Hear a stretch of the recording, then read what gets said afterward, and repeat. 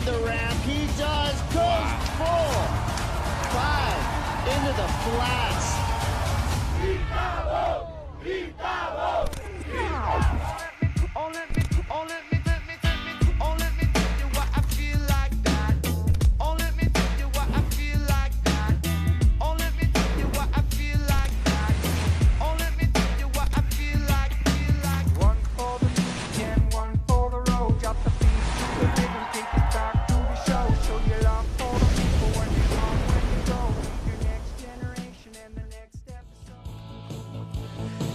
Welcome, surf fans. The day has come. That's right, it's finals day here at the VIVO Rio Pro, presented by Corona Cero.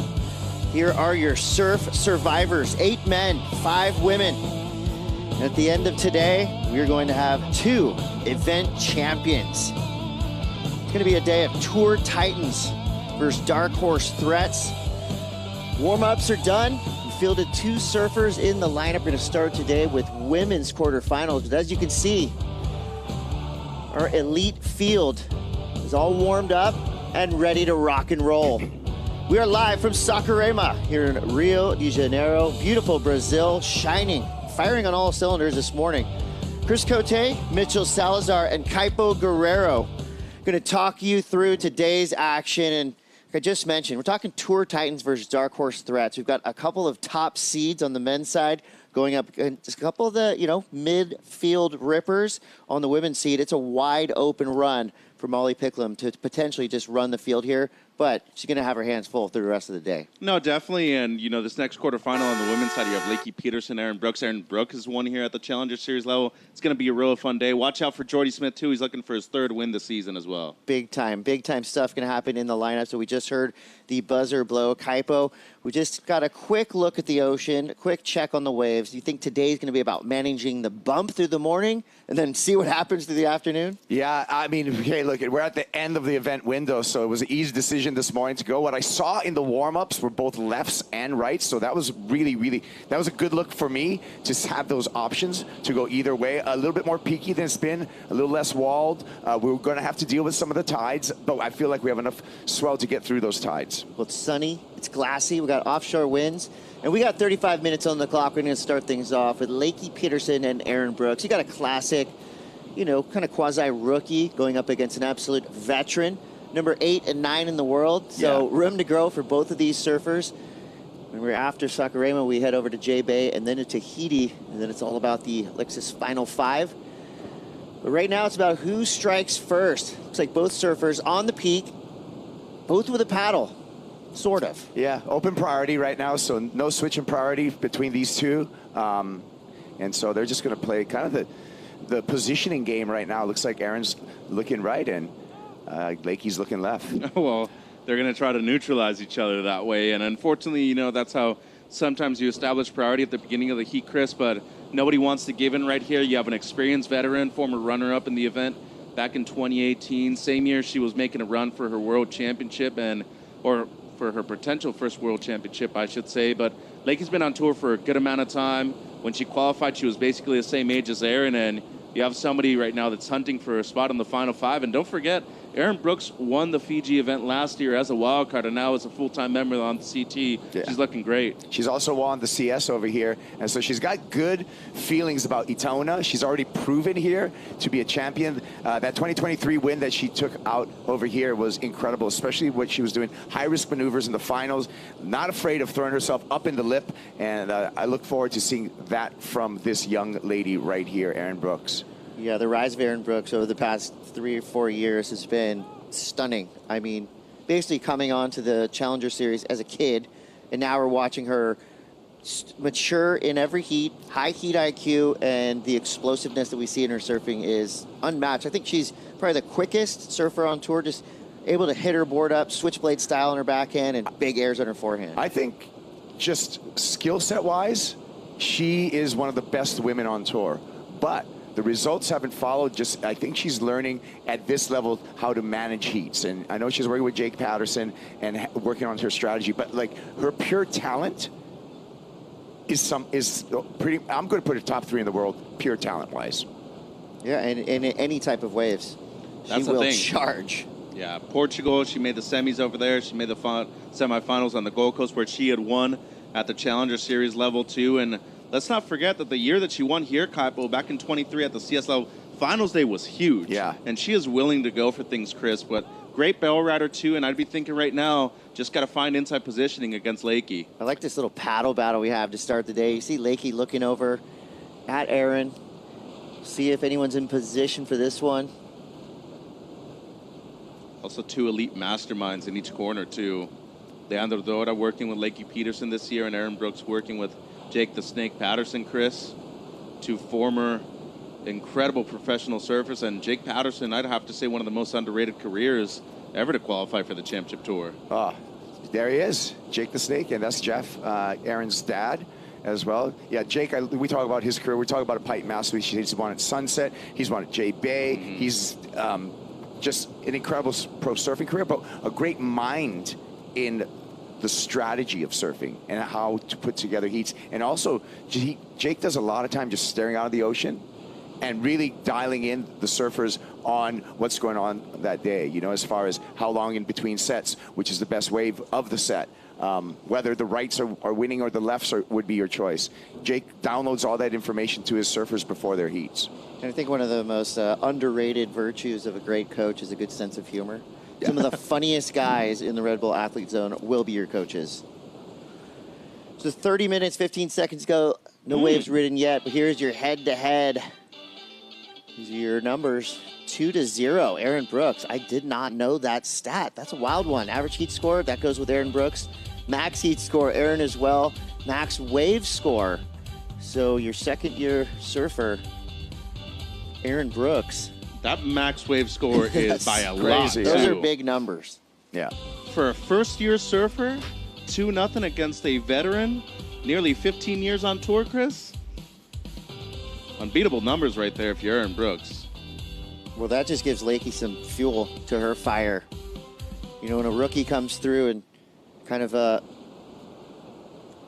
has you in every department, it's got to give you just something to think about, something to draw on. Well, these surfers have had a long time to think with Yeah, this I was going opening to say, it low doesn't right really now. matter what you're drawing on if no waves come through.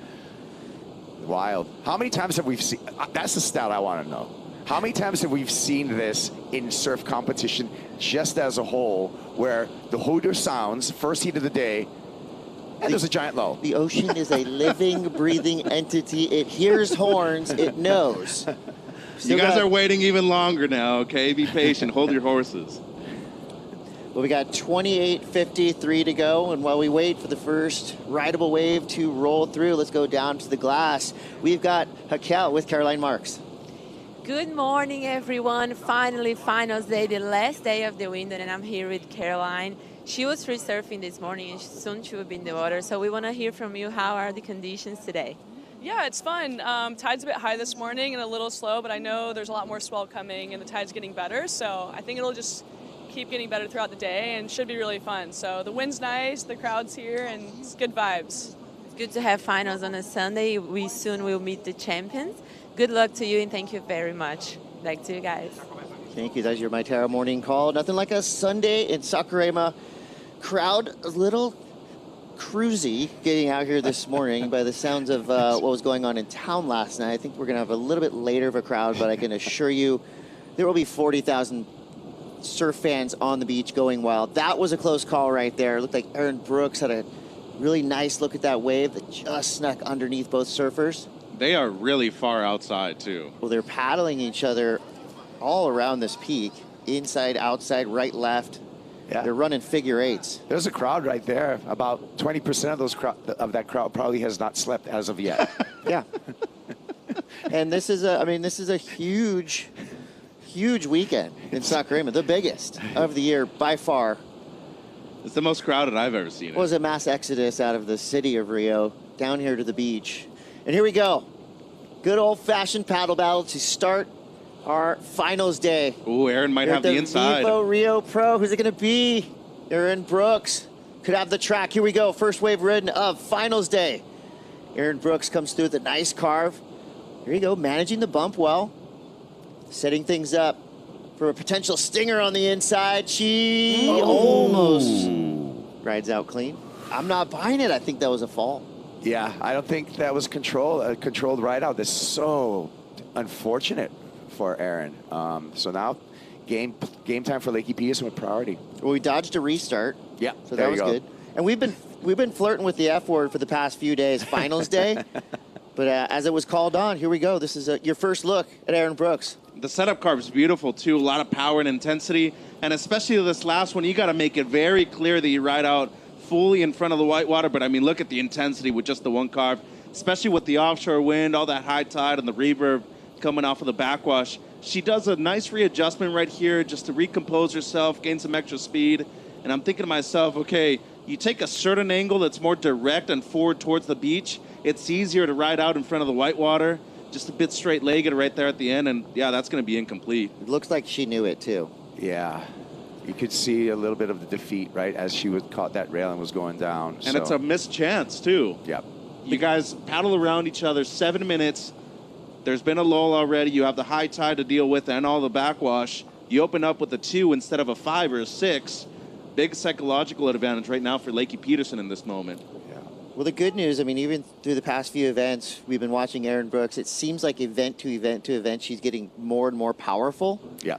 And, I mean, that's going to be huge, right? She's probably the best aerialist on the Women's Championship Tour right now. So if she adds just a little bit more power and matches what, let's say a Lakey Peterson or a Caroline Marks has, she is going to be deadly. Yeah, well, talking with her shaper, Aaron's shaper, Matt Biolis, they are going a little bit longer on her boards right now to give her a little bit more stability, a little bit more rail line. If there's anything that, I would point out with Aaron, sometimes she does, especially backhand, she does kind of cut her short turns a little bit short. They're a little choppy just because, and I think that has to do with just the overall length of the board. They're very small boards and the overall rail line. So another half an inch can make a huge difference in, as well as a rock urn. But I think that's going to be something to add a little more projection and power in her surfing. And for these two to be going out in the first heat of the day, number 8 and number 9 in the world, they have to know that 4 out of 5 surfers in that final 5 picture are out of this event. So there is some room to grow on the Women's Championship Tour. One of these two surfers could fight their way into that final 5 by the end of today, heading into J-Bay. Yeah. 100%. And Lakey Peters has been a former champion at J-Bay. Tahiti's a good event for her, too, when it comes to backside barrel riding. So a lot of potential, as you said right there, but still need to make the final at least here, Chris, if you want a shot for that. All right, 24:10 to go. Looks like Lakey Peterson eyeing this one. She's not going to go. Aaron Brooks, a quick look right there. Tough to read.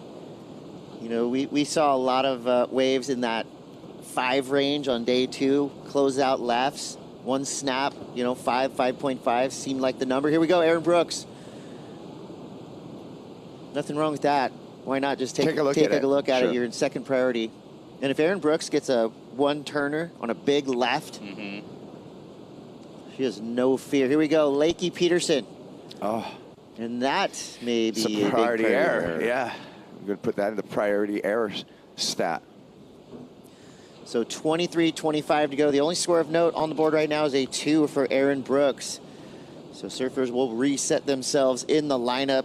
We've been keeping close tabs on the Surfline forecast for the last 8 days.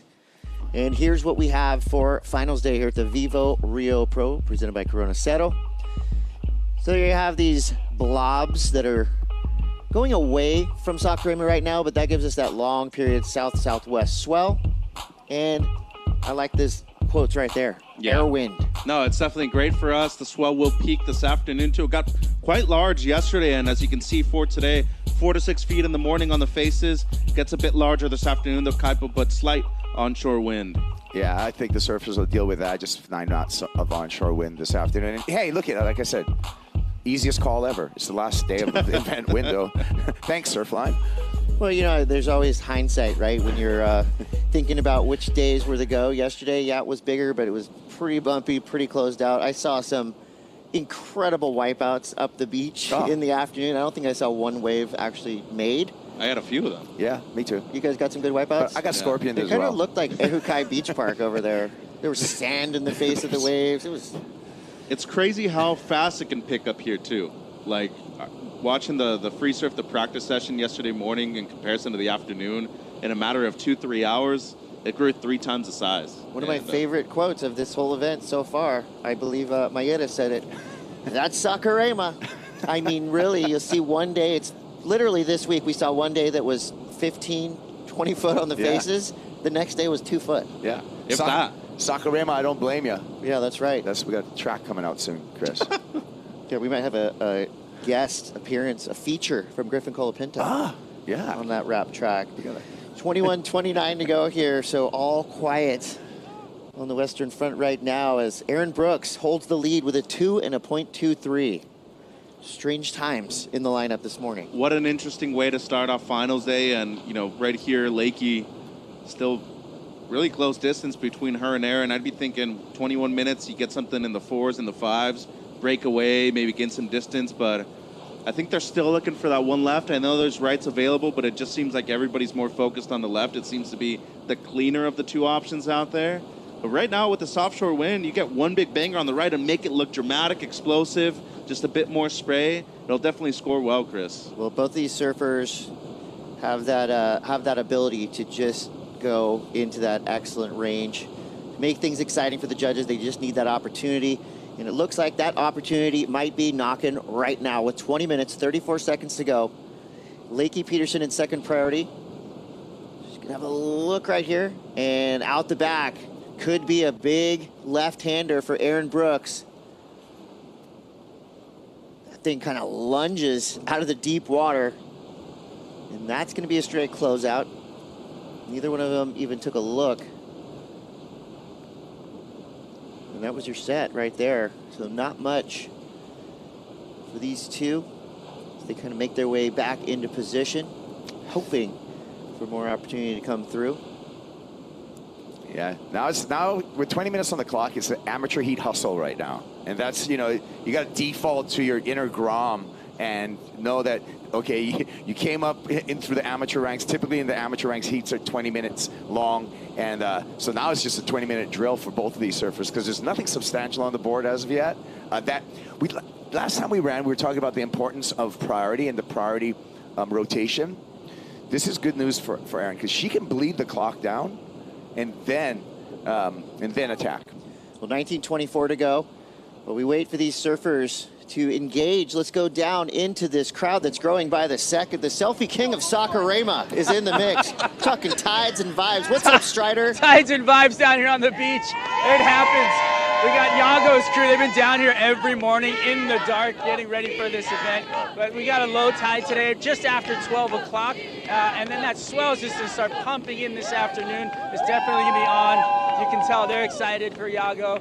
Everybody on the beach is excited too, so we can't wait to have that. And then we get a high tide this afternoon. It's all happening. Oh. Whoa, Strider just got put on the Yago team. We're on the team. All right, let's go. Thanks, you guys. That is the best nickname you've ever given out, by the way. When I say selfie king, I mean that's other people getting selfies with him. I think he's doing a lot of selfies as well, but definitely a fan favorite down here with 18:30 to go. Yeah, Strider was talking about the tides. There you go, midday low tide, coming off a pretty big tide right before sunrise. So hopefully that shallower bank will, have more opportunity for the surfers, more breaking waves. Yeah.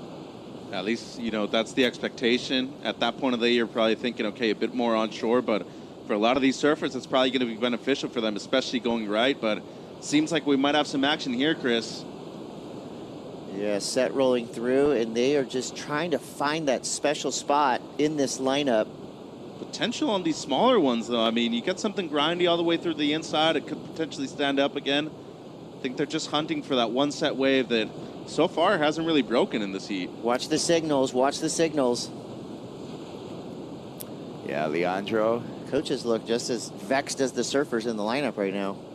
Oh, they're nervous up there in the Red Bull athlete zone. I'm telling you right now, with all this going down, clock bleeding down, so very little opportunity. Second priority, Lakey. Paddle there. This just adds to the tension, right? Pulls things tight. I feel tense. The edge of my seat is already getting a workout. It's like that.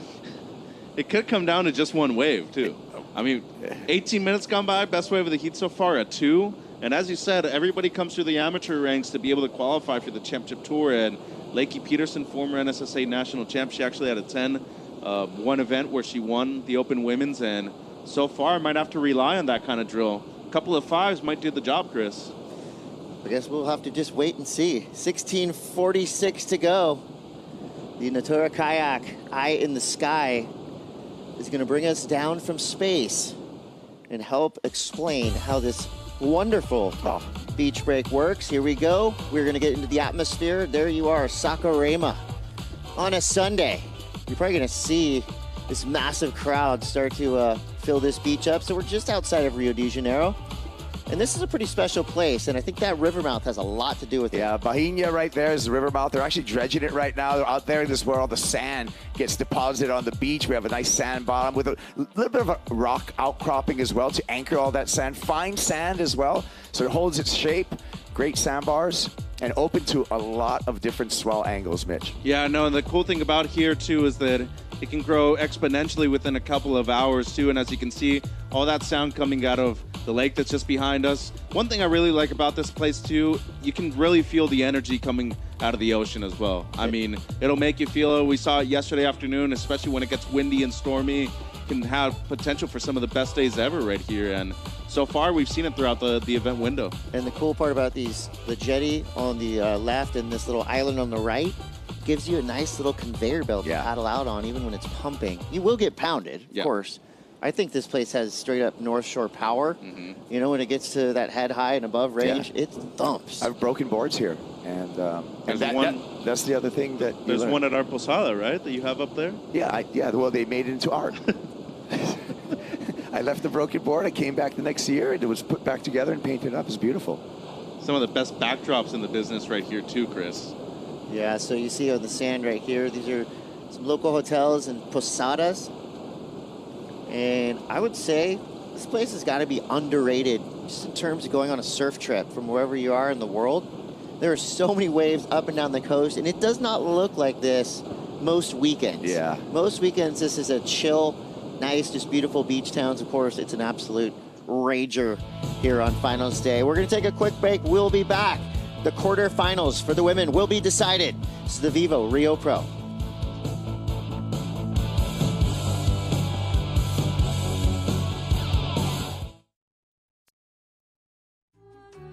The VIVO Rio Pro presented by Corona Cero is brought to you by VIVO, official sponsor of the WSL in Brazil. By Corona Cero, made with 100% natural ingredients. By Banco do Brasil, official bank of the WSL in Brazil. And by the city of Saquarema, official host of the VIVO Rio Pro presented by Corona Cero.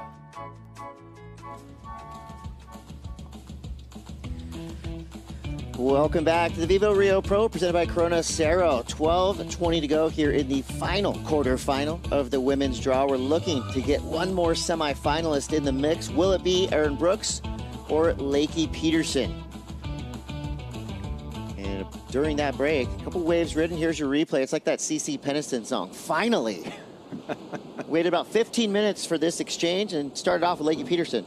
I don't even know who that is, but thank you for the little notes. invite. So Lakey, this is only her second wave so far. The first one a throwaway, kind of a grindier one right there, but she's going to get on the board. First turn pretty nice considering how much backwash there was on it too, and actually from that angle way better. Good extension, right in the pocket the entire time. A lot of control, especially going into the second one as well, Chris. So good start for Lakey Peterson. Just under 12 minutes on the clock, and a great combination on the outside for the surfer out of Santa Barbara. Always provides a really great mix of power and precision, of course. Good great variety. Style, too.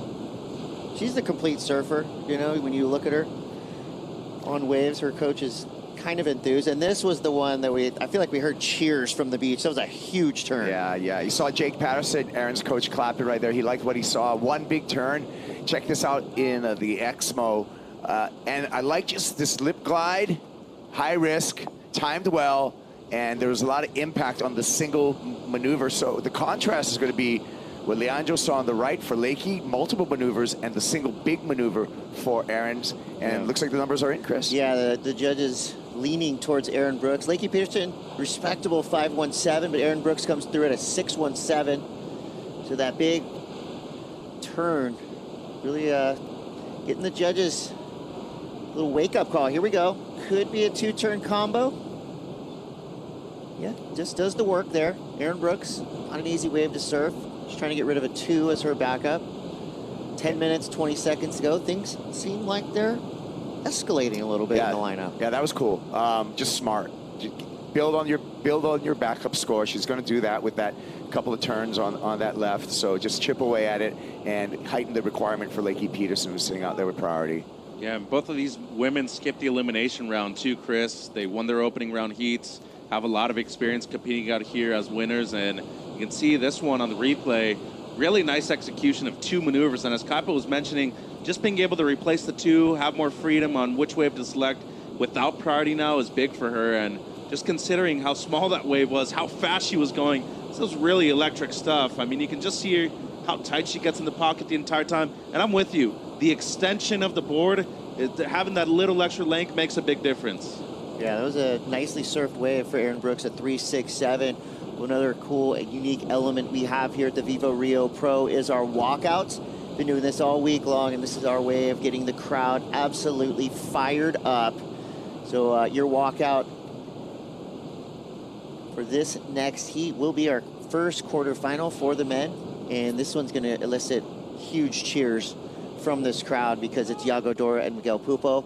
Friendly fire though, and you know, I say that in a it kind of has double meanings, right? They're both surfing from Brazil, but they're also 2 of the friendliest surfers on the championship tour, so double friendly fire there. Miguel Pupo came through the other day with the buzzer beater of the event. Yeah. Couple big backside snaps literally in the last 30 seconds, but Iago Dora has been touted as the guy to beat. Coming here, 2nd place last year, winning the year before.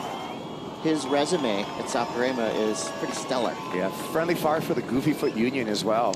So. Yeah, this one hurts. Triple friendly fire, come on. Well, that's a cool visual right there. Titans of our sport. I think doing these walkouts is just another way of, you know, showing our respect and hyping these guys up. These are elite athletes in the world. That's why they're sponsored by people like Volvo.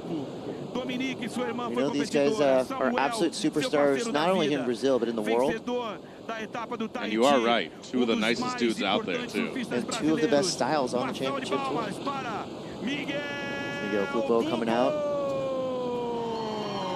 Riding the Golden Child by Jason Stevenson, too, one of the best-selling models out there.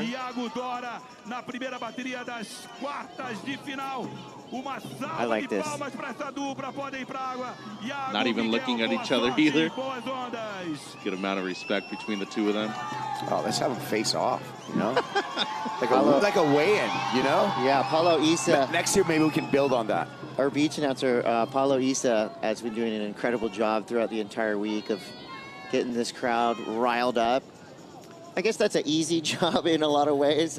You just say Iago Dora or Miguel Pupo, and this crowd's going to go wild. By the end of the day, the flag kid's going to be running about 10 miles up and down the beach. He's going to have sore arms, too. Look at Miguel getting in the zone. Slow dancing with his future trophy. That's visualization. He's got the trophy in his hands already.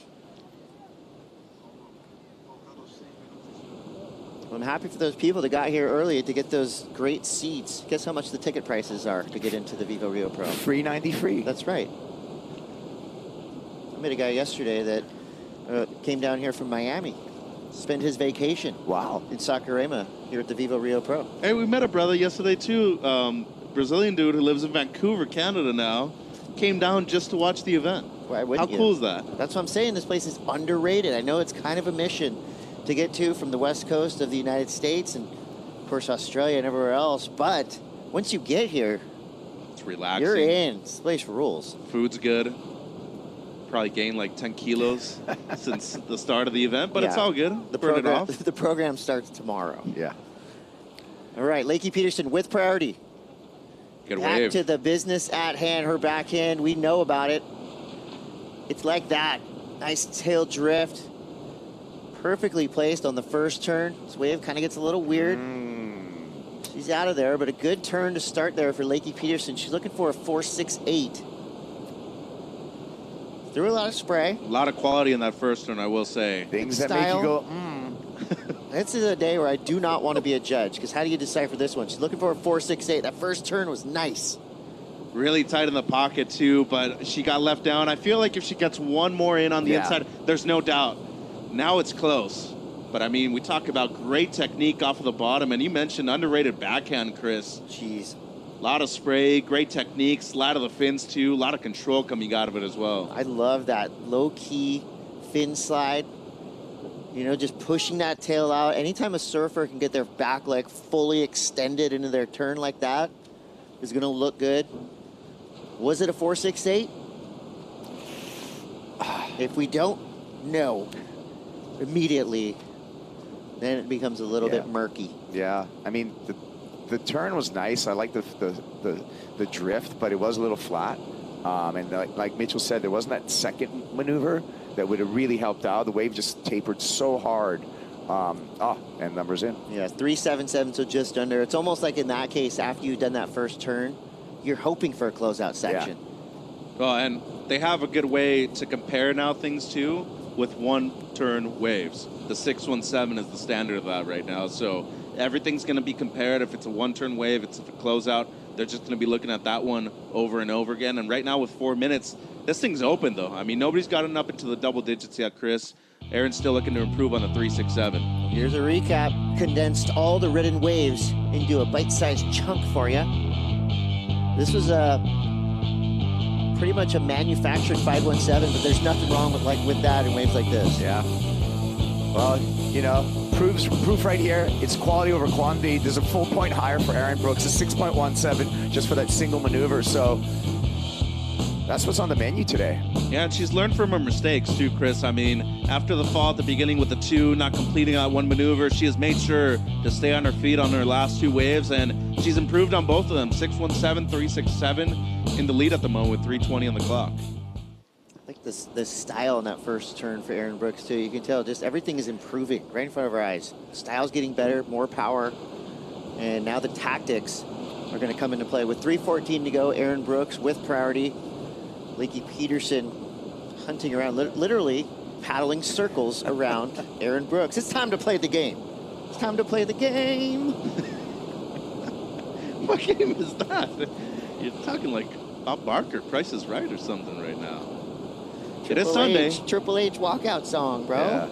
Yeah. Okay, well, it's a 3-minute drill right now for Aaron Brooks. She's got heat control, the youngster. Here's the test, right? Just needs to hold it together right now. Exactly. It's a 2.5-minute test for Aaron Brooks. Remember, she has her pick of waves, but there's no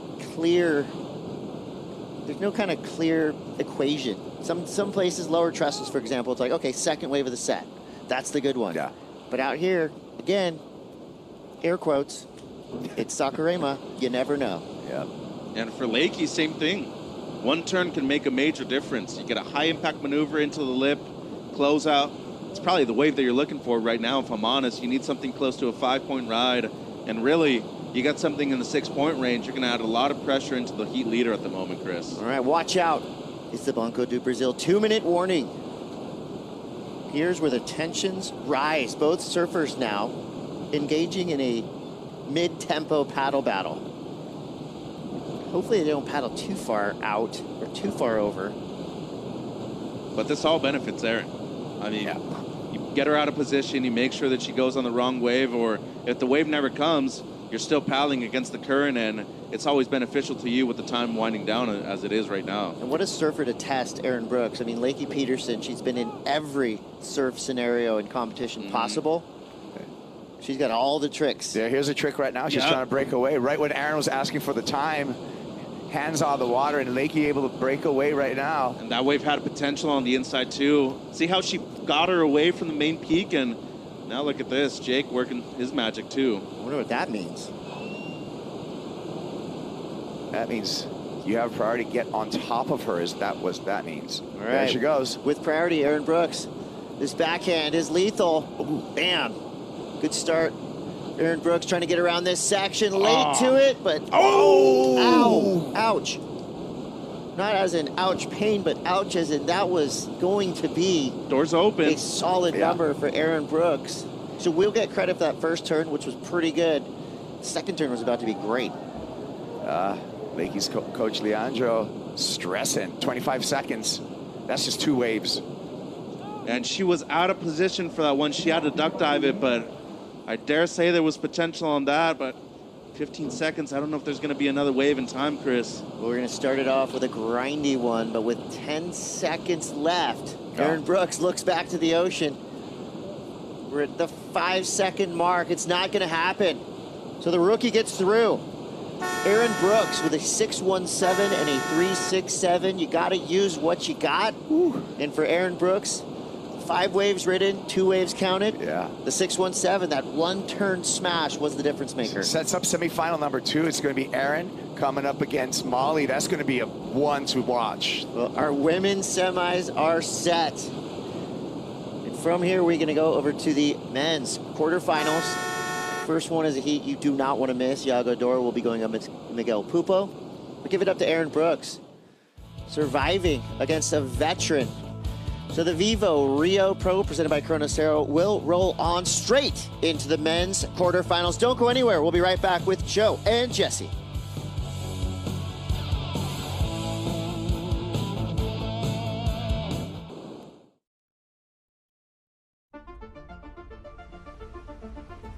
The thing about history is that whatever happens, happens. There's no denying it. It is what it is. And no matter how hard you try, you're never entirely in control. It's the beautiful chaos. Hell and heaven canceling each other out. Triumph and defeat. This year, history will be told in 12 chapters. 54 men and women will write it.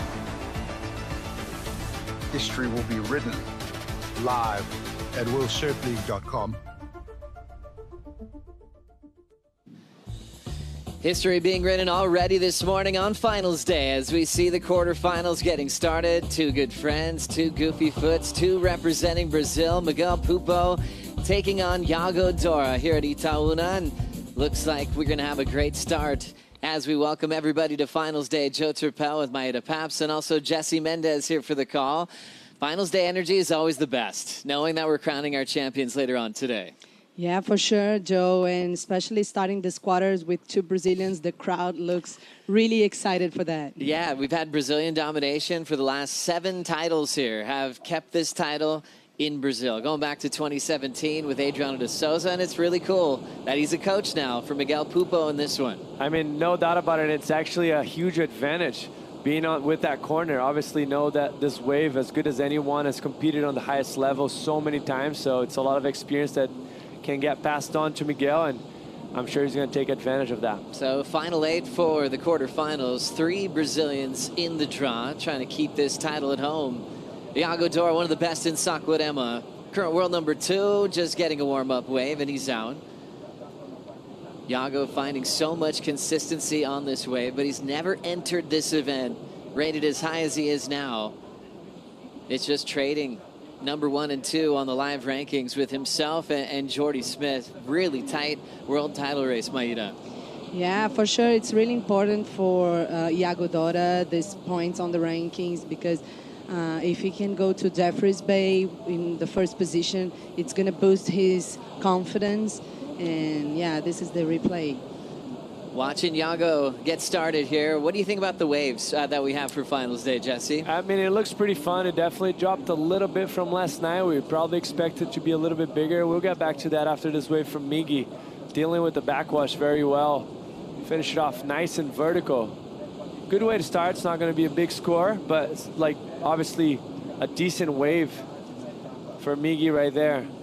Mostly that 3rd turn, he gets up in vertical. The wave's pretty hollow, so pretty critical right there for him. Comes out clean. And seeing that just unbelievable smoothness, he was able to really find the lip line well in his heat of the round of 16 against Felipe Toledo.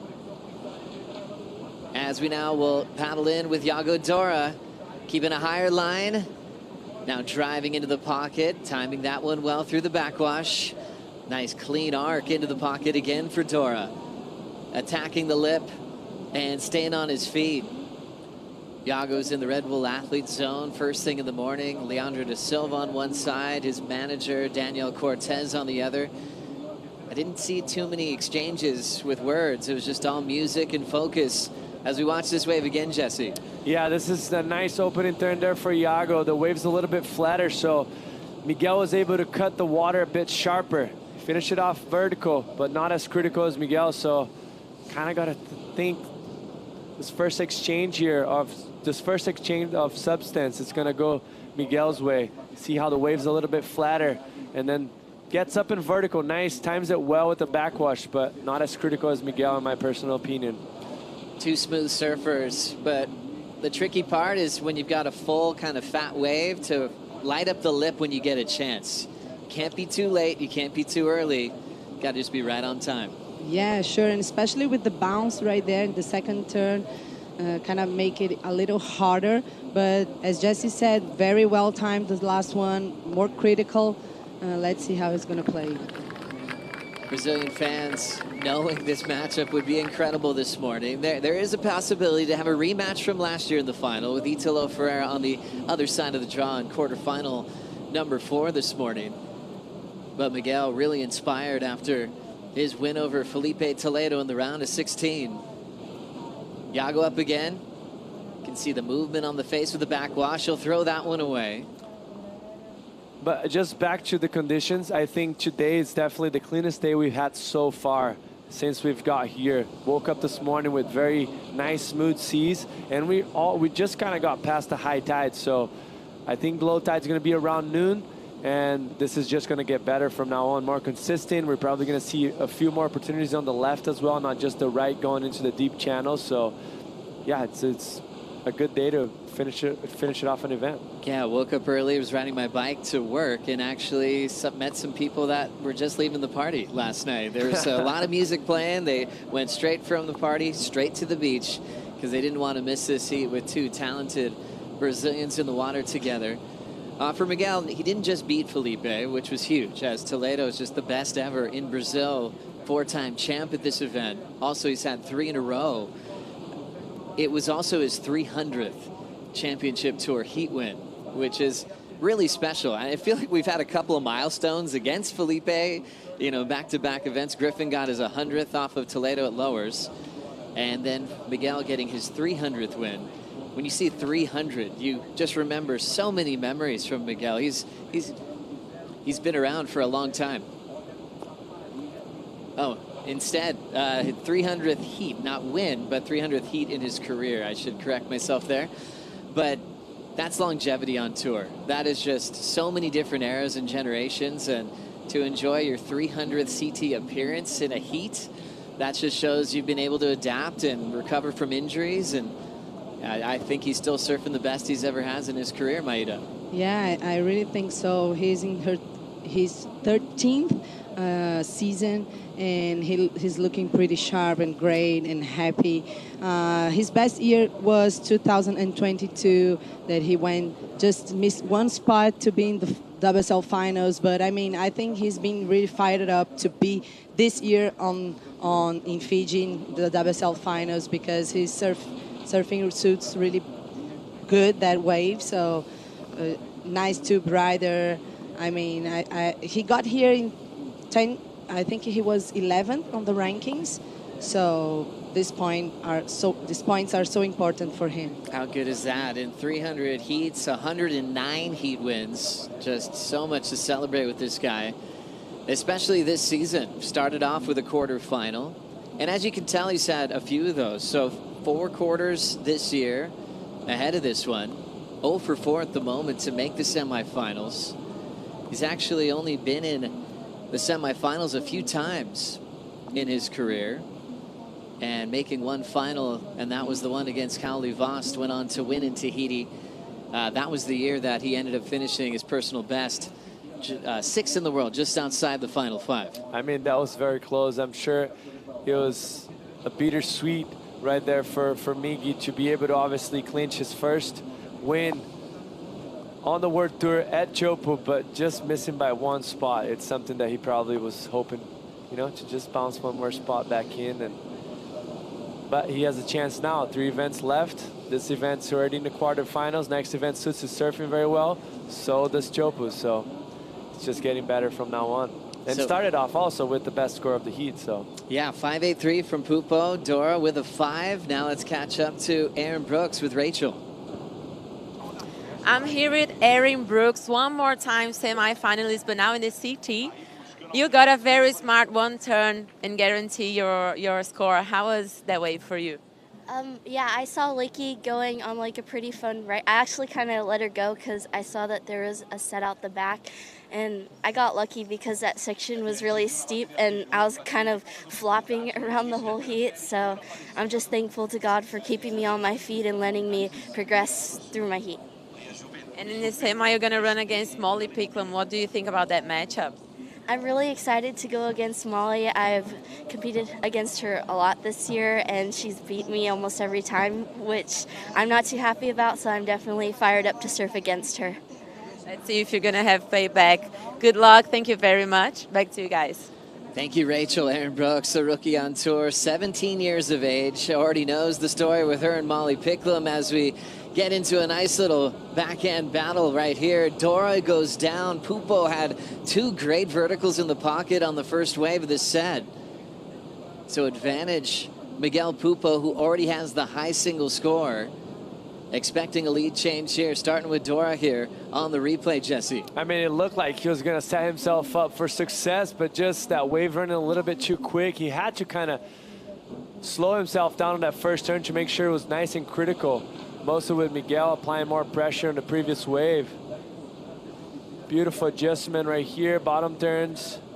A lot of spray out the back, as you can see it, helping with the offshore. Great technique, but just wasn't able to connect for the second one. And then in the comparison to what Pupo accomplished, Jesse. Yeah, nice vertical. And then the second one, even better, a little bit more possessed, more drive through the turn. And like I mentioned, like I think the point of difference on the backhands right here, Miguel's gonna cut the water sharper. He's not as heavy-footed as Iago, but he's quicker and he cuts the water with more like intensity. You can see always using the rails very well, gets up in vertical, compresses himself on that last turn, airdrops off the sky. Beautiful 2-turn combo for Miguel. Last night I was just trying to get some food in the streets, and a guy on a bike just behind me said beep beep, and it was Miguel. He had a couple people he was carrying to a posada, but he found a little room to be quiet through the big crowd that was actually trying to get a hold of him and get photos. And he's such a mellow human being and just a family man as well. He loves spending time with his kids. Just actually had another baby recently. So he's surfing for more than just himself, that's for sure. Yeah, for sure, Joe. I saw him around with all the kids, all the girls on his bikes, and he's such a family guy. Last year, I think his wife were pregnant when they came here, and they were having those parties, like to see if it was a boy or a girl. And then his mom was just like, oh, I hope it's a boy. I hope it's a boy. Otherwise, he's going to try it again. And it's a girl. So he had four girls now, right? Now, that's amazing. Miguel Pupo loves his girls, loves his life on tour, enjoying a 6.5 from the last wave he rode. 3.67 for Iago. So Miguel way out in front. Let's catch up with Strider Wazalewski. Thank you, Joe. Yeah, down here on the beach, it's amazing. This is the first time this entire event, it's been dead silent except for the loudspeaker of the people commentating over the top. I mean, absolutely, you could hear a pin drop in the crowd. The anticipation between each wave, it's like unbelievable. It's almost like and as they stand up, they're almost like take a big deep breath for the athlete. It's pretty interesting. I haven't seen it this entire event. I haven't seen it at any of the events here. So it's really cool feeling. It's almost like the air is just being completely sucked out of the environment, and then as they finish the wave, they blow up. So obviously a Brazilian is going to win and a Brazilian is going to lose in this heat. They hate to see somebody lose, but really fun to be down here to feel this kind of energy. It's a beautiful thing, let me tell you.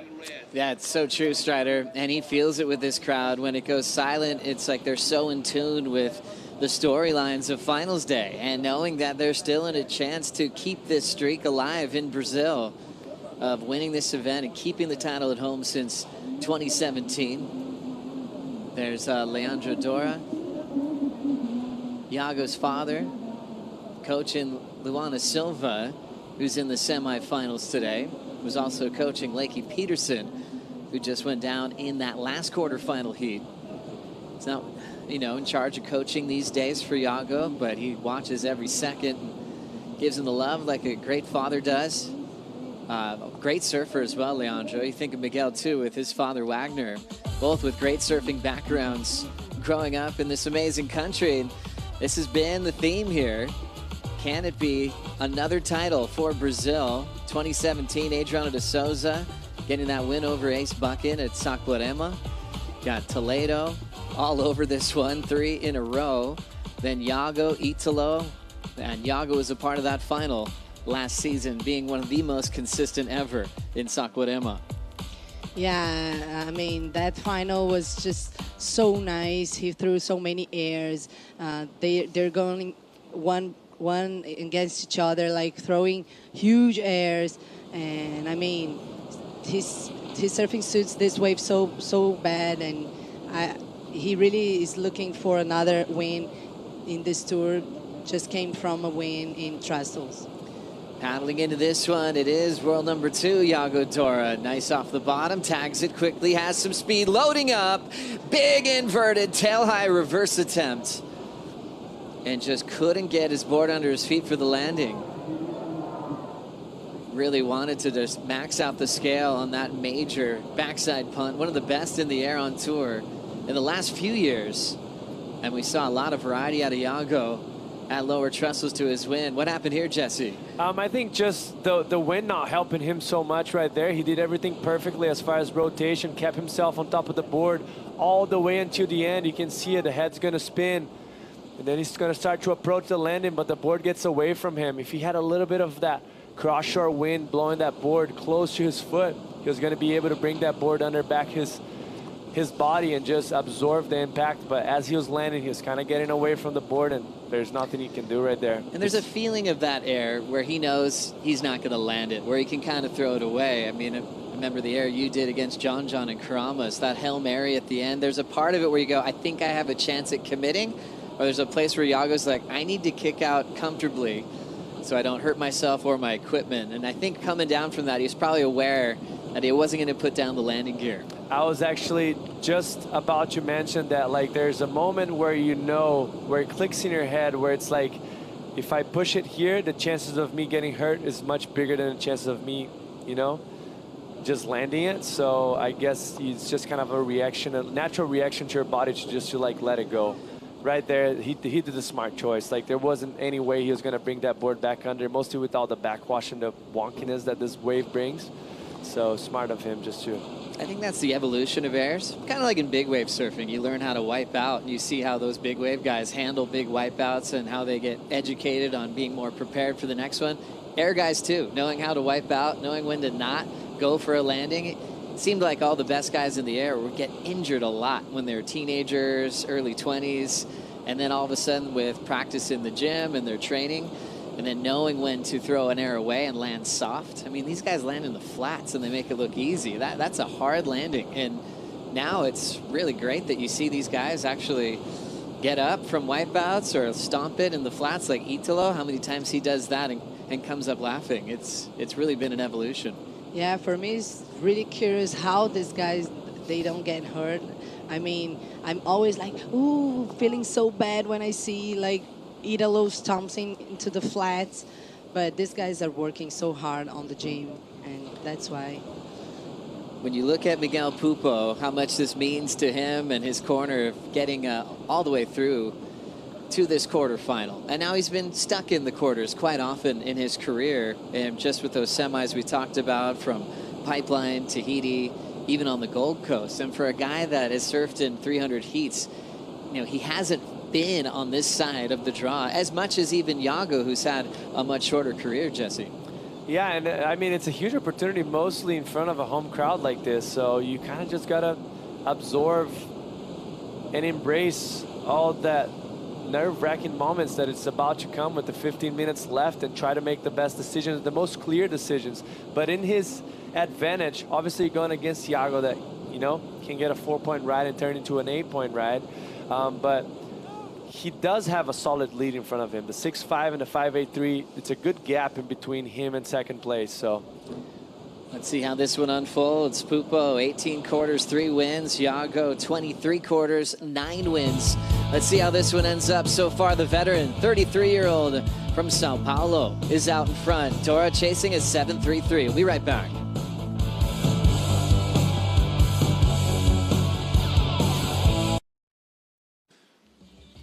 Flashing back to the round of 16, Felipe Toledo, one the best ever in Brazil, taking on a good friend in Miguel Pupo, and Pupo stayed strong to his game plan, picked off this left, which was the high score of the matchup. Yeah, looking really sharp right there, nice turns, hitting the critical part of the wave. And then Felipe just looked like he was doing Felipe things. This one, he creased his board. Maybe the first turn, maybe the second. We still haven't figured it out yet. But he came in, he still looked like he was just building what Toledo always builds, and domination. Made the change, still looked fast and electric with his, pair of 5s. That was just that one little mistake of catching that wave after Miguel got the small one and didn't get the score, and kind of had a little bit of separation and room, and it wasn't able to block Miguel on this right here. That was kind of a blessing in the sky for Miguel. Beautiful wave that came right to his chest. Like, didn't even have to battle for the wave with, like, what, 30 seconds left or something? And was able to take it all the way to the beach. The rights weren't even working at this point of the heat. It was really full, but he was able to just surf them with excellence. Got the victory. It was an emotional one. We went to the Banco do Brasil fan picks before this heat even began, and 91% were going with the King of Rio. 9% were on the side of Miguel Pupo winning. That 9% was really smart about that one. Felipe gave, Miguel a big hug. It was a special moment between the two, and, well, Miguel's gotten another percent since then. As we go to the Banco do Brasil fan picks, still lopsided in Iago's favor, with what he's accomplished in not just Saquarema, but also on the championship tour this year, Maida. Yeah, for sure. Iago's been a fan favorite here in Saquarema, but I mean, Miguel is doing a pretty great job. Let's see what's Iago throw. Ooh, almost there. Yeah, during the break, he's still looking to ramp up. Hasn't found a landing yet. And Pupo also getting this wave, Jesse. Yeah, this looks like a nice clean wave. Just the wave kind of split apart a little bit right there, just the lip itself, and it felt like he was timing it right, but then he just kind of caught that nose. It's probably hard for him to manage all the bounce and everything that was going on, but then now giving the priority to Iago. But that looked like a good wave to pull the trigger for Miguel, like had some good wall in front of him, looked pretty clean, kind of maybe the second wave of the set, which he helps here. First one kind of absorbs all the backwash, and the second one comes in a little bit easier for you to ride. So let's see what happens now. Waves kind of popping up, 2 split peaks potentially. And now they're connecting together. Miguel's in blue and wants a little left to sink that JS into. Nice fading cutback, fun bowl for Miguel. Tags it with the fins out, but the convergence takes away his runway to ride out to a clean landing. So back-to-back throwaway scores for Miguel as we watch it one more time, Maida. Yeah, nice first rep right there, but then got a little more critical, throw the things, but unfortunately couldn't ride cleanly. And just getting stuck, but when you frame up a stylish type turn like that, it looks good. I'm sure it felt good for Pupo. Just couldn't ride out of it. The thing just sucked him down to the bottom. I think we spoke about a lot of this happening here previously on this event. Just the junction of the 2 waves coming together right there in the end. If there's a borderline for you to how much you're going to push and put that nose, redirect that nose back into the whitewash. So if you do it just a touch much, he's going to get stuck like he did. You kind of have to go a little bit more lateral, make sure you project the board on top of the lip. And even if you do a layback like he did, just not push that hard and redirect the board that hard so you can clear the gap and kind of land in front of the whitewash instead of in the junction of the wave, because it's literally impossible. Like it's a gamble after that. Like you throw the coin up in the air, but the coin has 10 sides and you have one chance only to make it. So it's very hard but he kind of had to push it, you know, with the situation of the heat. The first turn wasn't that good, so he had to go big and see how it panned out, but that time just not working in his favor. So final 8 surfers remaining in the quarterfinals on the men's side. 3 Brazilians, also 3 surfers representing the United States. All those 3 surfers from the U.S. looking for their first victory in this country. Jake Marshall, in fact, looking for his first CT win of his career today. And we'll hear Paulo Issa introduce Cole Hausman and Jake Marshall for this all-USA matchup. Bell's champ from last year. Lost out in the Rookie of the Year race to his good friend Crosby Colapinto. Cole Hausman! Caiu Cole Hausman vai enfrentar outro californiano. Esse californiano de Encinitas. Cole just outside the top 10 at the moment and had some brilliant performances on his home break at lower trestles, even eliminated world number 1 Jordy Smith on the lowers left. Faz grande evento lá aqui em Itaúna. Local de Encinitas, Califórnia. Jake Marshall! Jake Marshall getting ready for a quarterfinal with someone he's known for a long time. There's going to be a lot of things in their career that they remember. They'll never forget. The fans in Brazil walking out to the stage, giving them the biggest cheers they've heard this season. Jake's been clutch. He looked great at Bells this year. Delivered his highest combined heat total. But his goal right now is to enter his first CT semifinal. Cole Hausman trying to get a second CT victory here at this event. As we get caught up with the surfing from Iago Dora, Jesse. Yeah, this is a nice first setup turn there for Iago, and then this backwash kind of ruins him for that section, but he eyes it down. Gets a nice rotation, but on the smaller side, and I think the problem right there, it's also the lack of energy on that wave. The judges are going to take notice of that. That air was very critical, obviously progressive for the section that he had on offer, but way down on the shore already. As you can see the size of the wave compared to the 5-point ride that he had himself and Miggy's 6.5.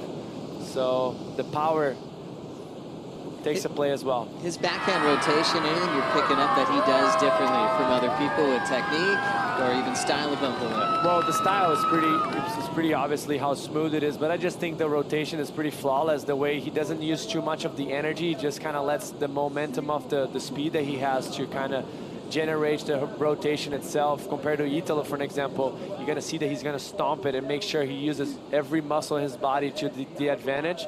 They're both just different styles, but also both of them very fun to watch, and that's what makes everything so interesting, because if we're all the same, it would be kind of boring. It's so true. Iago Dora, last score of 5.3, his best so far. So relying on the backhand reverse to get a little more from the panel, but Miguel has 2 better scores than Iago's best wave, a 5.83 and a 6.5, and priority, 4:23 to go. Sometimes there's just momentum when you catch fire, beating a guy like Felipe Toledo. That can motivate you to go all the way. When you beat the best guy at a venue, you have a newfound confidence. And, you know, Miguel's been posting photos, and he got a cool little shout out from Mateus Toledo, Felipe's older brother, going, "Let's go, Miggy, all the way." And I was reminded that, you know, Mateus and Miguel have known each other since their junior days, like little kid competitions back in the day. So 2 great surfing families that are really close to each other. Yeah, true, Joe. But we know that Iago, he's a master in catching waves without priority and getting huge numbers. So we have 3 minutes and 35 left in the draw. Let's see how it's going to play out of this. you kind of wonder what goes on in the title race now. You know, for Iago, you'd be looking at this event going, okay, maybe you're getting more points than Jordy. You know, Jordy does have a win out here, but it's been over a decade since he's won in Brazil. Then you go, okay, we're going to Jordy's house next, where, you know, you're expecting Jordy to get more points than potentially Iago in that next stop of the season, which makes this title race pretty exciting, where you've got the home crowd for Iago, and then Jordy's going to feel the home crowd at Jeffreys Bay. Yeah, and like and then you go back to Chopu after, and then it kind of goes both ways. Both of them never won events there before, but both of them pretty good at tube riding. So I think this is a very important event for Iago, because like you mentioned, like, I got to give the nod to Jordy on his home break, and he's won that place twice, you know. I don't know anyone that surfs better than that guy at J-Bay. Jordy's also the only guy that's had a perfect heat out there. 2 10s in the past at Jeffreys Bay. As we go into the Natura Kayak recap, first quarter final, 2 great Brazilian goofies. Iago with the best track record at this venue, and Miguel looking for his best result if he can get through this heat and get past the guy to beat. It's 5.83 and a 6.5 Maida for Pupo. Yeah, nice nab right there. Very in tune, well timed, doing critical turns. I like it. I think the difference in between these heats just how Miggy's sharper. Like, his backhand sharper, it's quicker. It fits this wave a little bit better. And I think Iago had a good game plan in his head. Like, he's going for the airs, and I think that's going to be the point of difference. If he wants to beat Miguel in these conditions, on these rights going into the channel that are kind of gutless, Miguel's going to look probably a touch quicker than him and a touch sharper, so he needs to go progressive. Iago Dora has been incredible this season. 2 big wins, big final victory over Italo in Portugal, and then over Kanoa Garashi at Lower Trestles. He's never had this quick of a start to victories in his career, but he has been knocking on the door of the final 5. He's looking to try to take the yellow jersey for the first time into Jeffreys Bay, but now he's down to 1:20 without priority.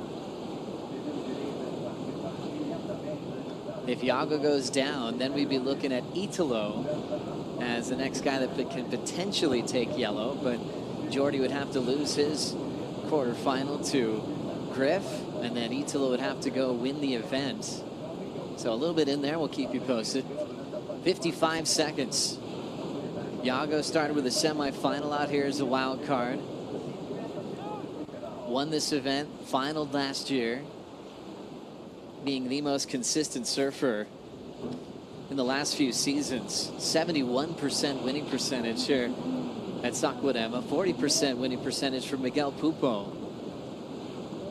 9% saw Pupo getting the win over Toledo. 10% of you, the Banco do Brasil fan picks, had Pupo winning this one. You guys should give yourselves a pat on your back. Seeing the brilliance of the 33-year-old veteran who qualified for the tour back in 2011 in one of the best rookie classes of all time, alongside Gabriel Medina and John Florence. And the road for Miguel Pupo continues to line him up towards the finals. He's into the semifinals, taking out one of the best in Saquarema. And his coach, world champ Adriano de Souza, applauding that classy performance, lighting up big sections on the backhand, sticking to his strengths, and looking much more calm and confident here on finals day. Dora leaves with an equal 5th here in Saquarema as he prepares for Jeffreys Bay. And Jordy Smith will have Griff and Colapinto coming up next after the Cole Jake heat. We'll keep you posted on the numbers for the leader's jersey. But all USA matchup coming up next. Goofy foot from San Clemente, Cole Hausman, taking on the regular footer from Encinitas, Jake Marshall. We'll be right back.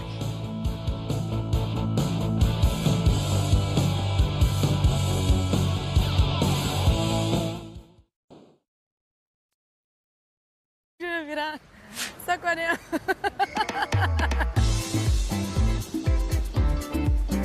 Desde pequena eu venho para Saquarema. É um lugar tão especial na história do surf no Brasil. Eu cresci ouvindo sobre as surf trips que meu pai fazia para cá nos anos 70, 80. Então é um lugar muito marcante para todas as gerações de surfistas. 2 horas da cidade do Rio de Janeiro, Provavelmente todo surfista do Rio já ouviu falar ou já surfou nas ondas aqui de Saquarema. E é uma das 10 cidades da região dos lagos, que é conhecida por ter vários lagos e lagoas próximos do mar, todas com água salgada. É uma cidadezinha linda e sempre tem onda boa. Realmente é um lugar especial.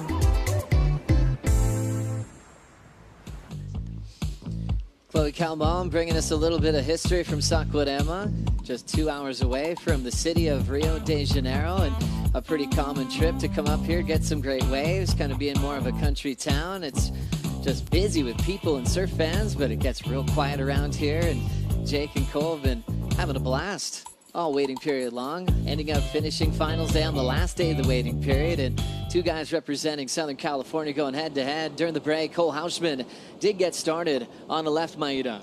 Beautiful first wreck right there, and the second one looked great. Got a little hang there, but it was a nice combo. So much power, so much rhythm in his game, real smooth tempo as well when he draws his lines on the open face, Jesse. Yeah, obviously just throwing buckets every time, the heaviest guy we have on tour. And here on the other hand, going opposite ways, Jake Marshall, which I kind of expected. Obviously, Jake should go to those rights. They look very good, and he'll suit his surfing super well. Little drift right there. Going for a cutty. Wave's kind of gutless. Surprised he actually took off on that wave. Let's see what's going to happen here. Stipsing it up. Goes hard on the second turn. Applies a lot of pressure on that front foot, but can absorb the impact right there as the backwash hit it. But usually, like, I expect Jake to always pull the trigger in perfect waves. The guy is such a wave magnet, so good at keeping himself calm and collected to pull the trigger only when it's needed. And I maybe just wanted to get the nerves off and ride a wave or something, because that wave didn't have much to offer. So Jake Marshall is at his peak so far for results, but if he gets out of this, he could be in his first semifinal at the CT level. His first quarterfinal, you go back to Sunset Beach in 2022. He had just a breakthrough performance, took out a favorite in John Florence. It was huge. He was building his profile. You know, since then, he's had to go to the Challengers, come back really strong, and he's even been in the top 5 here and there based on a real consistent, balanced approach on tour. Last year, a lot of ninths, round before the quarters, a 1 quarterfinal appearance at Bell's last season. He matched that once again at Bell's, one of his favorite venues on tour, but might even be more of a favorite for Cole because he got to celebrate his first CT victory only in his 4th start at a CT level event, and he got to enjoy it with his good friend Griffin Colapinto. He said he couldn't have written it better himself. His dad was there. They enjoyed that celebratory night at one of the most classic, iconic events on the calendar. And this year for Cole, you know, now he's in his 3rd quarterfinal. He made one of them back in El Salvador, and he told me when he finally got into the finals day, he's like, wow, it took me a little while to get going. And you hear that after a long off season. You want to feel some intensity of the will to win, to compete. And he's like, yeah, when it moved to 7 events before the cut compared to 5, he realized he was coming into the tour much too relaxed. Yeah, I mean, when you have like 7 events to make some points on the rankings, you cannot just like relax too much. So I think in El Salvador, when he made that semifinals, it pumped him up, but he's kind of struggling. His best result since then, it was quarterfinals in Trestles, and now quarterfinals again. Let's see if he can make through. So 28:15 on the clock in this quarterfinal, all USA matchup, all California matchup. There's splitting this one up. Cole might be hunting down a left. Jake might be looking for a right here. And they've got some space, so we'll stick with Cole on this left. First turn, throwing some water off the Mayhem. Drives it again with that open face hook. Pushes off the top, 3 turns, and now he's going to hit it off the oncoming section. So much power in his rhythm. The biggest guy on tour. Sometimes requires about 34 liters of volume in these surfboards. that he gets from Lost. That's a stand-up board paddle for me, Joe. Oh, for sure. Do you know what your leaderage is at about now? 29 pi, like maybe 30 sometimes. Oh, yeah. Yeah, on the short boards, obviously bigger boards a little bit more. I think, Joe, the problem that we have right now with the higher tide, the lefts are going to be a little bit more on the more burgery side. You know, a little bit too much water to the bank that we have on offer. He really likes shallow banks, so we have that closeout to be a little bit more substantial, but it looks beautiful as you take off, but it's always trouble for him to try and find a lip to attack, so he kind of has to wrap it around, which he did amazing. Don't get me wrong, like that's as good as you could do in that wave, but the judges are paying attention of the quality of wave that you have in front of you and what's in front of you to offer. You can see the difference on the rights. They steepen up a bit more, but this one just running away from him, trying to get that air. But like I mentioned, the wind's not helping so much right now. It's straight offshore and light, so makes it tricky for the surfers to time it. So talking about the tides quickly, we'll have low tide at 12 p.m. just after lunch, and it will be interesting to see how that changes our lineup. Let's now check in with Mitchell Salazar.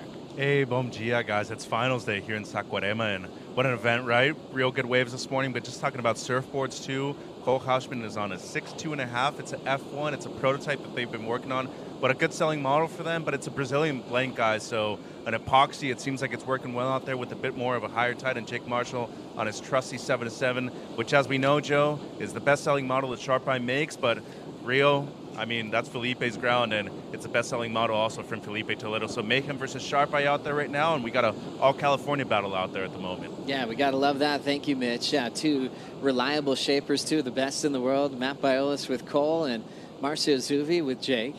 Marcio from Brazil, but it's been living in San Diego, California for a very long time now, and just took over the surfing scene with their captain, Felipe Toledo. When Toledo made the switch to Sharp Eye, it seemed like everybody had to try them. And there's one thing you noticed, I think, when someone would switch.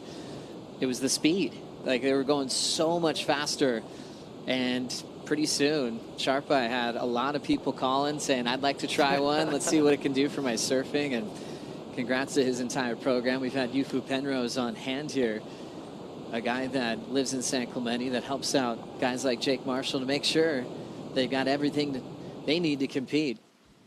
As we focus on the CT Shaper rankings, good luck catching Lost. I think we're already giving him the trophy, but it'll be a good battle for second place. Sharp Eye doing a great job there, but really close on the numbers with Darren Hanley. I mean, literally, it's a battle for second place at this point with only two and a half events left.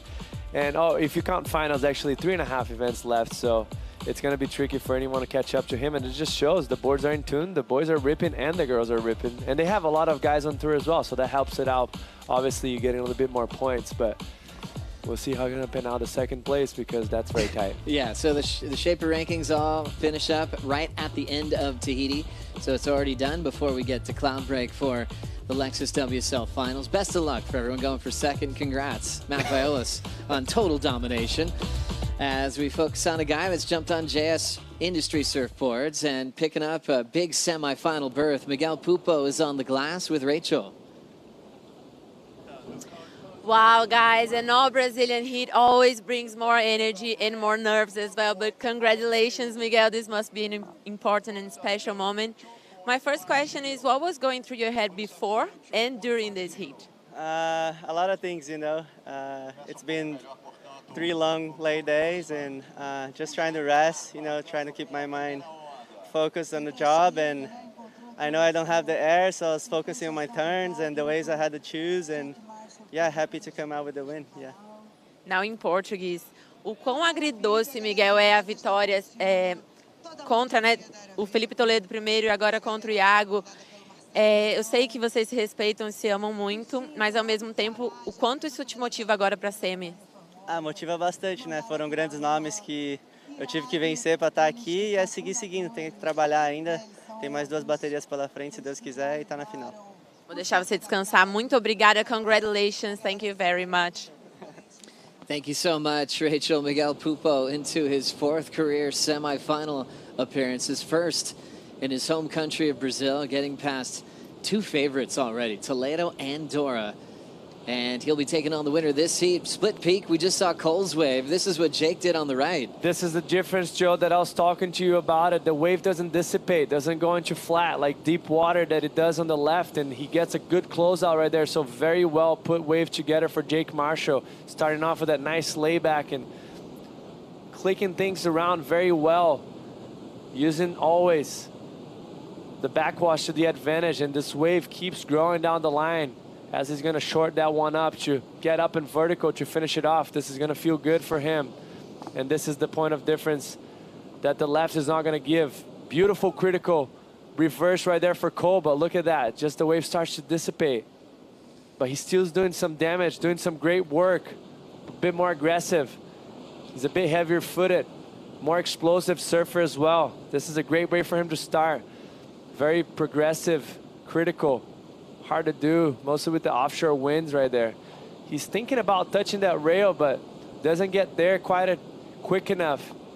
So he just adapts to the situation and lets it go free, and beautiful turn for him as well.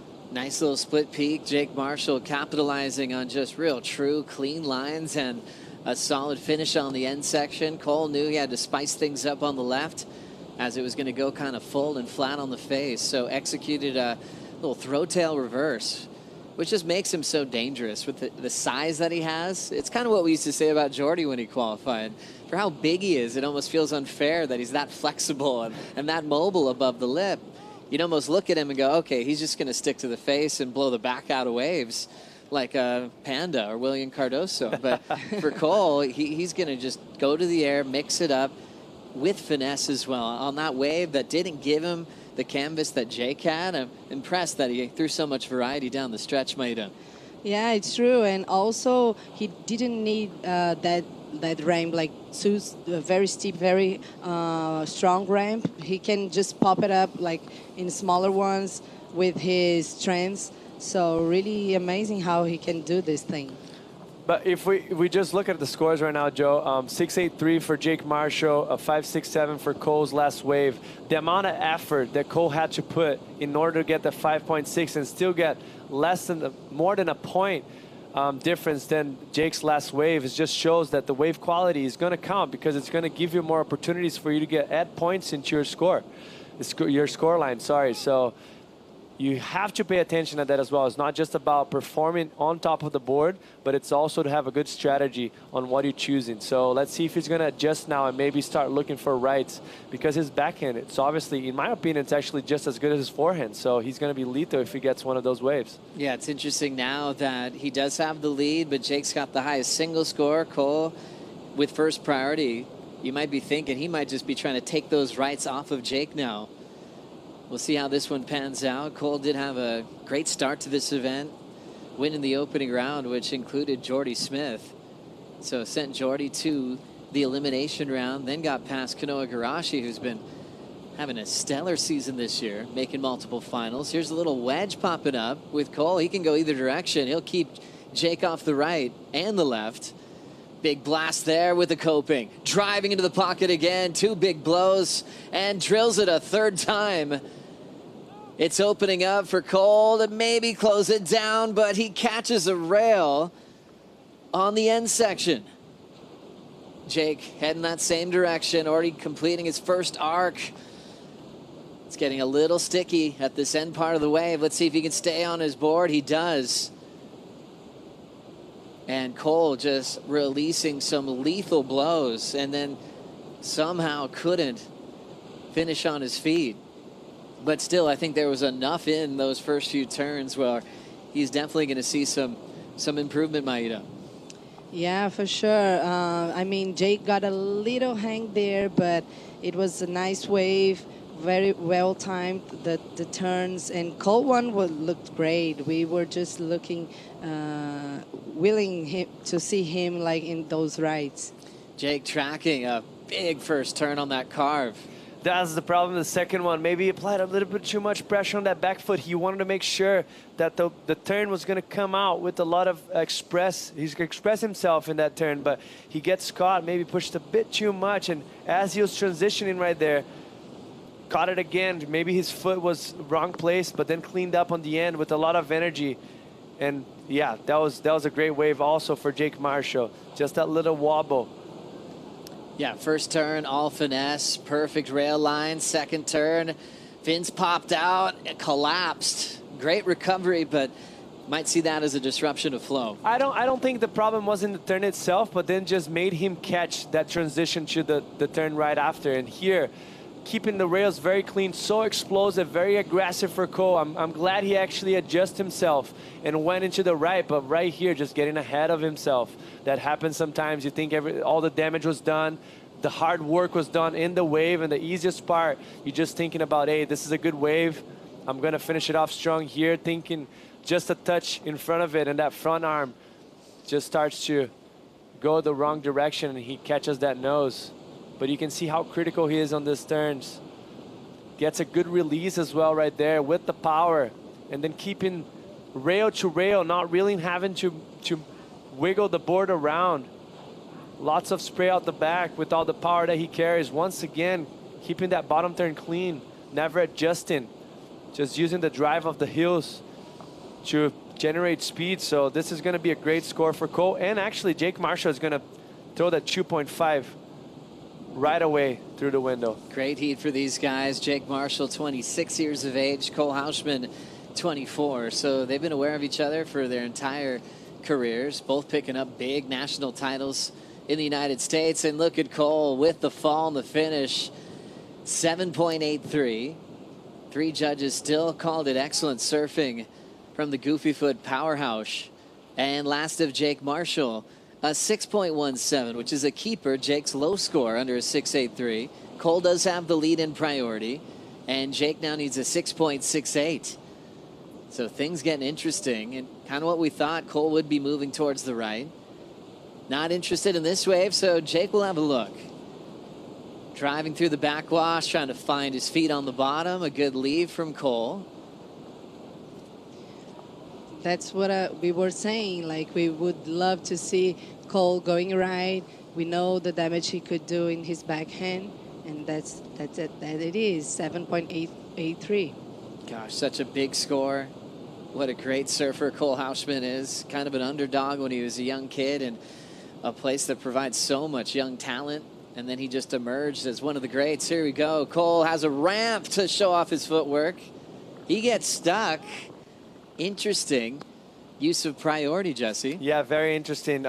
Jake Marshall was nowhere near that wave. He could have caught that wave, but halfway through, which wasn't going to add anything to his situation. So Cole decided to pull the trigger with priority right there. Now leaving the door open. Jake Marshall needs a 6.68, which he's previously done. He outdone himself on the score that he needs right now. So yeah, I think that's a mistake. Obviously, still not that small of a score, but you're leaving the door open for one of the best surfers in the world. We break down wave selection all the time, you know, and it'd be interesting to see how this works out in the back end of the heat. Jake does have priority, and he'll be trying to choose the best waves possible to try to get a 6.68 to take the lead off Cole Hausman. Marshall still looking for his first CT semifinal. Let's see if he gets it right after this.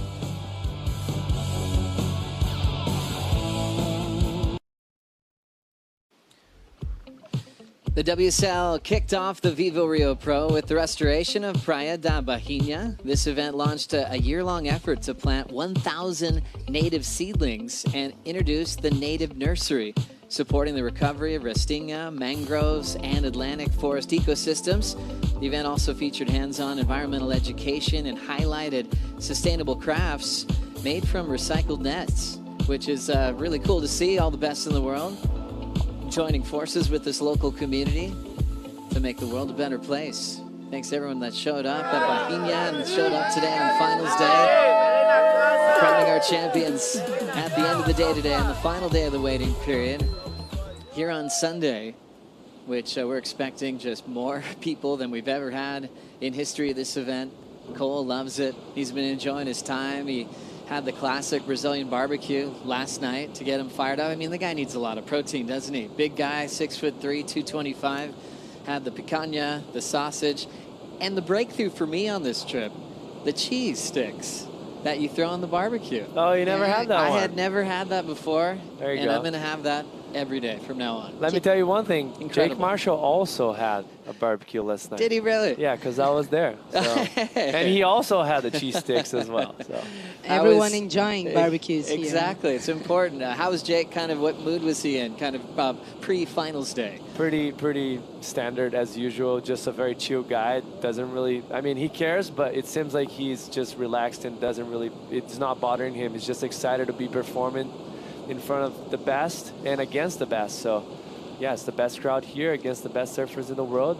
He's having a good time. Gosh, he's always carried that just business as usual type look. Even when he was just a little kid. Paddle out for mini Grom division, that's 10 and under. You just knew he was going to get 2.7. Yes. And sometimes in the first 5 minutes, he just had that type of domination so early. Just understood the game, understood how to handle rivalries. Had a big one with Griffin Colapinto. They thank each other now for pushing themselves in their amateur days. Getting prepared for Jordy Smith and Griffin Colapinto as they'll be announced by Paulo Issa. 2025, vencedor do Rio Pro de 2013 e atual líder do ranking, o sul-africano Jordy Smith. Even with the headphones on, he can hear his name loud and clear. Staying dos grandes focused. nomes do surf mundial de todos os tempos. Sul-africano que tenta seu primeiro título na sua carreira. Dos maiores nomes do surf mundial. E agora, na sua 7ª temporada no Championship Tour, vice-campeão de Margaret River, vencedor da Triple Crown havaiana aos 18 anos de idade. And Jordy hanging out with Griffin Colapinto in the next one. San Clemente, California, Griffin Colapinto. Griffin relying on passion, on feel. Remember, he did that big full road at main break. That got him into a final against Jordy at Margaret River this year. Okay, Griffin, okay, Jordy. Good look and good wave. You can go to the water now. And nice moment with these two. You know, so you don't have to shake hands. You can kind of let each other do your own thing. Both share a smile and a good luck. Jordy's had the advantage over Griff in their meetings in one-on-one heats, as he did win that final at Margaret River. 2 event wins, winning in El Salvador. He won this event 2013. Wow, where's the time gone? 2025 now. Over a decade since Jordy's won in Brazil. 37 years of age. And looking at these conditions, you know, he's got a veteran type look when he eyes any lineup in the world, and he's already got his game plan set, Maida. This will be a fun one. Yeah, for sure it will be. I mean, 12 years just passed by and these guys are surfing in this level, you know, first on the rankings, and with all the story, like can clinch his first world title after 18 years on tour. It's just an amazing story to tell. And it's all about working out seeding for the WSL Final 5. You know, will Jordy be the #1 seed? We've got it yet to see when he's going to clinch it, or if someone will give him a run for his money. Potentially at this event, if Jordy loses to Griff, Italo would have to win the event to take that yellow jersey off him. And it's something that Italo was wearing at the early part of this year. This was the event where Italo really sparked his comeback to form last season, ended up winning in Brazil, winning in Tahiti, which is the last stop of the regular season. Definitely one of the most exciting title showdowns we've had in a long time. 7:25 in this one. Jordy talking to G-Force. Graham taking Jordy around the world when he was probably about 11 years of age. They just went to Australia, went to Hawaii, showed Jordy the world. And it was just that little stepping stone and the beginnings of one of the best careers we've ever seen. An emotional phone call Jordy had with his dad after the win in El Salvador on a board that his father made. And they're keeping it open-minded this year. You know, he's got a JS that still feels good. He has a couple Mayhems that he's still carrying with him. I just heard a rumor that he's actually ordered some Paisels as well. And the story with the Paisel Jordy thing was John's like, hey, I'm in a world title race with John. You know, I kind of want to go all in. One, if you beat him, and I made you a board. You know, Paisel's all in with his world title campaigns, and I really... Makes sense. It makes sense to me. It does, yeah. So now, John's sailing around the world. He's like, yeah, of course I'll make you some boards. I love the way you surf. I like you as a person. Who doesn't? Yeah. So, yeah, you know, Jordy Smith calls more often than not. He's getting a brand new surfboard. He does pay for a lot of them, though. I did see his dad actually carrying a Lost this morning, so I could see he's probably, you know, it's good for you to change. Mostly when you've been on tour for that long, just always look fresh, always look new. Like, because every board's going to give you a little bit of difference, you know, of a feeling under your foot, and you draw different lines on it, and it's a fresh perspective for the judges to be looking at something new every time. 5:45 to go in this quarterfinal. Winner will take on Miguel Pupo. Jake looking for his first semifinal of his career. He has priority in this one over Cole, and he's chasing a 6.68. Jake's already felt that feeling of a 6.83, so he knows what the number feels like. These guys are splitting directions here. It'll just be Cole under priority up and down. We had an all goofy foot matchup to start off the quarters. This one, regular versus goofy, which is always a great contrast when you've got rights and lefts to see where they end up getting their big scores. Cole at the moment with his best score on his backhand at a 7.83 as we focus in on CT by the numbers this year. With goofy versus regular, you see the regular footers with the white there on that circle, 51% of the time getting wins in one-on-one heats, pretty much even when you look at how close that is right down the middle. Just a slight edge to the guys that stand like Jake Marshall. Paddling into this one, it will be Jake on the right. Nice glassy open face and tags it off the top. Deeper off the bottom again and a full redirect. He's got a little wedge to ride here as it bends away. Completing another nice arc and attacking the lip line again. A little celebration from Marshall as he kicks out of a wave that he's hoping will get him into the lead over Cole Hauschman. You know, that one mistake that Cole had left the door open, obviously, for someone like Jake to get a decent wave and apply some very good maneuvers. As you see it right here, opens up with a nice bully layback on the critical part of the wave, then carves it down very sharp. The only problem I see here, the wave starts to dissipate a little bit and it doesn't give that closeout. He has to kind of get up in vertical with not much of substance on that end bit, but the damage was done before, did very well. I mean, he's making the judges ask the question, who's winning the heat? And Cole left it open, and now, you know, like, it's up to the judges to decide who deserves to make through. Nice read on that ride from Jake Marshall, and totally different from Cole. Just being a backhander, he's able to go nice and vertical, but you can't deny Jake's decisions here, Jesse. Yeah, that's beautiful surfing, very aggressive. Like on rail, the second carve here, you can see the body torque, bringing that board all the way around. Beautiful style, as usual, very smooth. Just the finish, for me, it was something that caught my attention and needed to be a little bit more critical, and it's nothing against Jake, just didn't have the opportunity. But still, for me, very close. 6.68, it's right there. Exciting moment for Jake. Will he get enough to make his first semifinal? Still looking for his first championship tour victory. Everyone else in the draw here in the quarters for the men have won an event in the past. And judges taking a moment to make their comparisons. They've got the video replay. They always write down the number first. They never want to lose that gut reaction to a ride. They'll just double check, compare their numbers, and make the adjustments if they have to. Led by head judge Lily Pereira, who's from Brazil, the first surfer from Brazil to be put on the Quicksilver international team. Lily still shreds. Watching this one with 2 minutes to go. Cole finding his feet at lowers, finishing in the quarters, and really feeding off hometown crowd energy. And even before his heats, he doesn't feel that intensity where he locks himself in a room. He engages the crowd. You can tell he's got heroes in other sports because he really likes big stadium type energy. And Cole responding to that on his 7.33, and the crowd loved it. Decision's in from last of Jake Marshall. And just like you thought, Jesse, incredibly close. Cole breathes a sigh of relief.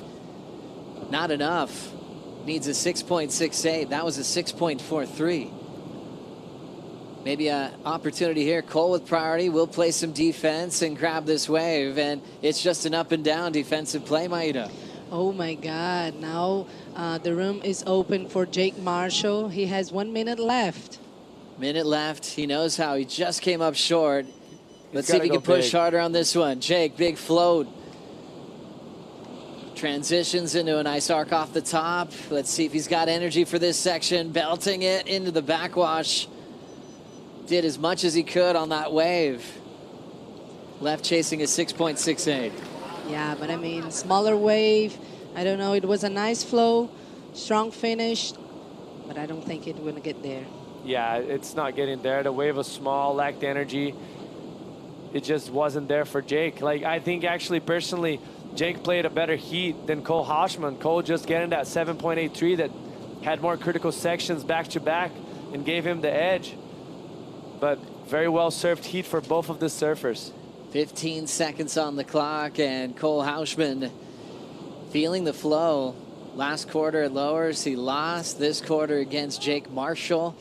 He is going to be moving on into the semifinals. And Jake will leave with an equal fifth. Still his peak result on the championship tour, as he'll look to make his first semifinal at the next stop on tour, which is Jeffreys Bay. Hauschi will have an all-goofy foot battle, surfing against the crowd as well, as he takes on Brazilian vet Miguel Pupo here on finals day.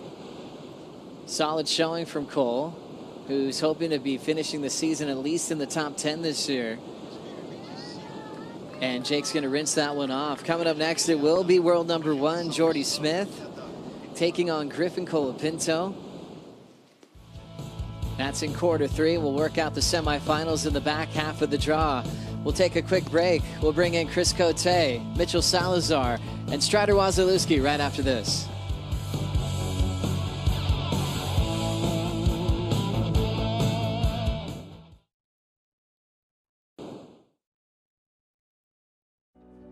The VIVO Rio Pro, presented by Corona Cero, is brought to you by Yeti, built for the wild. By Natura Kayak, feel the power of freshness. By Riachuelo, official apparel of WSL Brazil. And by the state government of Rio de Janeiro, official partner of the VIVO Rio Pro, presented by Corona Cero.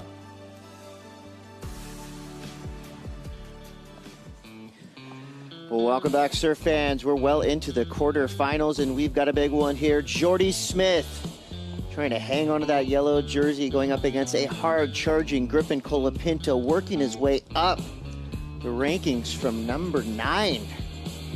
Griff's year has been a pretty wild ride, but the last few events have been pretty epic for Griffin Colapinto. So this one right here is a pretty solid matchup. Griffin's going to do everything in his power to claw his way closer to that final 5. Meanwhile, Jordy Smith, having the run of a decade, is going to try to defend his place in that yellow jersey. Yeah, and for me, he's almost a lock, really, when you look at the Lexus WSL Finals. First time we're probably going to see him there, Chris, but all in all, what an epic year for Jordy Smith. Year number 18 on the CT, by the way. He's in, but what seed will he be? This heat may decide that. 2 more events left, and of course, Jordy Smith heading back home to J Bay. After that, we've got Tahiti, but this is going to be a big one for Jordy and Griff. Strider, Griff, starting strong with that backside whip. Yeah, the first exchange, I think Griff was feeling comfortable to open it up, and that's what you want. You want to see these guys getting loose and getting into the lip line and, feeling the fins out, pushing as hard as they can and seeing where it takes them. So I like to see that beginning for Griff to open up. For regular footers, this event has really been all about that big backside tail slide. So the first score comes through for Griff out of 6. This is live action from Jordy Smith. He started with a 2.17. He threw everything he had at that one and came up empty. Plenty of time to go, though. 30 minutes, 45 seconds. Jordy Smith, he had gone 8 years without winning an event. And then, boom, 2025 comes around. Jordy, happy, joyful, free, gets 2 event wins, El Salvador and Margaret River. Who saw that one coming? Yeah, first time ever he's done that in his career, which is pretty incredible if you think about it, how long he's been here, how relevant he stayed for a good period of time too. And, what I saw in the Red Bull Athlete Zone, the bird's eye view, I feel like the right is impacted a lot more by the backwash. There's a bigger slope towards the right, whereas the left, it seems like it's not really affected that much strides, but a couple great rights out there too if you get your timing correct. Yeah, if he would have finished off that last maneuver, this would have been a big score because the opening turn, the way he turns his shoulders right here and engages the rail all the way through the turn, I mean, beautiful work right there from the big fella. Unfortunately, this last one, that little bit of lump in the face is still there. You see the nose catch, and that's where everything goes off, pushes him over the rail and doesn't make it out of that. So this is the first wave, I think, that he caught in this heat, trying to find something down the line, and again, just not really giving it the section that he wanted. That wave went weird. 29:24 to go. Griffin Colapinto, known now for giving us the best freestyle wrap we've ever seen at the VIVO Rio Pro. Of course, it's the only freestyle wrap we've ever seen in this contest, but I did come up with some potential rap names for Griff. You guys can help me out with this one. GCK, MC Colabro, Griff Tang Clan. That one's the best out of the three so far. I got one more that I think you guys are going to like. All right, bring it. Griff Nilla Ice. I'd like number three. Yeah. Number three. You can't go past. I think you got to brainstorm a few more. The Wu-Tang Clan. Oh, yeah, right? Back to the drawing board? Okay, Griff Tang Clan it is for now. 28:39 to go. Griffin with the edge with a 6-point ride. That's got to feel good to have an opener above a 5. Yeah. This whole event, I mean, there's been so many 5s thrown down by the judges. We'll see now if we can break into the excellent range. Low-key stall to start, puts the pedal to the metal, finds the ramp, and yes, he does ride out clean. Smokes. Dude, that was massive. You saw the projection, you saw the springs coil up. That little stall at the beginning of that wave set everything up. You set the table, it's the telegraph, and then he right? ate. You know, put the tablecloth out, the plates went down, the silverware hit the table, and then he just winds Right up there. into this. I mean, the height, look at this thing. Dude, the tail was so whipped out up over his head. That was incredible. I don't know, I'm hyped on that air right there. Section wasn't crazy, Mitch, but right. The air was there. The only thing that's going to hold the score back just slightly is that it took him a little bit to ride out of it. But, I mean, we talk about technicality, getting inverted, and make no mistake, with this offshore wind, this should be impossible, really, too. Holy smokes. It's tail high, though. That is a massive air. And that's shot from above looking down at it. Imagine if you were low level looking up. Wow. I mean, impressive stuff. The claim, the body language, everything to finish that wave tells me that he loves it, and that means that the judges are going to love it too. Should be excellent. Yeah, nothing stock standard about that air. I mean, his head was underneath his fins. He's showing the judges the whole bottom of his board, so pretty inverted. You know, the difference between that and a flat spin, I think, is going to be a couple points. I love it. That was so fun to watch. I feel like, you know, we've been waiting for this morning kind of to fire up, and I feel like that's the first moment where I really felt like, wow, it's on. Do you know what I mean? And I gotta love it. Yeah, and that's the score right there. That's called putting out a fire with gasoline. A 7.67 for Griffin Colapinto. Add that to his 6. We're into the teens, 13.67 total for Griffin. Out the back, Jordy Smith now trying to answer. He's got a good looking right to work with. Big power hack to start. Comes around this section nice and loose, a little bit stuck on the second turn. This wave not doing him any favors. Yeah, the wave let him down at the end of it right there. You could see in his body language. Now he's got a unfortunate front row seat to this. Yeah, What? How did he do that? That was... You know how he did He's that? on. By doing about 2,000 of those down at the pier or at T Street. T Street. This T Street on or steroids Riviera, right here. you know, like Rivies. these guys surf these fast, crunchy beach breaks all the time. So all this is just second nature, you know, for them. I mean, as well as Jordy, because he's got that talent, and we've seen him win out here doing that. But it's like, that's why he can pull that off so quickly. I am a bit surprised, though. There were 2 judges that agreed with me and going excellent with the 7.67. I mean, this is by far, you know, the best or most consistent heat I've seen out of Griffin so far this year when it comes to the first 4 waves converting already. Another good spin, tougher section on this one in comparison to the 7.67. Flatter, though, so not as much projection. It should still be replacing the 6, in my opinion. But though. I mean, look at, he's winding up. He's late to the party and still projects out. Made it harder though. Yeah, it was real. This is not easy to do when you hit the ramp that late. It really makes it hard. But love how he whipped it around at the end, just making the judges fully aware that he landed that air. And yeah, I'd say arguably more difficult to do, but we'll see what the judges think with the score. Jordy's wave just lacked, excitement. He's in between thoughts too, and to me, with the guy his size, with these right-handers right now that tend to run quite a bit with the tie dropping at the moment, it's almost better to sacrifice the second turn, just get one big one on the outside. He got rewarded with the 4 for just the one on the outside of Chris, and make up for it with a big bang at the end. And you got to be getting it back into the heat soon, because we're still waiting for the score for Griff, and he is more than likely to replace the 6. The crowd's going off. That we knew. There's the only thing that's constant that you know for a fact is going to happen every single year here in Saquarema is the crowd's going to come correct and give us a lot of energy and a lot of passion.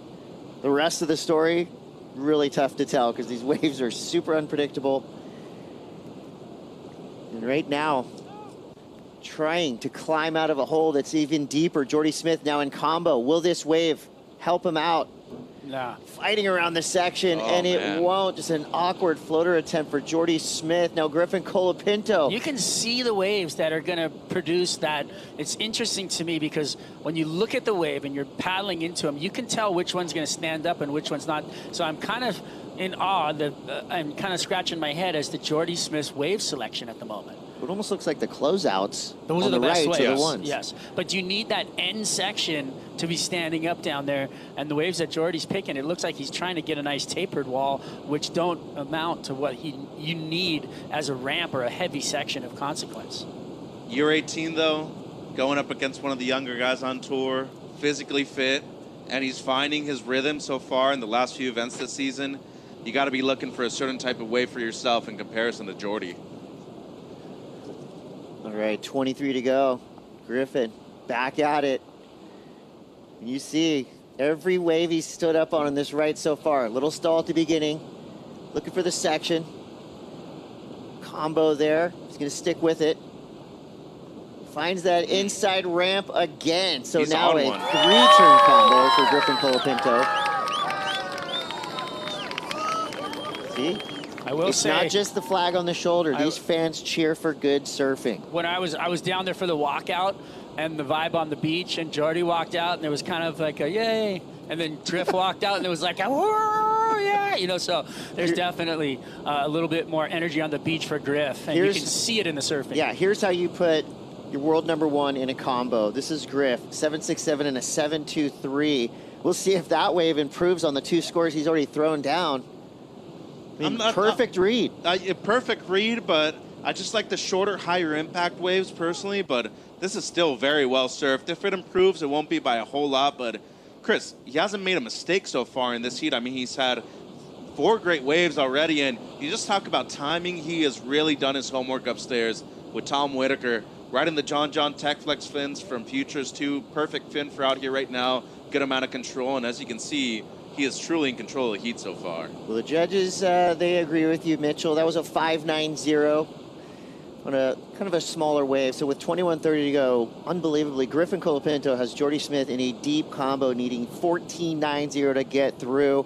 And we keep talking about the crowd on the beach, not only massive, but also knowledgeable surf fans. And Kaipo Guerrero is right in the mix. Yeah, Chris, we got a lot of Griffin Colapinto fans right here.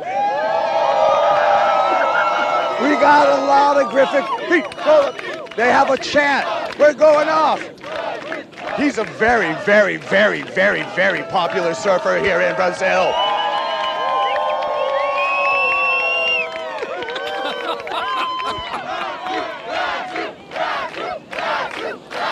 Crowd surf, Kaipo, crowd surf.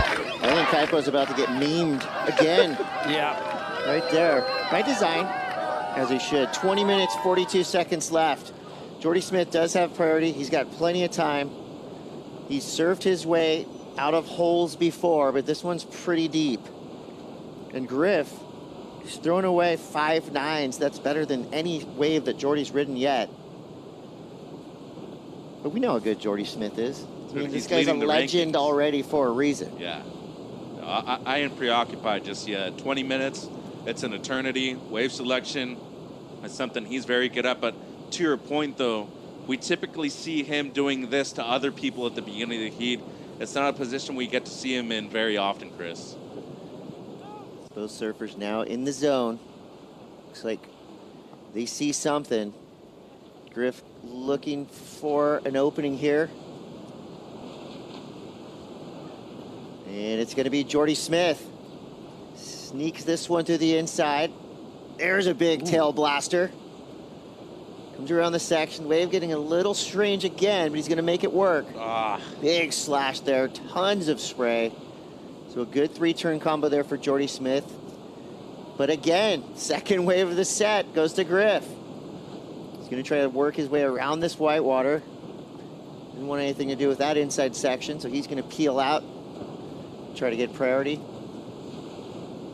So inside of 20 minutes now, let's get a look at the replay from Jordy Smith's last wave. This first turn, pretty explosive. He ditched the fins, and it was almost a mistake that went well for him. The rest of the wave kind of a little bit slower, but I mean, he still has fire flying off the tail of that Matt Biolos Mayhem board, but he is definitely trying to find the best place for him in this lineup. He hasn't found it yet. Well, we'll see if that scores a ladder to help him climb out of this combo pit with 18:45 to go. Both surfers making their way back into the zone. That means we get to catch up with Manu on the glass with Cole Hauschman. Cole, that was a tough heat. How did you manage to keep calm and focus until the end? Congratulations. Yeah, I don't know if I managed to keep calm that well, but I just trusting that it would all work out. And I definitely made a few priority mistakes that barely like almost messed me up. But yeah, I'm just stoked. I got a good right, a couple lefts, and it's tricky out there, so just stoked to make it. Great, and you are known for your powerful surfing, and we also have powerful waves here in Saquarema. Do you feel like you match with this place? Yeah, for sure. I love it here. It's even when it's small, it's really powerful, but there's a lot of backwash and like bounce, and it's like a lot of push behind the waves. So I feel like it's hard to see online, but yeah, in person, I feel like I can match it pretty well. And yeah, I'm just trying to do my best surfing and enjoy it and have fun. So yeah, it's been good.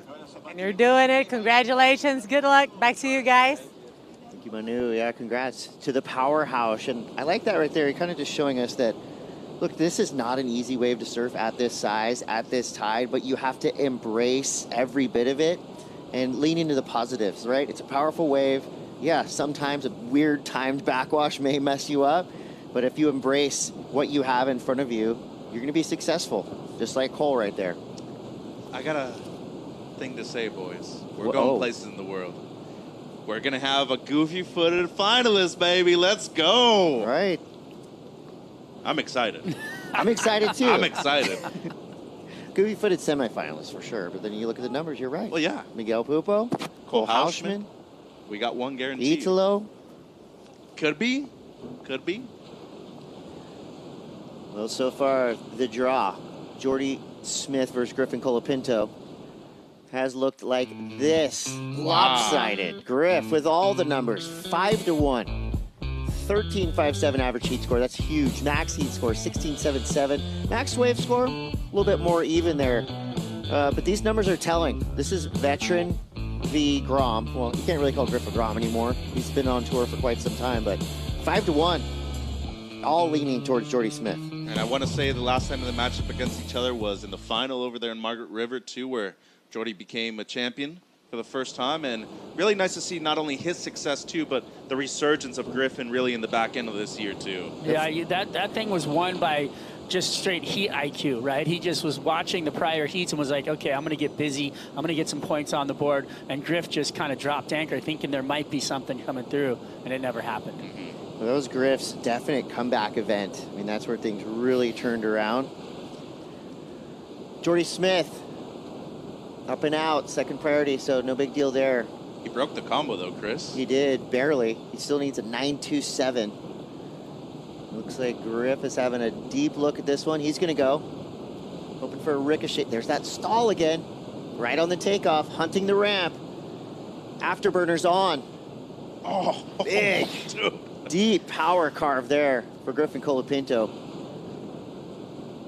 Really liked that turn. I don't know if it's going to be a 7.23 or 7.67, but it sure was cool looking. But the greatest part about that was, like, you know, you were ready for something else, like an air, and then he throws down a power hack and just wipes out anybody's doubt whether or not he can hold the rail and the fin in the face. I mean, he can. It's ridiculous how fast he went through this turn. I mean, watch this thing. He's going down the line about 900 miles an hour and then wraps into it. It's just, my God. I like it.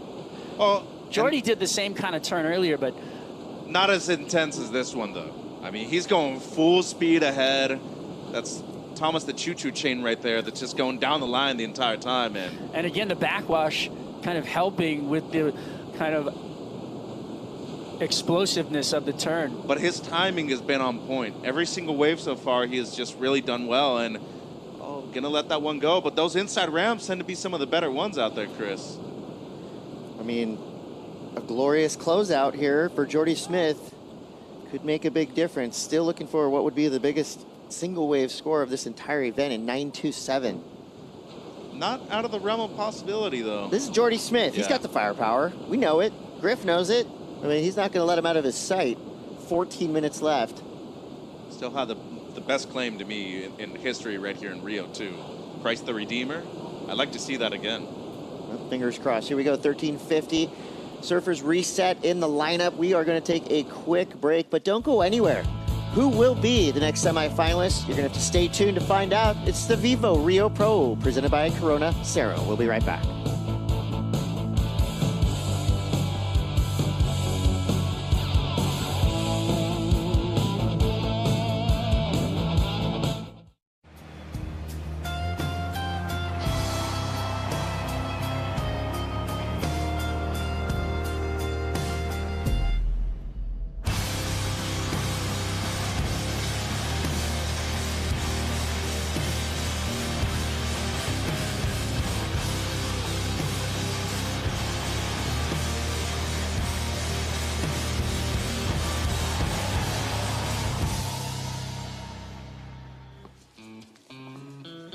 Penultimate event, WSL Championship Tour coming up next. The best right-hander in the world is waiting for the elite to make the journey from Brazil all the way to South Africa, from Cero, Open J Bay. Surf fans were so excited to see J Bay back on the calendar. I mean, that is a purist's dream. It used to be all about power surfing, but Felipe Toledo changed all of that. Doing big airs. And Jordy Smith's looking a little frustrated. I don't blame him. The last 4 or 5 waves he's ridden have just gone weird. They've gone soft. Flustered.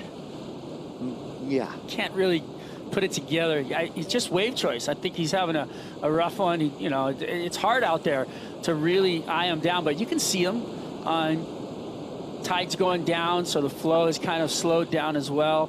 So that could be, you know, one of those things that's working against you in this heat. Yeah, it's not for lack of trying. He's caught 9 waves with that included. He's searching for it, but things just haven't worked out in his favor. And once again, like, shown a lot of resiliency before. Obviously, year 18 in his career, as we look at the tides right there, 12, 11 the low. So a good difference between the high and the low today. But another big thing, too, once again, we rarely see him in this position in the first 5 to 10 minutes of the heat. You know, he's typically leading, starts off with a strong score.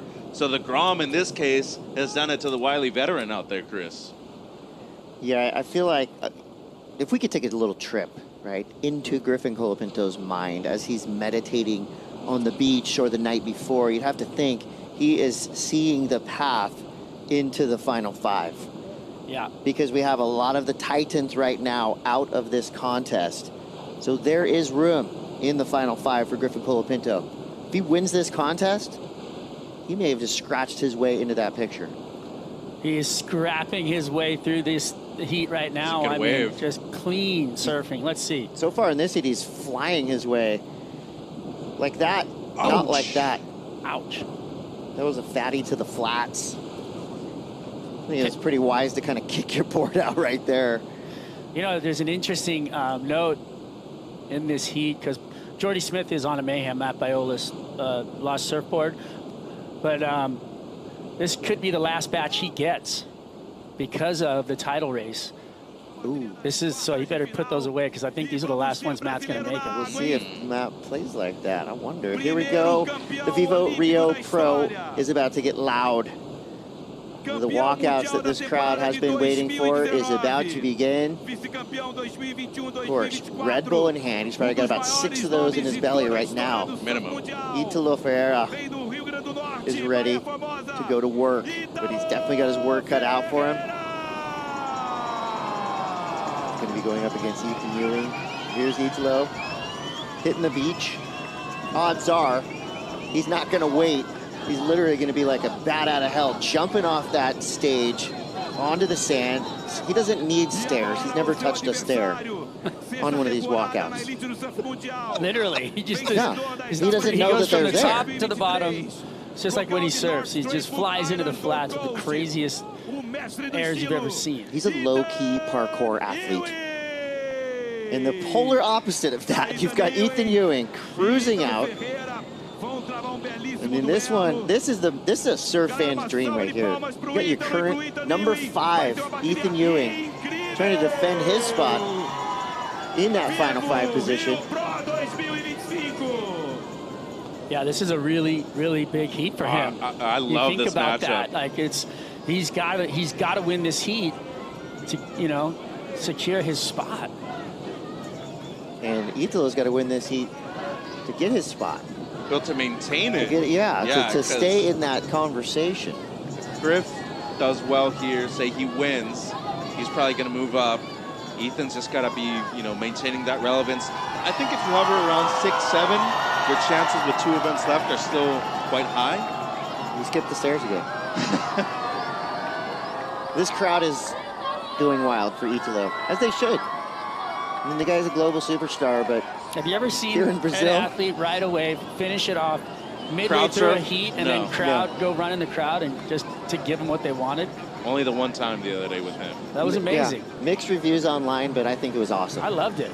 Mixed reviews? Did you read the comments? No. Well, that was up late doom scrolling. Mistake #1 right there, like biggest mistake. Just go with it. I loved it. Yeah. Surf fans are finicky, though. I do think you have to be here to understand the value in which to rest that, because it's, this crowd and the people and the energy. That's wild. It's amazing. Look at that. They have to form a circle with the security. They're holding hands to keep the people out. Yeah, he's got 10 protectors right here. They all feel the energy coming off Italo Ferreira right now.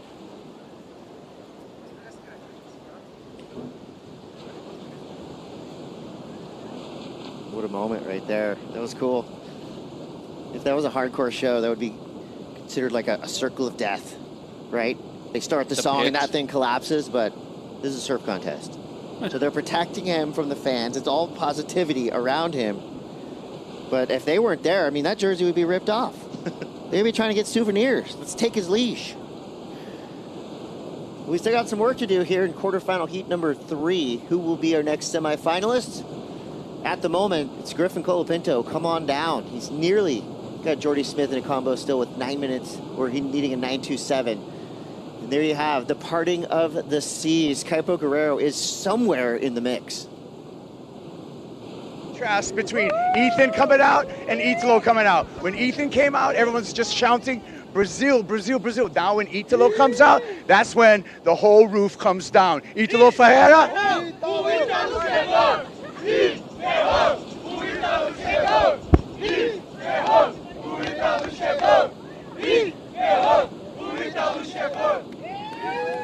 Boy's about to be shot out of a cannon. Look at that, the parting of the seas. It's almost like a jet on an aircraft carrier, right? He's about to launch. Tom Cruise Maverick. Here we go. 3, 2, 1, go. Oh! Love a good run in. Skimboarding right there. The man's amped. You think? Oh, yeah. He never lets us down, does he? No. Entertaining, that's for sure. The Italo show is about to begin. Come on, Jordy. Crowd's going to be loud for Italo. We'll see what happens. Here we go, Jordy Smith. hunting a ramp. Nope. It's just, he's been a little off this entire heat. Nothing has gone his way each wave. You can see the body language actually after he kicked out of his first wave where he kind of slapped the face of the wave. Yeah. It wasn't like kicking out with speed, like, okay, it's okay, I'm going to get the next one. It was like, dang, what happened? Well, the rhythm is a huge factor. It's the biggest one. In winning a heat, especially going up against a guy like Griffin Colapinto. You have to have rhythm, and you can tell in this scoreline, the rhythm is with Griff. 7.67, 7.23. He's throwing away a 5.90. Meanwhile, Jordy yet to break that 6-point range at 5.63, his best number. And what's crazy, he's caught 8 waves. The first one, the 6, was a left. He hasn't gone left since. But you start off that well, then you go into your bread and butter, which is really the short period right-handers that he's had so far. And boy, he has just looked incredible in this heat so far, Chris. And for Jordy, broke the combo. 5.63 was cool, but as we were talking about, the first turn was a mistake. And Griff has just made him pay. Yeah. Here's your Natura kayak recap, and that air sent shockwaves through the crowd.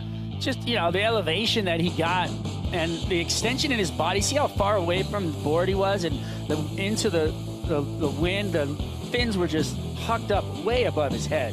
This was a tough section, too. I mean, just a little late to this one, but it made it just as high impactful as the previous one. 7.23 on this one, Chris, and talk about a stellar heat, nearly 15 points in the first 4 waves.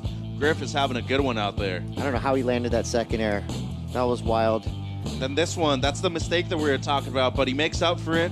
Still breaks the combination, 5.63. But really, I mean, he's looking for 2 better waves than this, and with 2 minutes on the clock right now. It was like a Bob Ross happy little accident, but there was nothing behind it. I mean, to bring it all together. Griff's throwaway scores are higher than Jordy's two scores on the board. And make no mistake, yeah, quarterfinals, it's still a great result. You're going into J-Bay where he's won multiple times. One of the few people that have perfect scores out there, a perfect heat. But still, if Jordy loses here and Italo wins, I believe he takes the jersey. Ooh, I'm going to get my calculator out for that one. Banco do Brazil, 2-minute warning. We got 1:30 to go. Ito has to win the event, and he will take that jersey. So, I mean, there's a lot of surfing that has to happen, but can you imagine Italo leaving here with that? It's not hard to imagine, right? No, we've seen him do it. Minute left. Griff with priority. Healthy lead. Jordy Smith needs a 9.27. That would have to be the best wave of the contest, or of the day, or of this heat. Not impossible. I mean, it's like you're going down to the wire you here. Can't put it in the fridge. No, fridge is open. Yeah. I'm trying to decide what I want. I would say. Don't let the cold out though. That without priority, maybe it is in the Yeti. Whoa. If the Yeti's almost closed, we haven't clamped down the rubber gaskets yet. 2-wave set coming 30 seconds, gentlemen. Wow, this is yeah. You got to force him to go on the first one. You got to force him to go on the first one here, Chris.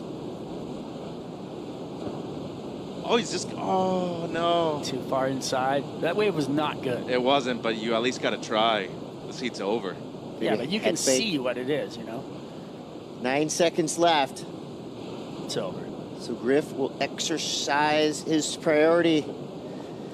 Just like the yeah said, heads will roll, and Griffin Colapinto has taken out the top dog, world #1, Jordy Smith.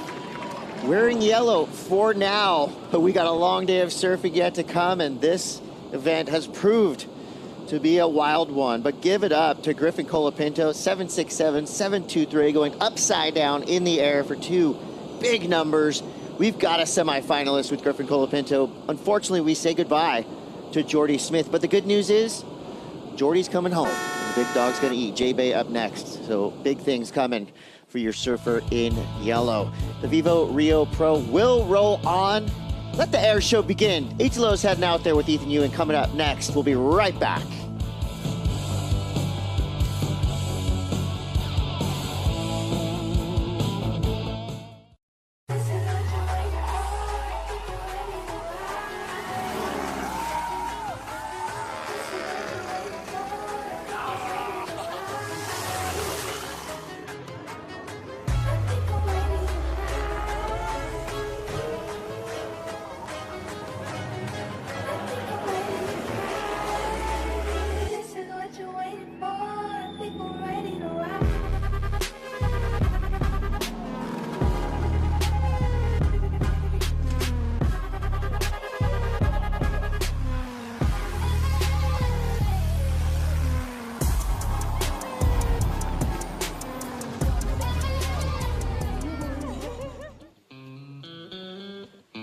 those aren't the only Brazilian pilots that are going to be flying over this beach. We've got Italo Ferreira, world number 4, going up against world number 5, Ethan Ewing.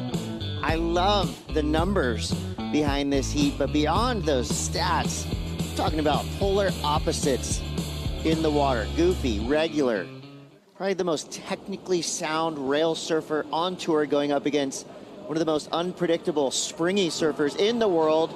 Just like that. Oh. Uh-oh. Gosh, those landings are scary. Anytime that board gets away from your feet, it's just an X factor on the way down. So creeping us out, Italo. I know. 31-38, and here we go. Let's take a look at the Banco do Brasil replay. What happened?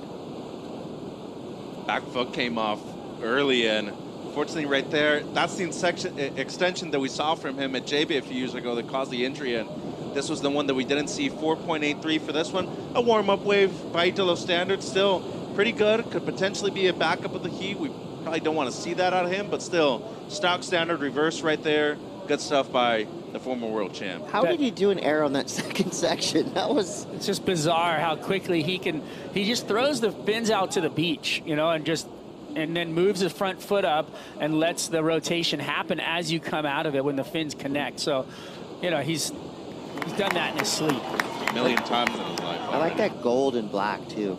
It's a really cool looking combo on his board. The backside 3 that he tried looked like he was almost trying to do a pop shove it at the end of it.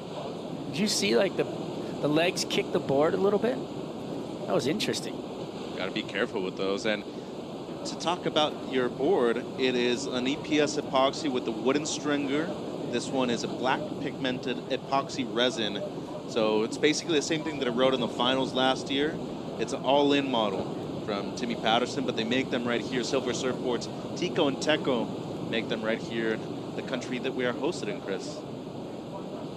You see all that like fuzzy water right there? It's just nice and like milky.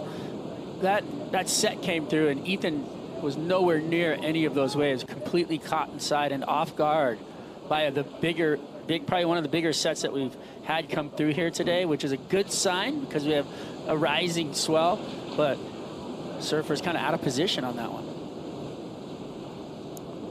I think both these surfers are going to kind of choose their own tempo.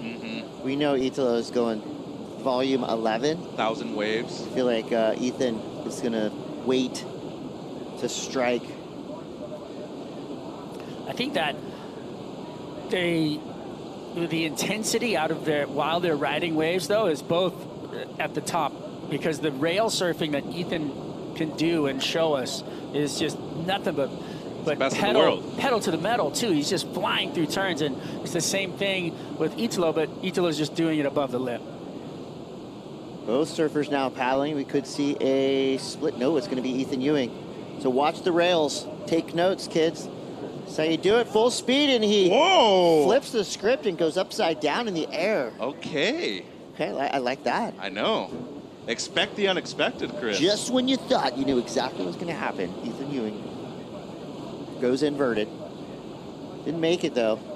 Still a cool attempt, those strides. Great idea. Yeah, he had pretty much everything going in the right direction, just that the oncoming section explosion caught the board on the way down. So unfortunately for him, you can see that section already breaking in front of him, and the water just kind of explodes it, but a little too far forward on the board too, riding out of it. But he is searching for a certain type of wave, though, in comparison to Italo. Italo likes the shorter ones, and Ethan definitely needs a bigger face, Chris. Here we go. Italo again. It's blown up, has to kick his board away. Oddly timed backwash on that wave. In any way, it seems like the airs here, we saw it in Griff's last heat, these are uphill landings.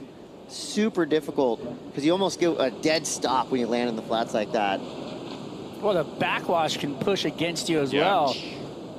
I mean, hide your ankles. And knees and hips and everything. Or your feet. I had my foot blown to pieces by a backwash, so, you know, it's dangerous.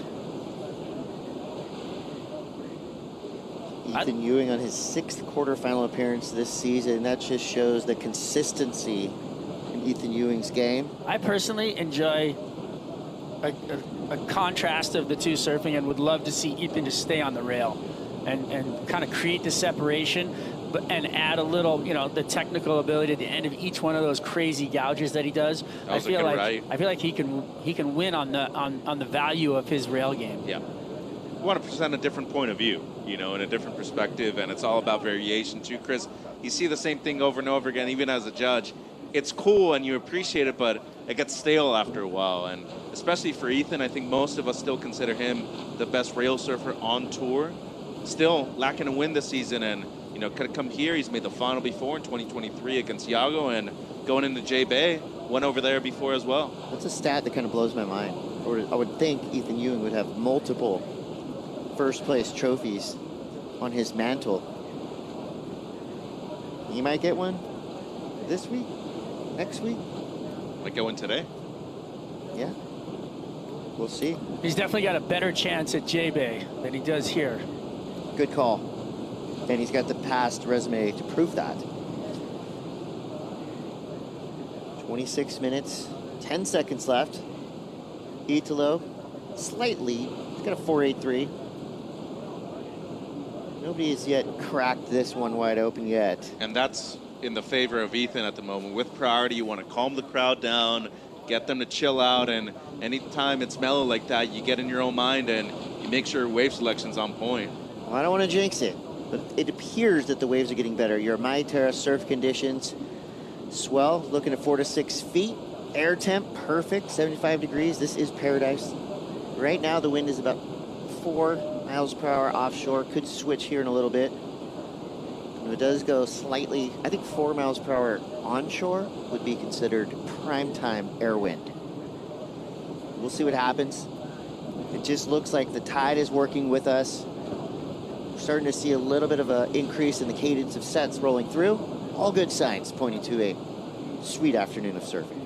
Yeah, 10:04 local time. In about a couple of hours, we're going to hit the low tide, 0.6, and then the high comes back up at around 6 p.m. So good difference in the tides, and especially when it comes to the backwash, major difference. I mean, yesterday afternoon, I nearly lost a couple of limbs with that backwash over there at Bahia, and luckily we're still here, Strides, but it got big yesterday afternoon too. No doubt. That was I went out for a surf, got thrashed around a little bit, felt like a rag doll getting shaken around out there. It was pretty fun. I was trying to film you, Strider. I got no clips yesterday. Our directors and I were both trying to film you. We got a good wipeout section, though. I tried, yeah. The one guy coming out of the lip with his surfboard that tried to take me out. Dashko caught that one. Yeah. Did drop it to you, put it on the gram. 24:18 to go. Italo Ferreira in the lead for now. Looks like we've got a set rolling through. Does it get right? Hopefully. Ethan Ewing does have priority. Always love to see that overview of this entire lineup. And it's a peak, just not quite in time. Wow, all that energy on the beach pre-heat, and then the best wave of the heat 12 minutes in is the 4.83, and this moment still got to be calm if you're Ethan, and if you're Italo, you want to get the crowd on the side. Well, with 23:36 to go, both surfers right now waiting to activate on the next potential set that rolls through. Italo's having a look here on this one and paddled for it, didn't get it, didn't like it. So the waiting game begins again with 23:15. And I think now we've got a window to go down to the glass. Manu standing by with Griffin Colapinto. Hello guys, I'm here with Griffin, and your airs were on fire out there. You put Jordy in a bad situation. What clicked for you on that hit? Congratulations. Thank you. I think just, it's kind of funny, all week I've been surfing that reform right, and I was just trying to force it. I think I wanted to surf a wave in a heat there so bad, and it just, I don't know, none of my heats ended up really working for it, and then that one was the perfect timing for it, and I felt like I knew it a lot better than Jordy did because I had been surfing it so much. And the Brazilian crowd is absolutely crazy about you. How do you deal with all that love? Oh, it's great to hear. Thank you. Obrigado. Just, you know, I just show like that I hear them, you know, like, yeah, I hear you guys, thank you. So I think that goes a long way. Thank you very much. Good luck. Get some rest. Congratulations. Back to you guys. Yeah, Griff's probably thinking, don't make me rap again. All business for Griffin Colapinto today. I like that. He's chilling, he's calm. Got his sights set on making that final. So Griff officially in the semifinals. Who will it be, Italo or Ethan? Looks like Ethan Ewing has his sights set. Oh, wedge? On this peak. He's gonna fade right. Off the bottom, off the top. Beautiful, powerful surfing. Gets the float with the radical airdrop. Like that combo, snap, float. Yeah. Dramatic on the finish. Did he ride out? How beautiful does that wave when he set up and he was taking off? Uh-oh. Uh-oh. Italo Faribon on his backhand. Bam! 2 big blasters. Adds a third. It's a different kind of power surfing, isn't it? Yeah. The power to just cling to your board at high speed. Good contrasted waves right there, too. I'm interested to see which one's higher than the other because you have higher impact first turn from Ethan Ewing. The floater's rad, too, and he had to readjust in the moment. And the last 2 from Italo, they were up into the lip. They weren't as critical as the first one, though, and I feel right here. Oh, changing boards, it seems, Chris? Yeah. Yeah, maybe it's not visibly broken, but a buckle. Maybe a buckle, maybe just the want for a different surfboard. You got 2 options here. Pit crew sprinting out to the beach. Manager right there, Marcos Casteluan. So they have 2 options for the backups, too. Don't want to get desperate here, though, but you don't want to lose any kind of serious time either. Well, it goes fast. I mean, pit crews are running through it. They got boards out. Whoa, that was F1 style right there. You know, there's no downtime in this, but it'd be interesting to see what if there's anything wrong with that other board. Here's a replay. Look, really quick, precise surfing right there. Maybe kind of a hard landing on that third one. I think it's just a change out. Or maybe even just the first one alone, too. Great technique, though. I mean, down the line, one thing we always notice from goofy footers going right is that they tend to have one of the better backsides, obviously, because they're forced to go right a lot more on the CT, too. But more importantly, repetition. And Chris never had to move his feet a single time on that wave in all 3 of the same maneuvers. Great work by Italo. This is Ethan's wave. This turn really fast in the corner right there, but I think he had to cut it a little short, eyeing down the line to see that the wave was going to kind of run away from him. He goes into this turn with full force, but then right here, that was pretty sick. That was pretty, yeah, pretty solid all the way through. And that's a tough readjustment, dude. That's a rock and roll floater. That was really difficult. He has to get up in a lip real quick right there, straight from the get-go of coming out of the first turn. So high impact, we'll see. I think he fully rode out, too. Made that one pretty obvious. 5.5 for Ethan Ewing. We've got a heat. Italo's last wave comes to a 6.4. So now Ethan needs a 5.74. So we're right, we're pretty even with 18:35 to go. Ethan thinking deeply about taking off. He's in. Highline carve to start. Now he drops to the bottom of this wave, which is a bit wonky on the face. Layback slash. Appropriate turn for a strange wave. Pretty good. Definitely going to get rid of 0.77. So I think it was smart to go on that wave. He definitely, that wave made him work for it. Definitely. Had to change his rhythm, adjust his line a couple of times right here. And in his defense, a very difficult wave to surf too. And you're going up against, you know, the guy to defeat right now, Strides. But to me, good readjustments a couple of times right here on this wave. 5.74 doesn't seem out of the realm of impossible. No, I like the way that he's sticking to, you know, back into his rail game. I think the wave let him down a little bit on the end there, but you know, this transition rail game here is just like he's pushing so hard, and the body language, everything about it's just pure, you know, in his surfing. So if he gets on a great wave and matches it with all the mechanics that he's got, it's going to be, you know, lights out on the score. And it's an if, too, Chris, because we know the swell's increasing throughout the day, but you got to surf what's in front of you, and you can't be waiting for that one wave. So you change the situation right here. It's much in your favor, and you got to be forcing Italo to go on much smaller waves and convert on something that only he could surf a certain way. Well, I think that layback paid dividends. A 5.03 for Ethan Ewing's second wave. Still needs a 5.74, but that's how you build momentum. Surfing all the way to the end of the wave. Here's the stall, the coil, the windup, the pump, the speed, the ramp. And of course he rides out of it. And of course the crowd goes wild. A deafening roar from 40,000 plus on Saquarema Beach. And there's a new unique claim we've yet to see, the Jersey tug of Italo Ferreira. Look at the joy on the faces of these surf fans. They love it. So he came in, he switched out the board. I think he just wanted to change the vibe because it looks like he's looking really comfortable on this board. The spin there, big tail high waft. Not the cleanest landing, but does core up. Is that why we're supposed to be doing sit-ups? Yes. Because standing back up after, you know, you go into this, it's not easy. I mean, you gotta push really hard to get back out of that. I think for the last 5 or so years, the judges see an air like this and they appreciate it. We like it. That's super technical. But this is, you know, that's not a clean landing.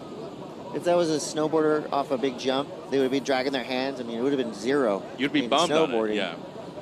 Skating, but in surfing, obviously, different playing field. He did the work to get back up. I think it's going to be a good score, but I don't think it's going to explode this heat. Yeah, it ain't going to change things too dramatically. And then Ethan on the answer back on the outside, a big carve or big top turn, I should say. And then the carve right here for the second one. Much better looking wave for Ewing. And then, of course, he combos it up. Great variation by Double E. And, you know, I'm thinking this is his best by a long shot. And, boys, we got a heat on our hands right now with 15 minutes. It's like he has razor blades for fins. Brand new model, He's too. riding fiberglass fins, which, you know, a lot of composites out there, a lot of different types. But, you know, for Ethan, he likes that really connected vibe where you can feel the board and the fin connecting through turns. And his technique is just so quick and slices through those maneuvers, and those fins are adding to his game, I feel like. I like that approach that he takes to the second turn, too. Good angle coming out of it, not bringing it all the way back, and it just sets him up for this third section, too, Chris. 3 completely different turns, too. Take that into account in terms of variation, and to me, in comparison to the air, I even feel like this could be the best wave of the heat. I was just going to say that. I mean, 3 power hacks. Like you said, combination of major maneuvers. So this will be telling with the judges' throw. So the first score comes through for Italo. That backside air is a 7. Is he going to do it again? Of course he is, but not well. That was scary. I love that Italo just risks life and limb on every single wave he surfs. He makes things so exciting. Yes, get 3 or 4 more of those boards ready. We might be blasting through them. So that's going to be a no-go for Italo. But his last one comes through a 7-point ride, so the judge is giving him full credit for going upside down. And even though the landing was messy, the air was highly technical, super difficult. So we got rewarded there. That means Ethan Ewing needs a 7.90. I think he's going to chip away at that number with that last 3-turn burner. I think he's going to get it. I think this goes excellent, in my opinion. Well, there's no doubt that those big hammers that he was throwing down, it's just like Cole Hausman's wave, where he went backhand and just went through the roof. You can't deny pure power surfing, and when you're fanging it out like that on the end of your turns, you're gonna give the judges something to think about.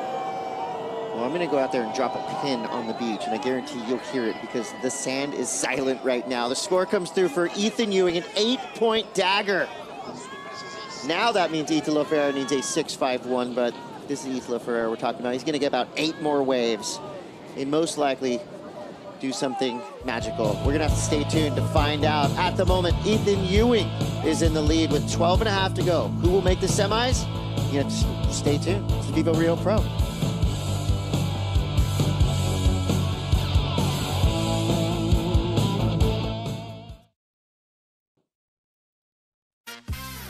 The VIVO Rio Pro presented by Corona Cero is brought to you by VIVO, official sponsor of the WSL in Brazil. By My Teja, official sponsor of WSL Brazil. By Dr. Peanut. By Probiotica. And by Yeti, built for the wild.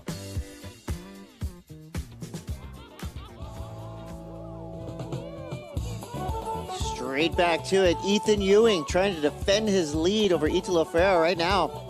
We got 10 minutes, 20 seconds left here in quarterfinal heat number 4.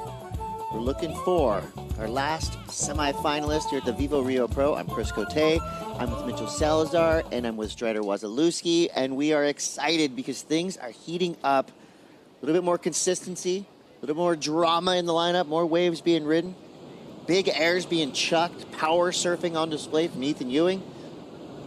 I wish this heat was 2 hours long. I could watch this all day. Because the contrast in styles, that's what's so great about this heat. Yeah. And they're both, and to my liking, sticking to that, right? To their strengths. And Ethan, wow. I mean, precision surfing. It's pretty interesting down on the beach right now, I bet. I don't think I'd want to be down there. Well, this is also foreshadowing, right? You're looking at the picture for the WSL Final 5, 2 events away.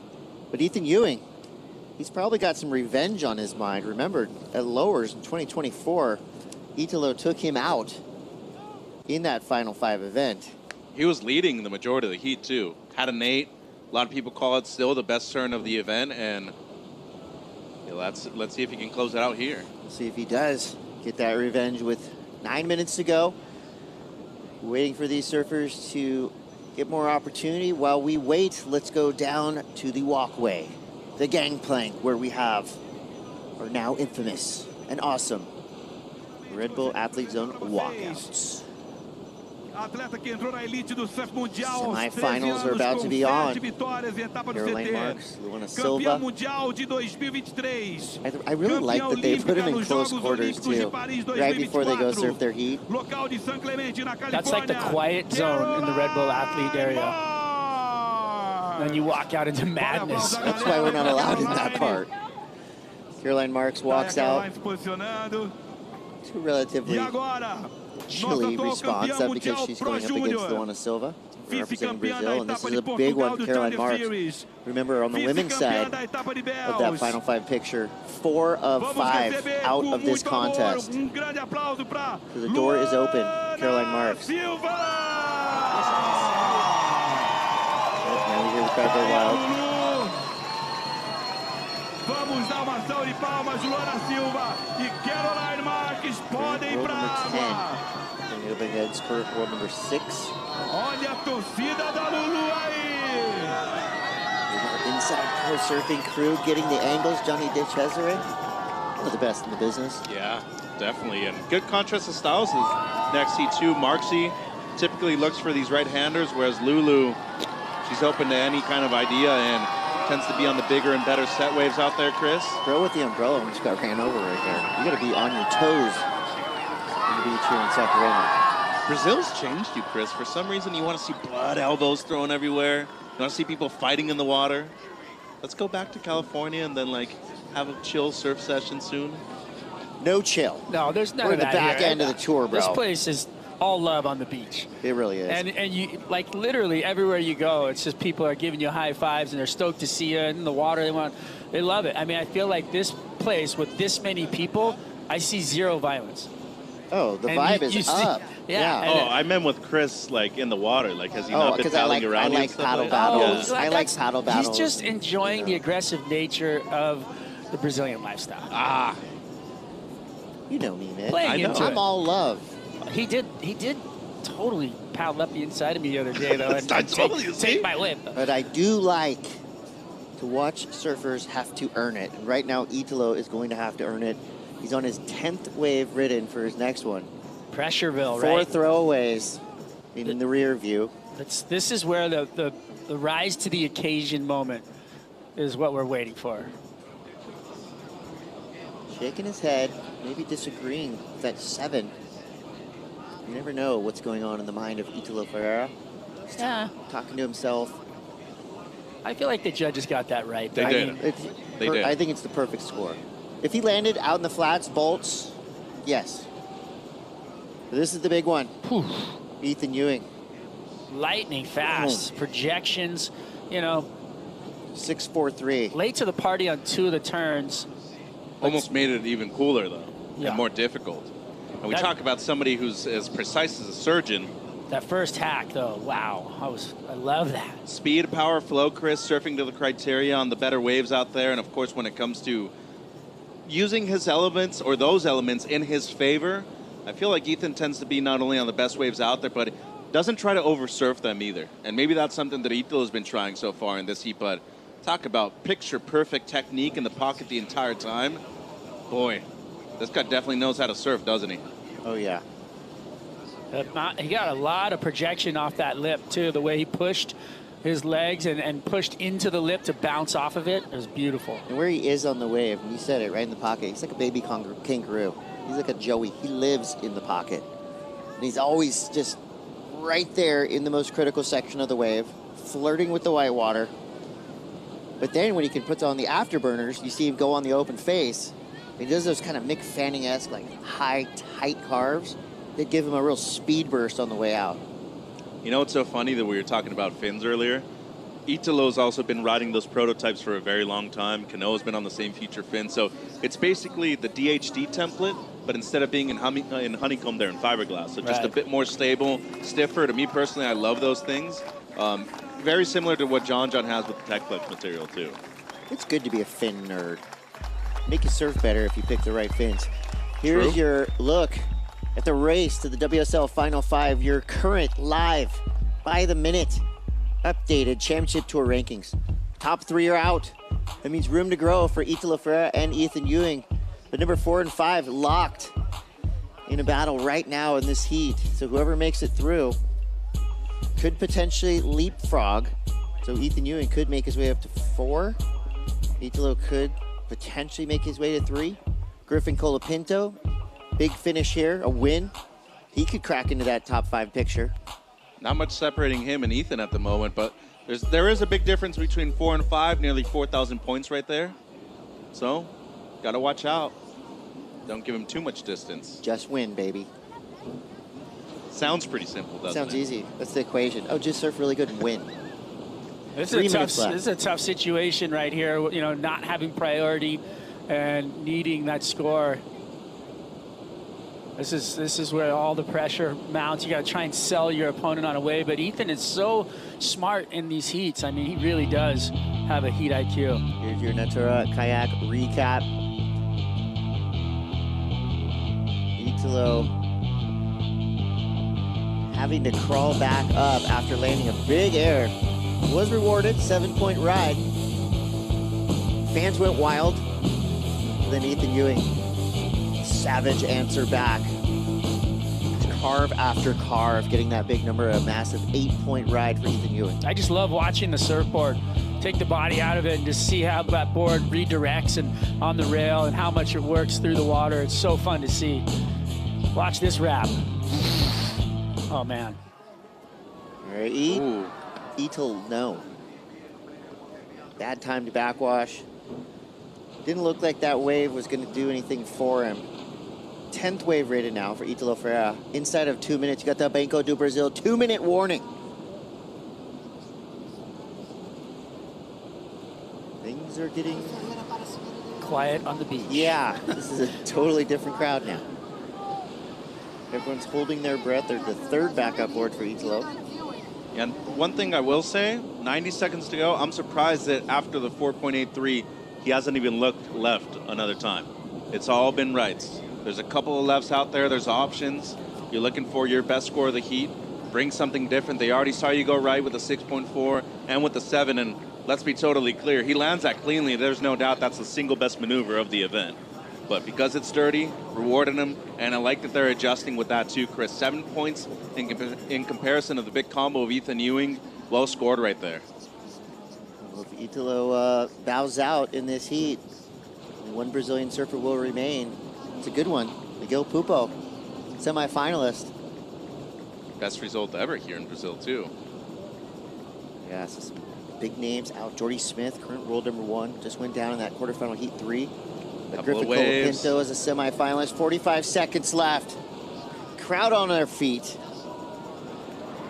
Italo up and at it. This wave bouncing all over the place. Pulls in for the pig dog backside barrel and gets clamped.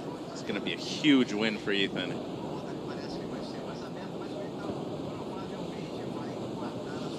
Nerves of steel for Ethan right there to look at that wave. Let it go. And let it go. You gotta be kidding me. Italo can do anything on any wave, that's too. my point. It's like you letting the guy who could... You go on this one, though. You see where he is, you got to go. All right, 10 seconds remain. Yeah, it's over. Wow, he is back in the picture, Chris, in a big way right here. He could be moving up. He could win the event. He could win the event. Well, now he's a semifinalist. Congrats to Ethan Ewing taking down not only an event favorite, a crowd favorite, a global favorite in Italo Ferreira, but it was power versus pop. Nice and in that one, power gets the edge. Our semifinals for the men are set. Now let's figure out who will be our women's finalists. Coming up next, Caroline Marks versus Luana Silva. Look at that. And listen to that. The beach is silent, shock and awe in Saquarema. There's been an odd chill in between rides today down on the beach where there's been an eerie silence. Well, there's nothing like a Sunday in Saquarema. We got more surfing to come. Semifinals up next. Joe, Maeda, Jesse going to take over the booth, and we will be right back.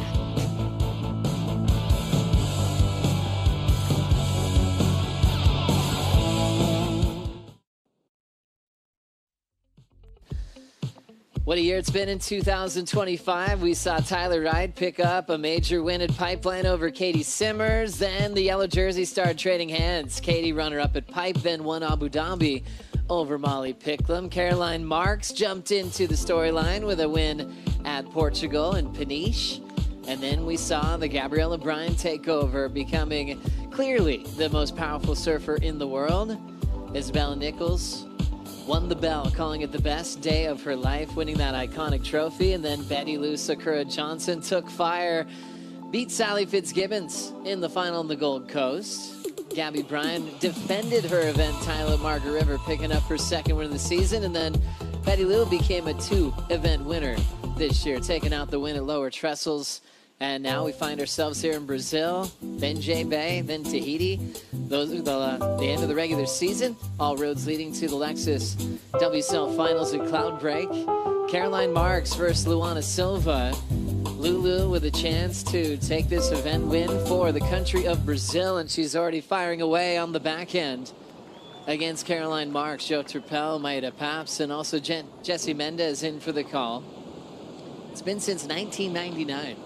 Since Andrea Lopez won representing Brazil at the CT level. That was a long time ago. Lulu's got a chance to bring it back home. Yeah, a long time ago, but I mean, the crowd here is all cheering for Lulu. I think she kind of feels a little bit of the pressure, but I mean, she's up and riding, doing very nice nap. Just a quick turn there. Let's see what she can do. Maybe the best style on tour. Getting that Sharp Eye surfboard right in the lip line, Jesse. Nice and vertical, very clean, and like Maeda said, she's feeling the pressure, no doubt about it. She has to be feeling, otherwise there will be something wrong with her. But just, you got to embrace it, you know, and turn into energy. It looks like this is the first wave she caught, the 5-point ride, nice up and vertical to finish it off.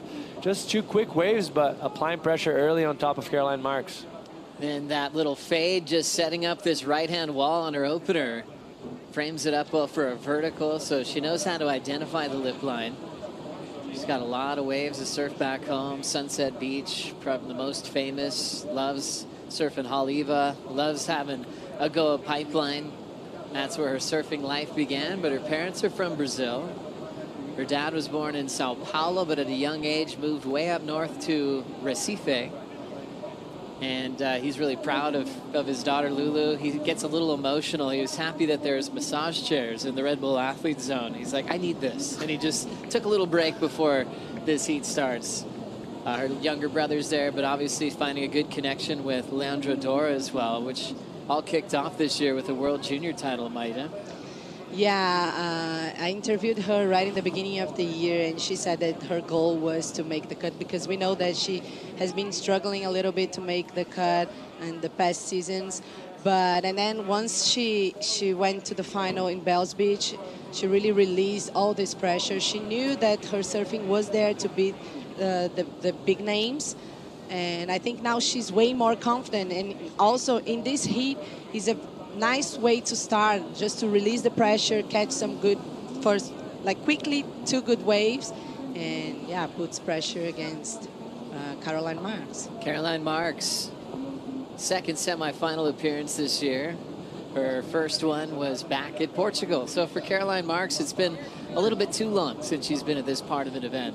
Yeah, I mean, for anyone else in the world, that'll be, you know, if you get to a semifinal, that's already an accomplishment. But for her, that is so consistent, obviously one of the best in the world the past 5+ years, she's probably kind of scratching her head. What am I doing wrong? You know, like I need to be in the finals or winning titles a little bit more consistently throughout the year. And this might be the turning point. You once again get a good rhythm.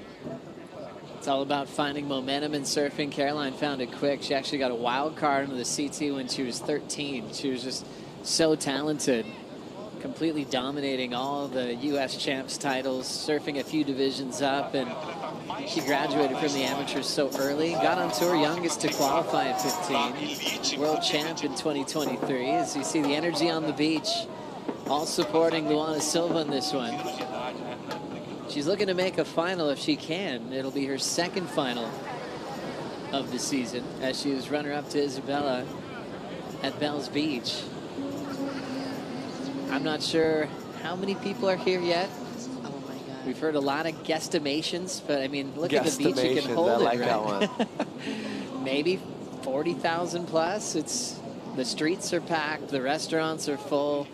They've got TVs and monitors showing the surfing as well throughout this entire surf village of Saquarema, the capital of surf in Brazil, where events started happening in about the 70s. And the CT actually came to town in the 90s as well, as it's gone mobile in the history of this event. And that famous church has been up there watching over the people here since the 1600s as we check out this final bracket. Caroline Marks, Luana Silva looking for a spot in the final. Caroline got past the wild card. Tatiana Weston Webb. Lulu got past a 2-time world champion, one of the best in Rio, Tyler Wright, to get here. Picklum got past Reina Rodriguez as she's coming up next against Erin Brooks. Erin had to surf her quarter this morning against Lakey. And now flipping the script, we've got the final 4 left for the men. Pupo is the last one standing to keep the streak alive for Brazil. They'll have Cole Houshman and then Griff and Ethan Ewing. That's like a battle from their World Junior title days. They've even had a heat in the WSL Final 5 before. Let us know who you think's going to win. Our champions being crowned really quickly as the Final 4 set for the men and the women here. And for Brazil, it means a lot if they could keep that streak alive. As you know, Maeda, going back to 2017. Can Miguel Pupo get it done today? Yeah, I really think so. His surfing looks really sharp, and I mean, he has the crowd behind him. And it is really interesting to see the crowd, you know, because yesterday I went on the beach, like talking to people, and some of them don't really know who are they cheering for, just like, oh, I'm cheering for a Brazilian. I'm cheering. That's a good way to start. Yeah. The home team. So passionate crowds, and it's just amazing if we can have like Miguel Pupo in the finals. Little wave popping up here. They're going to hold back. Obviously, Pupo still in, but also Ethan on the other side of the draw in semifinal number 2. Ethan Ewing is on the glass with Rachel. Wow, guys, what an intense heat. But Ethan, congratulations on this win. We know that you and Italy have very different styles. So what was the strategy to make your surfing come out? Yeah, I was just kind of focusing on getting like the better waves, the bigger waves, just to kind of show what I can do. It's really hard out there. It's like super fast and bumpy, but yeah, we're like polar opposites, like style of surfing. So yeah, stoked to get through. We know that he has the support, the crowd support, but then you come and goes excellent. Talk us through that 8.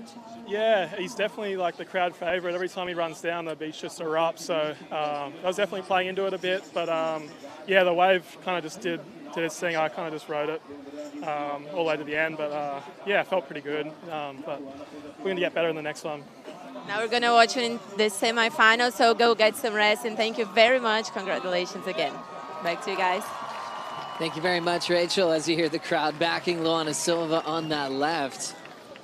But back to Ethan Ewing quickly. What a performance dealing with Italo Ferreira, easily the crowd favorite, who's been doing airs, running into the crowd, high-fiving everybody, chanting his name.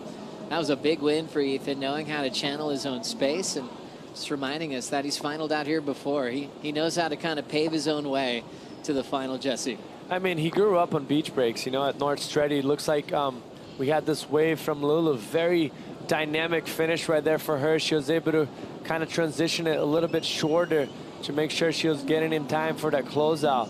Obviously, the wave lacked a little bit of coping and lip to it, but still probably looking like to better at 4.17 for Lulu, and just in a very good rhythm. Every time Caroline Marks commits a mistake, she's on a good wave, you know, applying a little bit more pressure. These two just had a heat together. It was actually elimination round at lowers, and Caroline got the jump on Lulu. Next event, they meet in the semifinals much later in the draw, but they've been pretty busy in this one. Both surfers coming through the elimination round in this one. And as we remember, the elimination was loaded with the top 5 surfers, and we lost most of them. You know, Molly was the only surfer in the top 5 that went straight to the quarterfinals, and really created a moment for Molly now to take world #1. As Joao Chianca, Lulu's boyfriend, watches on, giving her some advice on his local wave. And that's her corner there. Tati, that's Lulu's mom there. She's actually from the state Espírito Santo, is that the name? Yeah. Beautiful part of Brazil. Beautiful. Joe, actually we've been talking about so much about Molly having such an advantage of being the only girl in the top 5 that was still in the event on the quarterfinals, but also for Caroline Marks. She has a huge gap going in comparison to Isabella Nichols right now. So she needs to start gaining ground. So this is such an important event for her if she wants to make to the top 5. So this heat here, she cannot let it go away from her. Like, it's a huge opportunity for her to just get a little bit closer to the goal on the end of the road. Such a good point. It's just Molly who's in that top picture, world #1 from the top 5. Caroline's #6 in the world. Erin Brooks has jumped to #8 in the world. And Luana Silva #10 in this one. So 3 surfers outside the top 5. And Caroline being last year's world runner-up, year before world champ, it'd be strange not to have her in the mix when we come to Cloudbreak. Yeah, it's man, she needs to start. The good thing for her, she's good at every stop. So it's not like one of those surfers that are like, hey, she has to capitalize here because she's not that good at JB or Chopu. Like, I mean, she's just an all-round surfer and just a smart competitor that she can pull it off anywhere. But obviously, you want to start doing it earlier than later because the pressure starts to add up. Caroline dealing the pressure well, and even when the pressure got really intense, she took some time off of the tour. Said it was a really hard decision to make because she loves surfing, loves competing, and then she realized it was the best thing for her. Her whole life has just been about winning and competing, and she actually got to do a boat trip with Luke Egan. Came back into the tour at El Salvador as a wild card, made the semifinals, and was like, yep, I'm ready. Won the world title the next season. As we look at Caroline speeding on this right and having to eject. Watching it from the sky, I was hoping she had a big section to lay that board into. Another surfer on the Map by O's program, Lulu on the Sharp Eye program. That's been a battle that's been common throughout not just this event, but all season, as their shapers are in the top 2 on the shaper rankings.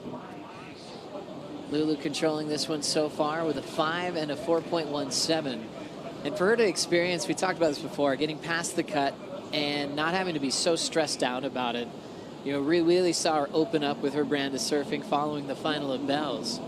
It reminds you of those like psychological little games you could play.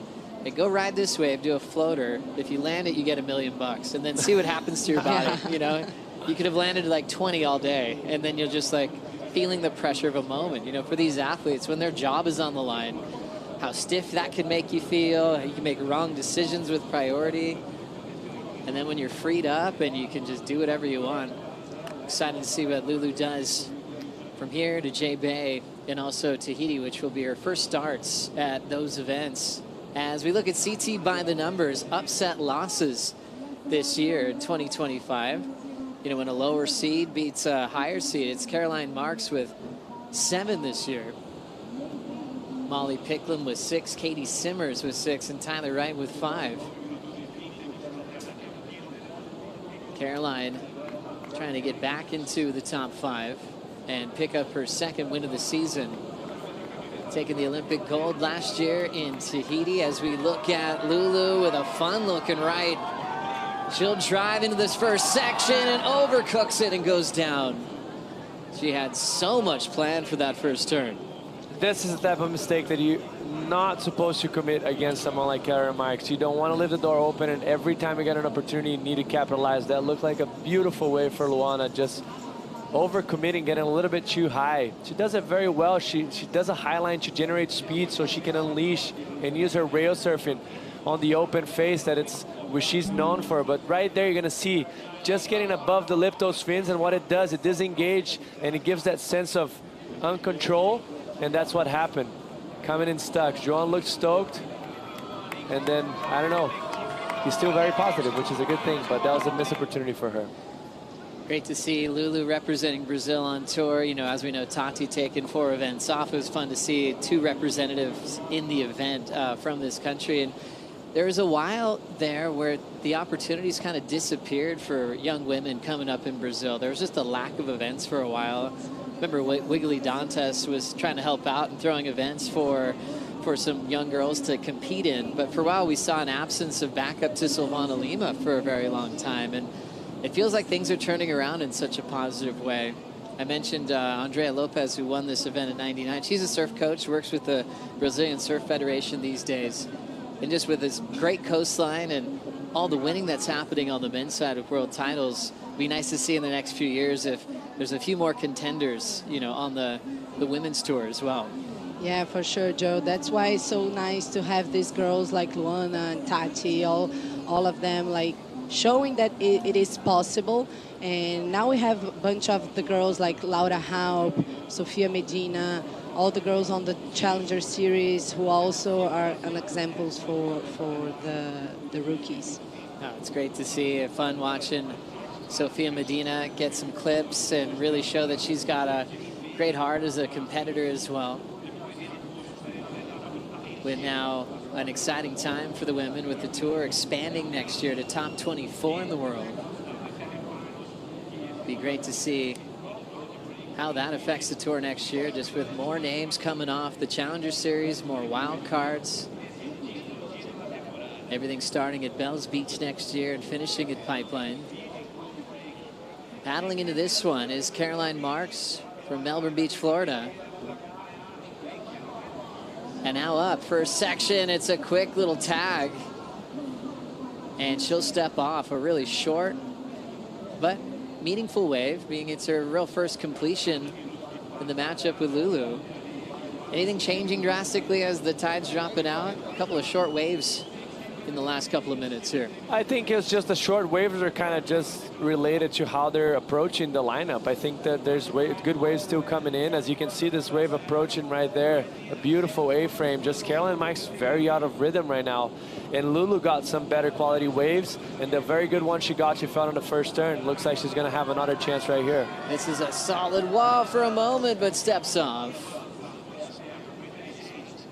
And from this angle, not quite sure why she got out of there so quickly. Just a 0.2, and she'll hold priority if she can. But on that first look, wow, I couldn't wait for her to rip that forehand turn into. But she's obviously got a better view of it, looking down the line. Silva getting past Katie Simmers. Caroline past Isabella Nichols as well in that elimination round. But the top 5 so solid. Gotten so many points up there. Well, it's going to be hard for even Caroline at number 6 to break through. We always try to break down game plans and find little rhythms in the way people win. And for Caroline, she kind of just does it her way. As we look at that backside snap again, Maida. Yeah, it was a good one, but just the wave just collapsed. Very vertical, releasing a little bit the fins, but I think she will really need something more to turn this heat out. We always love hearing from you. We'll go to the Banco do Brasil fan picks. I always want to know who you think's going to go all the way, or even just in these heat wins, as we have the majority going with the Brazilian Luana Silva, 61% compared to 39% for the world champ, Caroline Marks. They've identified the role of Lulu, also connected to that hometown support, which has been louder than ever this morning. Sometimes almost impossible, it feels, to surf against the crowd. It's definitely an element that affects the performances.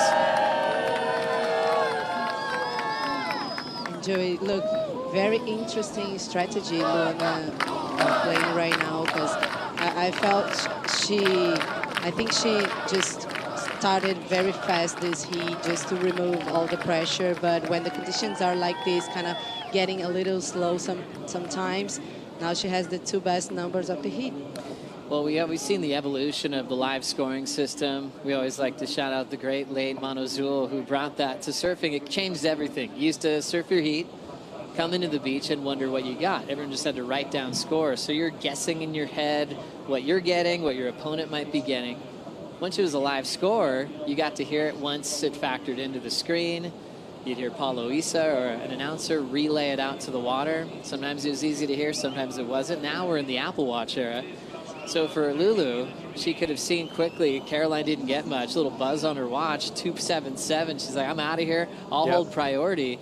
And that's completely changing how you approach a heat as well. With that instant information, you don't even have to wait for someone to say it from the tower. Yes, that's very nice that you mentioned that, because it really helps also sometimes with wind. Like, people don't take notice so much of that, but if you have winds, kind of onshore winds, it's hard for the sound to get too very wet. So the watches really help it out with the score system and knowing how you situate it on the heat, and you apply your strategy on top of that. And in this situation, obviously for Lulu, just 2 best scores by far of the heat. Even though they're small scores, it gives her a good gap of a lead. Lulu looking with priority. She will opt to let this one go. Nothing there for Caroline Marks. Molly Picklum, Aaron Brooks coming up next. So far, Lulu still out in front over Caroline. We'll be back to finals day here at Saquarema right after this.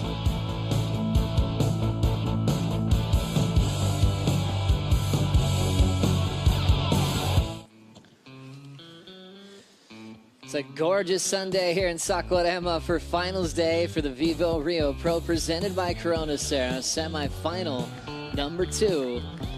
About to walk out in front of these great fans. Molly Picklum, Aaron Brooks. They'll hear their names announced by Paulo Issa, longtime announcer from Brazil. 2 vezes vice-campeã em etapas do CT esse ano. Can hear his voice in the Alcançou feitos background, Molly. históricos como nota 10 Did a nice e uma das bow pesadas before em Sunset her Beach, no last Havaí. announcement. Nascida em Terrigal, Austrália, Molly Picklum. Now world number 1 on the live rankings. She's been embracing every moment of this week. Aaron Brooks, e novamente, atleta que venceu já um Challenger Series aqui em Saquarema. Rookie of the Year 2025, campeã de feed em 2024. Uma salva de palmas para Aaron Brooks. The young rookie, 17-year-old, representing Canada, excited about this matchup. Aaron Brooks e Molly Picklum. Galera, uma salva de palmas para Aaron Brooks e Molly Picklum. Ladies, you can go to the water. Good luck and good waves. Big smiles from both of them walking down the steps. Aaron Brooks was so aware of the track record between herself and Molly. I guess, well, it's all really happened this season. 2 wins for Molly over Aaron Brooks, but Aaron has one. It was when she was a wild card last year in Fiji, beat Molly Picklum in the semifinals and went all the way. But Aaron's like, yep, I want to turn things around. She got me back in Abu Dhabi, and that was a fun one. They were like taking turns, kind of like a skate jam session where you're going blow for blow, rights, lefts. Aaron wanted that one badly. also at Pipeline to kick off the year. Watching this one, it'll be Caroline Marks finding some open water. Drives into the first section, tags it but can't control it on the right away. Her wave before in a smaller section where she threw down a snap was a 2.77. So clearly that would have been a lot more points, but a rare slip up. It's hard to blame her for that one with the backwash of Saquarema. Took her by surprise off the bottom, Maida. Yeah, she's kind of struggling with this backwash. She couldn't stay on her feet. Look how explosive the water coming from the bottom of her board. And here's Lulu. Lulu got this wave during the break and was able to get a closeout snap in. That's a nice one single turn. I think, to tell you the truth, I think Caroline might be overthinking, trying to do more than she needs to. If you look at Lulu's scores, both of her waves basically were on one single maneuvers. The 5-point right, she had a little wrap to set up, but that barely counted anything. So if Caroline Mark maybe played a little bit safer on that closeout turn, she would have been looking at 5.43 that Lulu just got it right there, because that wave was even bigger. Just, you know, sometimes you get in those bad rhythms and you just start overthinking and you think you need to do more than you should be doing, and just simplify. Try to reset and restart, which for her right now, it's a lot of trouble with 7 minutes left and with second priority, because most likely Lulu's going to block her in the next good wave that comes towards her. Things going well for the Brazilian. Luana Silva checks the Apple Watch again and is starting to apply pressure with priority and her total out front against a very successful competitor, Caroline, with 7 career CT wins. As Joao staying nice and calm. Lulu's camp discussing the scores and trying to stay in this heat, knowing that there's still so much left in this matchup when you've got a world champ. Caroline winning on the Gold Coast. Portugal now 2 times in her career. North Narrabeen, El Salvador, Tahiti.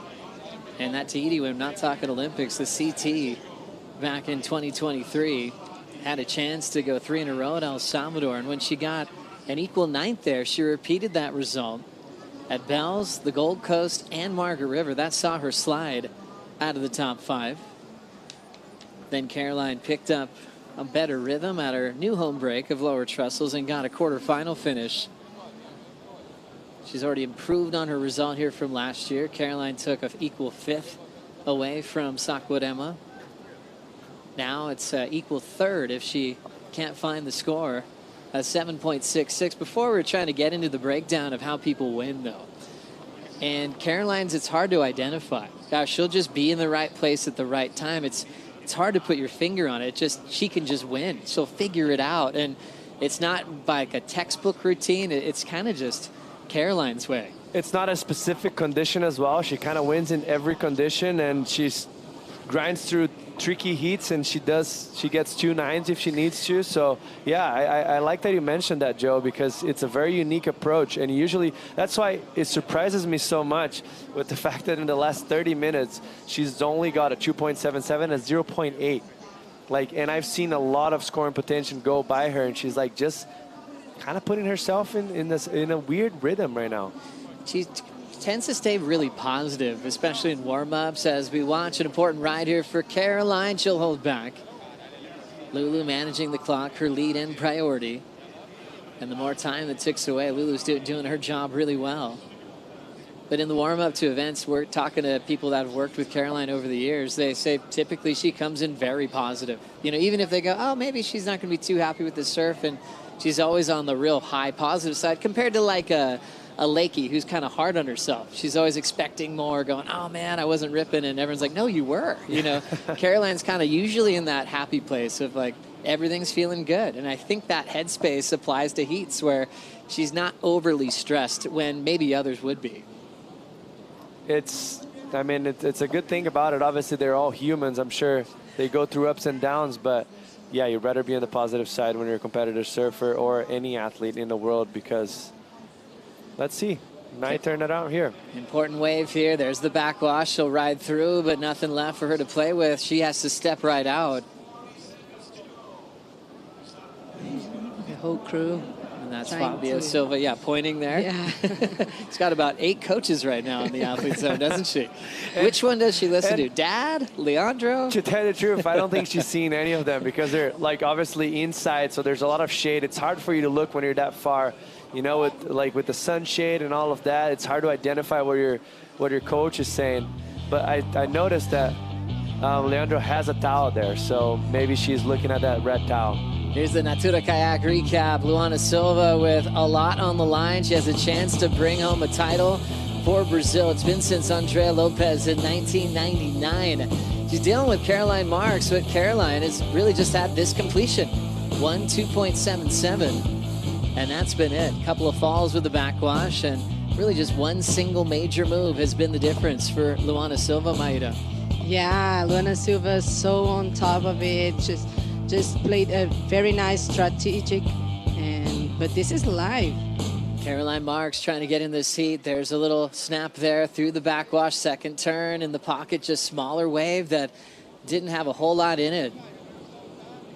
But she's hoping to at least improve on the 2.77, lower the requirement with 2.15 to go. Was this worth taking, Jesse? I think so. With 2 minutes and 14 seconds left without priority, she's most likely going to bet it at 2.77. If we look back at what we've seen on the heat so far, it's a very kind of not really performed heat. It's just like Luana served very well, but just with one single turn. So she's not that far from reaching something into the X-Lane range. You know, a combination of 2 turns in a decent wave, it's going to get close to that. So any gap that she gets closer, it's going to help her situation out. It's been fun watching the relationship of Lulu and Betty Lou this year. You know, I mean, childhood friends that pushed each other a lot, both coming from the island of Oahu. And then Betty Lou winning multiple times this year. Lulu getting into her first final and getting very close to her second final appearance of 2025.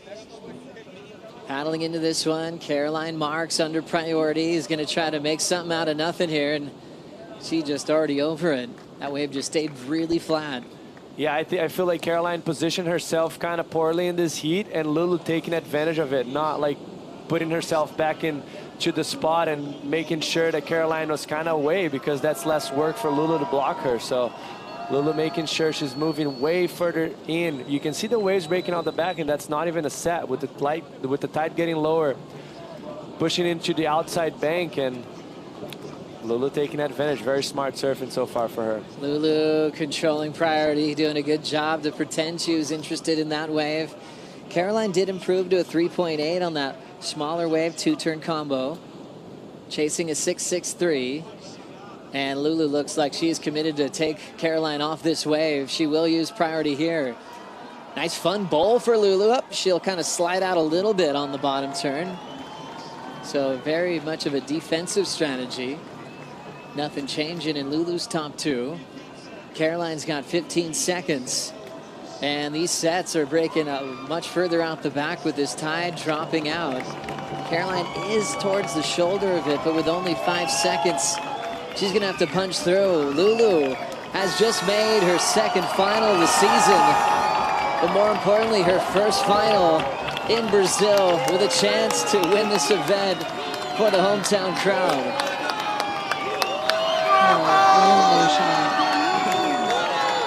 What a year she's having so far. That's incredible to see. Look at that smile. For Lulu, she's looking at a crowd and she's fearing the loudest cheer she's ever had in her career. And you always know how Lulu feels. In the first 2 seconds you see her, she is absolutely beaming with joy. What an emotional feeling she's going through right now. Lulu with a chance to win this one for Brazil. She's into the final. She'll be taking on either Molly Picklum or Erin Brooks. Semi-final number 2 coming up next at the VIVO Rio Pro, presented by Corona Cero.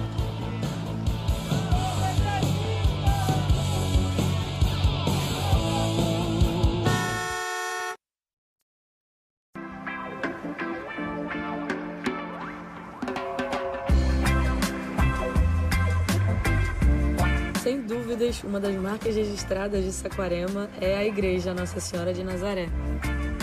E todo mundo vem aqui porque daqui você consegue ver Saquarema de cima. De um lado a Praia da Vila e do outro a Praia de Itaúna. Você consegue ver as ondas, os surfistas, os barquinhos. As 18 badaladas que marcam a chegada das 18 horas. Toda vez que eu venho para Saquarema, eu tenho essa tradição de sempre vir até a igreja para assistir o pôr do sol. Para mim é o lugar perfeito. Relaxar depois de um longo dia de surf e aproveitar que a vista é linda, contemplando a natureza e relaxando.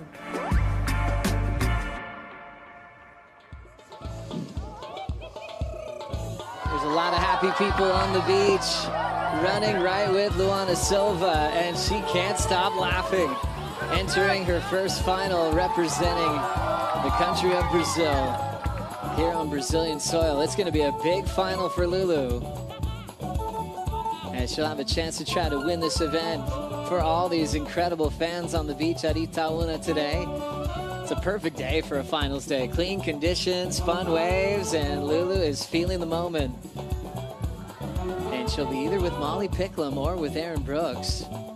See a few people up there by the church. You got a great view of this entire beach. That's Bahia on the other end. You can walk down all the way to the far end and watch Molly and Aaron compete. Got the new world #1 now. That's on the live rankings. She came in here #3 in the world. So seeing the big jump there to the yellow jersey. Aaron Brooks just jumped a spot as well, as she's hoping to get 10,000 points for a win here today, to maybe have an outside shot at making it into Cloud Break for the championship. Nice little wedge on the way there. Aaron looks like she's going to hold off that closeout and get things started. So yeah, things getting interesting, you guys, with the yellow jersey trading hands for a while. Kind of like everyone's had their moment to shine this year. Molly's still looking for her first win of 2025. Molly got it right during the break, Maida. Yeah, nice first rep right there. The second one, more vertical. Nice combo to start things off. Glassy conditions on the right. How'd she do, Jesse? That was great from her. Definitely on a different note, taking note of the previous heat, how they're probably positioned a little bit like wrong on the entire heat. And this wave, you can see the combination of maneuvers. For the last 30 minutes, we barely saw that, and just beautiful wrap and finish it off with a lot of power on that finishing turn. Very critical finish for her. She's gonna get a great score if you compare it to the previous heat of what they've done. Let's hear from Luana Silva with Rachel. That's it, guys. Luana, congratulations. You are going to the final. That must feel amazing. But tell me, especially in this heat, how important was it for you to start strong? Yeah, super important. I knew it was going to be hard against Caroline. She's always a tough opponent to go against.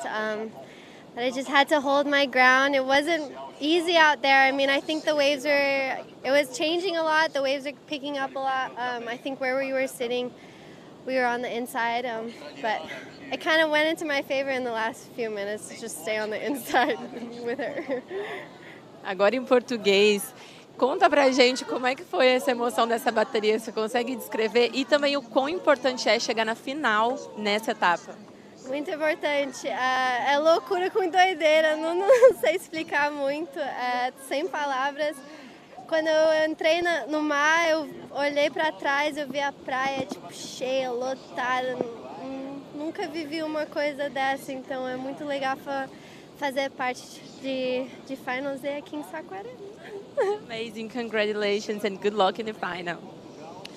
Thank you so much, Rachel. Great to hear from Lulu, fresh out of that semifinal and anticipating fireworks, not just for herself, but matched by the crowd.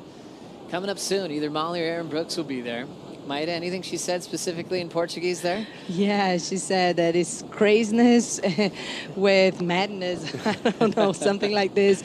And when she saw the crowd, she got like really psyched, and she never lived something like this. She's really happy. We can tell by her smile. Yeah, you can tell she's lifted by that. I mean, I would be as well. I've never got that close to making a final here in Brazil mostly, so I mean, it must be something out of this world, even mostly being a Brazilian surfer and the only one on the woman's side right now. Battling into this one, it will be Molly Picklum under the priority of Aaron Brooks. Finds herself into a fun section. Now trying to stay off the bottom here and times the lip well. you could tell she's making adjustments with her rail line to make sure she's steady off the bottom, just in case that backwash sneaks up and underneath her. A lot of strengths there. One, the turn she pulled off. Two, the sneaky roll-in under priority, Jesse. Yes, that was very smart of her without priority to apply more pressure on top of Erin Brooks. She's starting off with a 6.33 and gonna back it up with a solid score once again. But notice, Joe, how they adjust the position. Like we saw in that last set, Erin Brooks decided to not go on that left, but she was where the wave was breaking instead of kind of getting the wave halfway through. And this with Molly as well, kind of rolling into the sections that the girls were previously surfing. So they probably identified. They're taking notes on the previous heats and making the adjustments as they paddle out. Erin Brooks making the semifinals in Portugal. That was her first big breakthrough result in her rookie year this year. Also getting a semifinal finish on the Gold Coast at Burley Heads. Wow, she was incredible. Took out the GOAT, Steph Gilmore. Back on the Goldie as we look at Molly's second wave, Maida. Yeah, nice first quick turn there, but the second one was way stronger, more vertical, well timed. For me, that closeout was the best turn of the heat so far, but the combination of her previous wave, in my personal opinion, was better. That carve was very nice, drawn out, and in combination with the second one, but that's a massive turn for Erin Brooks, just getting unglued. So Erin waiting to try to start off with some flair, ends up falling on her first attempt, and Molly Picklum gets priority and already a decent start. It's like the numbers that Molly has already is kind of what Lulu won with in the last heat, and we've just really gotten started, Maida. Yeah, I think she's trying to have the same strategy as Lulu had, like picking quick her first waves and lead the heat and put pressure against Erin Brooks. Erin Brooks has a very unique story. Just fell in love with surfing and overnight just treated it like a pro surfer would. It wasn't like, oh, let's ride a couple waves and have fun.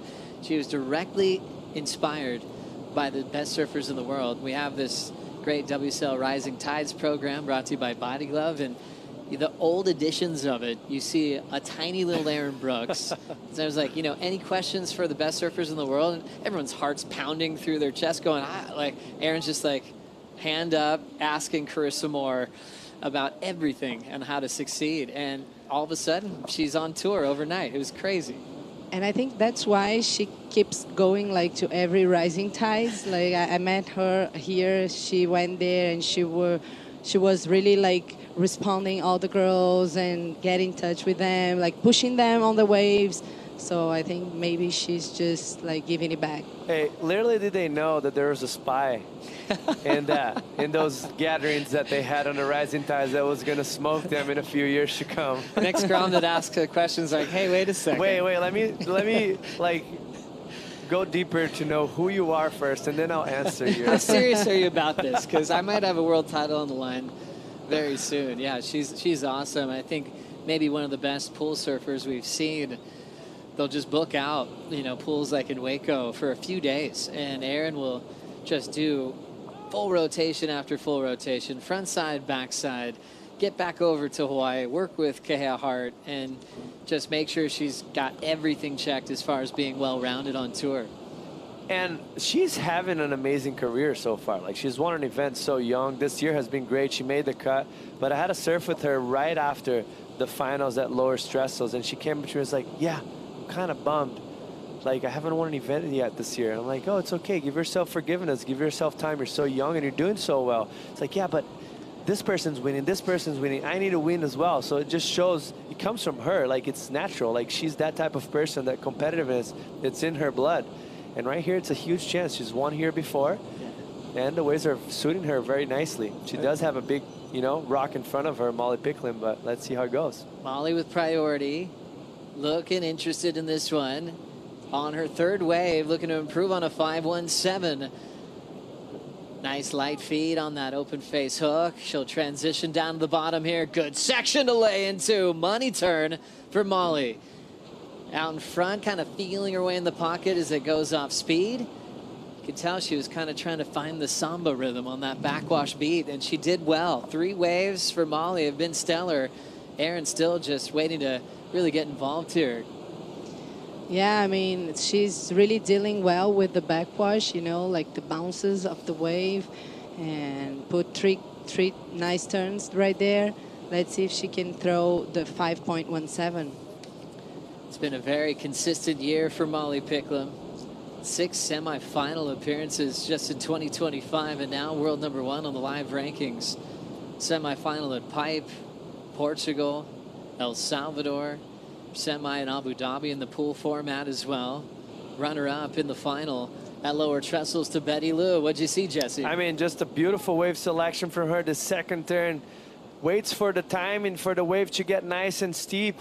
Beautiful layback, and right here just missed time a touch. She went a little bit too deep on that bottom turn and a little too tight, so she gets hit by the lip a little bit before she gets up in vertical. But you can see the approach of her right here, using that front foot to create the speed and maintain the rail in the water instead of stomping on the back foot. And right here, a little bit different. Stomps more on that back foot to get more aggressive because the section was asking for that. And that's the only issue I saw on this wave. As you see, she's coming up, she gets hit by the lip on her chest just because she got a bit too tight, but that's okay. She smashed that wave no matter what. Molly up again and getting a real creative line there. It's almost like she might have been looking for a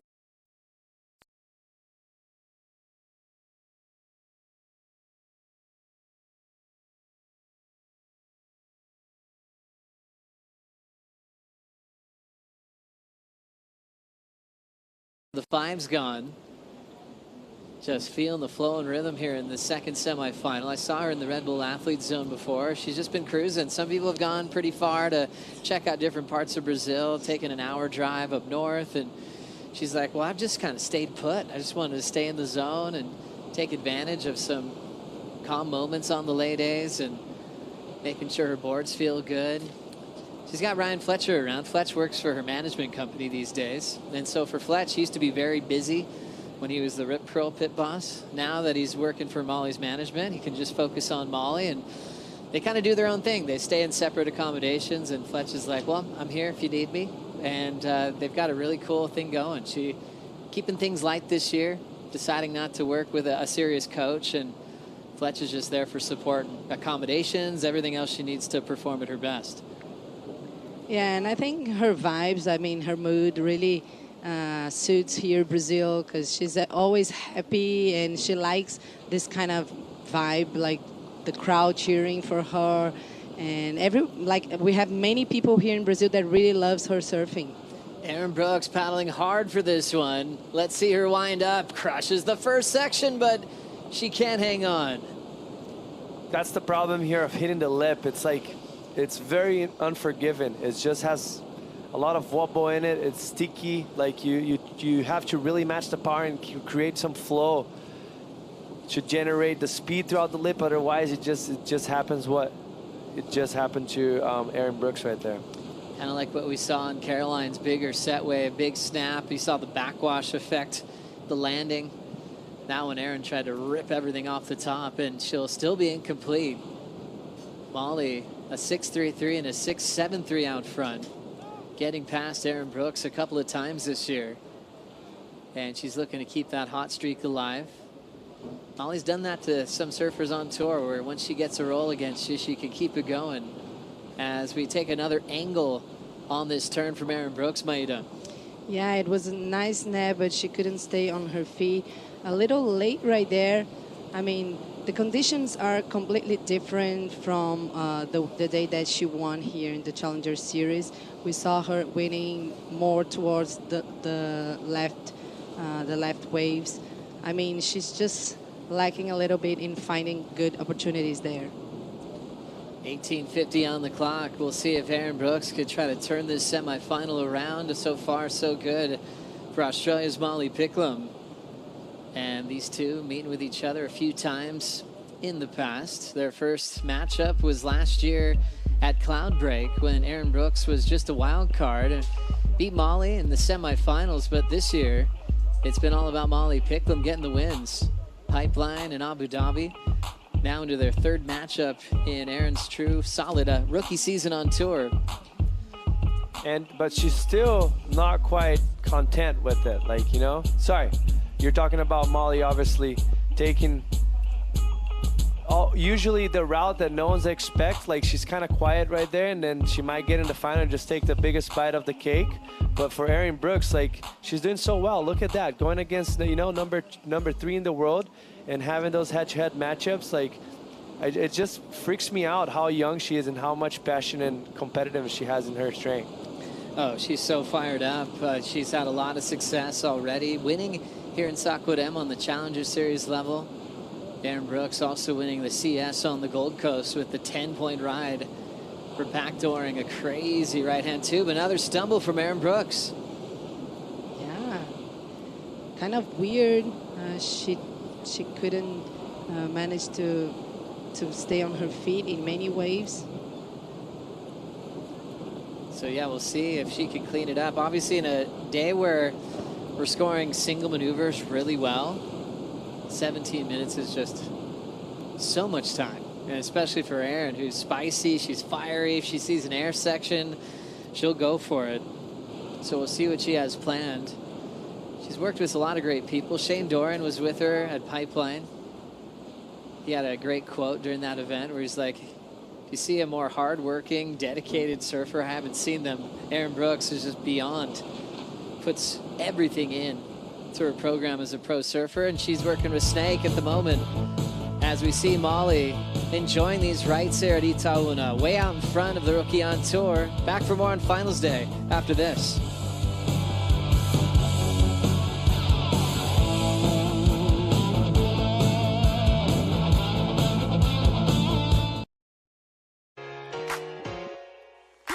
We are at the Centro de Treinamento de Léo Neves in Saquarema at Itaúna. The mission of Rising Tides is definitely to inspire the next generation of women surfers, but not only that, it's to get some one-on-one time with your favorite surfers. Today when Tati showed up, all of the girls, their faces just lit up. I've heard so many personal stories of girls saying, oh, you're my inspiration, I was surfing because of you. Makes me feel really good to be representing something a lot bigger than just me surfing on the tour. We always want more women on tour, and especially coming out of South America, I think it'll start to expand and to grow, and I hope I can just be a part of that change.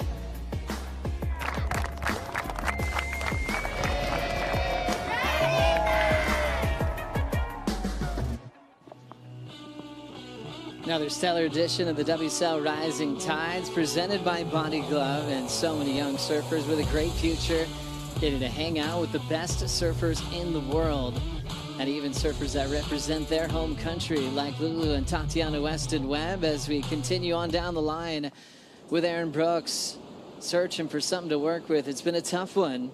She hasn't completed a maneuver yet, and Molly Picklam's just been all over the rights. Molly, first wave where she's just kicked straight out as she's looking to regain first priority. Still looking for her first win this year. Molly winning Sunset in back-to-back years, and then that dropped off the calendar this season.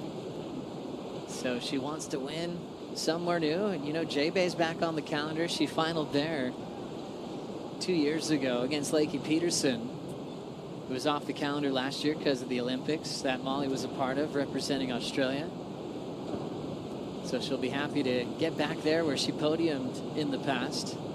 And always looking forward to seeing how Molly's going to take on Tahiti. She charges so hard. I've seen a couple of free surf clips of Molly that are just unbelievably mind-blowing. I'm not sure if she's saving them for a movie or something, but they haven't been leaked on social media. And then in the contest, you could tell she's trying to swing deep, do that like backhand slide into the barrel, and she's had some pretty big wipeouts. Hasn't had a huge result just yet. And at the end of the road in Tahiti, what you're thinking about seeding at the moment has yellow, which would be a big advantage for herself if she hangs on to it at Cloudbreak. Yeah, sure. And Molly is showing how important consistent is. I mean, she hasn't won an event this year, but she has like 2 finals, 3 semis, plus this one that she's in, 2 quarters. So consistency is just, I mean, she's on top right now, so. And even much better than last year. You know, from last year, she had some ninths from Portugal to Bells. You know, she had 3rd place at El Salvador this year. She turned that 9th from Portugal last year into a 3rd this season And it makes sense why she's world #1 even without a win yet. As this wave starting to split up the lineup a little bit, it'll be a late decision from Erin Brooks.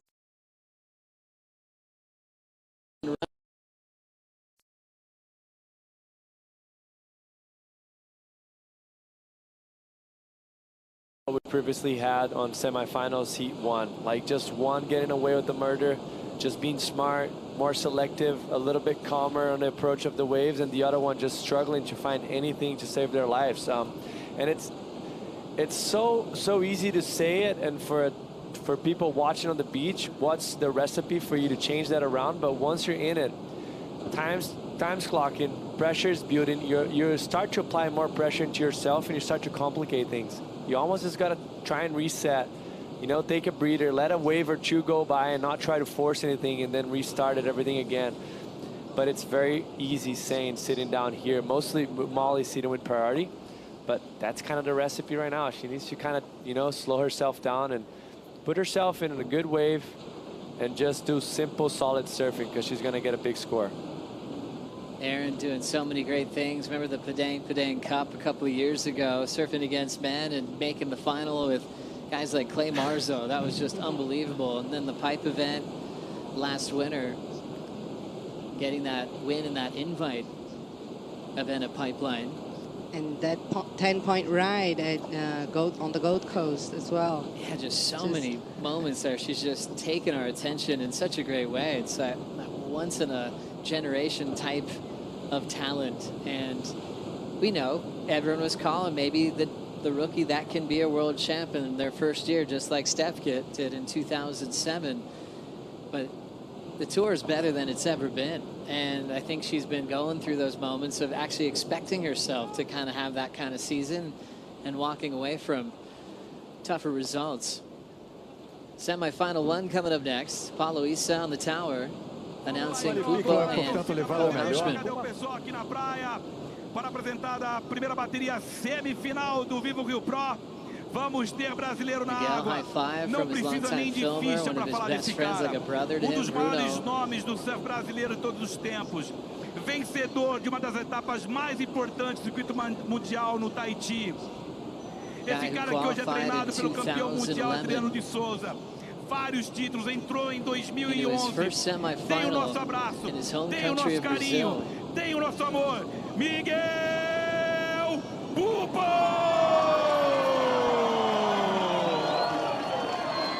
Now it's up to Miguel to keep the streak alive, protecting this event title from all the international surfers that are trying to take it into the top 10 now. Cara que também já venceu uma das etapas mais importantes do circuito mundial em Bells. Vem de São Clemente, na Califórnia. O power surf big arena like this one. Hirschman! Tá aí Cole Hirschman e Miguel Pupo. Ok, boys, you can go to the water. Galera, uma salva de palmas. Que bateria nós vamos ter agora. Nice little handshake from Cole to Miguel Pupo. Cole's getting right to business. Miguel's going to wait and prepare. He's had an emotional run in this one and taken out 2 of the very best on road to this matchup. So his confidence buzzing after taking out Toledo. Where does he go now with it after taking out Yago Dora? Miguel knows it's up to him to win this thing for Brazil. Yeah, for sure. A lot of pressure under his shoulders right now, over his shoulders actually right now, and I mean the whole crowd's gonna be cheering for him, and also Lulu. We have Lulu in the finals, so a little bit of pray, a deep breath, and go into it. And you mentioned about Felipe and Yago. I personally think for his generation, those are the 2 best surfers ever on a jersey in Brazil. So the two event wins itself right there to take those 2 names. And now obviously it doesn't get easier. You have Cole Hirschman, which has been performing 8s pretty much every heat that he stepped on the board so far in this event. And maybe it was a good thing for Miguel to have a few days off after that Felipe win. That was emotional. He had a moment where he just couldn't even stop crying. It was deep. It was everything. One of the most important wins of his career. And then had a few days to kind of realize his position. Looked very comfortable in the win over Dora today. Yeah, it's true. What I think it's coming to his mind is the final 5. He really wants to go to Fiji to have an opportunity to run for the world title. So probably he's just that time he was just thinking, no, I'm a little bit closer to get the points that I need. 6:25 to go in this second semifinal. Aaron still comboed. We'll send it upstairs with Strider. Thank you very much, Joe. Yeah, this has been an interesting couple of heats. It's super confusing in the lineup for the athletes. I'm watching Snake over here lose his mind. He's got his towel out. He's flipping it all over the place. You know, Caroline Marks saying how hard it was to like figure out where to go in the lineup. It's changing so much. The tide is changing, so the position in the lineup has changed, and the swell is getting bigger. So they've been going back and forth trying to find the right spot, Joe. Thank you, Strider, hanging out in the Red Bull Athlete Zone. He was right behind Jake the Snake Patterson, one of the best coaches in the game. An incredible career, winning pipe, sunset a couple of times. Jay Bay, his passion just grows. He cares about his athletes. He wants them to win. You could see him hanging over the railing there, trying to reposition Aaron Brooks. And the crazy thing about it, if you're Molly or if you're Luana on the previous heat, you when you're in that situation, you know how the lineup is dealing, but your opponent isn't. You just try and hide and not. You make sure that your opponent doesn't figure it out. Bowling left, priority with Molly. She will stumble on the takeoff, but her goal there was definitely to take Aaron Brooks off that opportunity. A little left wedge with a ramp on it. Aaron would be looking to the sky on that. So even though Molly had the stumble, she kept Aaron off that wave. Now 4:55 to go. And Molly's going to reset as she'll come through to the inside. Got her keepers early, 6.33, 6.73. Aaron started late, but went right into a fall in her first turn. Swung for the fences on a right. It bounced her off. She found a short left where she got one turn on, so Aaron's best so far, 2.17. Now 4:25 to go. Aaron's got the lineup to herself. And reading this place, we talk about wave selection, the importance to it. When you got this dropping tide, what is the real challenge of making sure you're in the right spot? Even Lulu said they were too far inside, but she also noted that it was to her advantage to stay in there with Caroline. So a good adaptation there, even though she realized she might have been out of position. Yes, no doubt about it. You want to go even closer to the inside if you're in a winning position. Why not? Like, you don't want to make sure, you want to make sure your opponent doesn't figure it out where the lineup is, because you already did it yourself.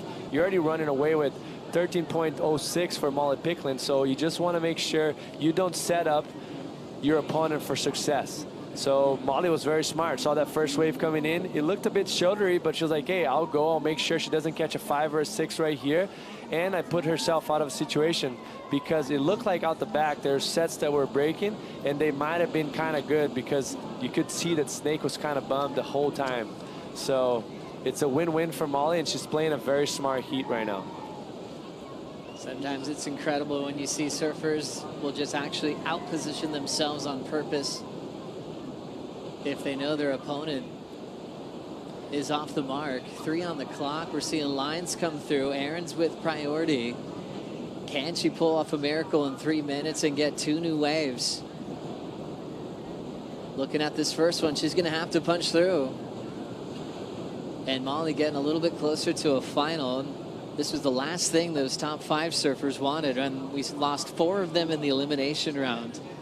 We saw the opportunity with Molly being the only top 5 surfer, number 3 in the world at the time, then moved to number 1 with Katie and Gabby Bryan out. 10,000 points on the line for a win. That would really create some space in the top 5 for Molly Picklum.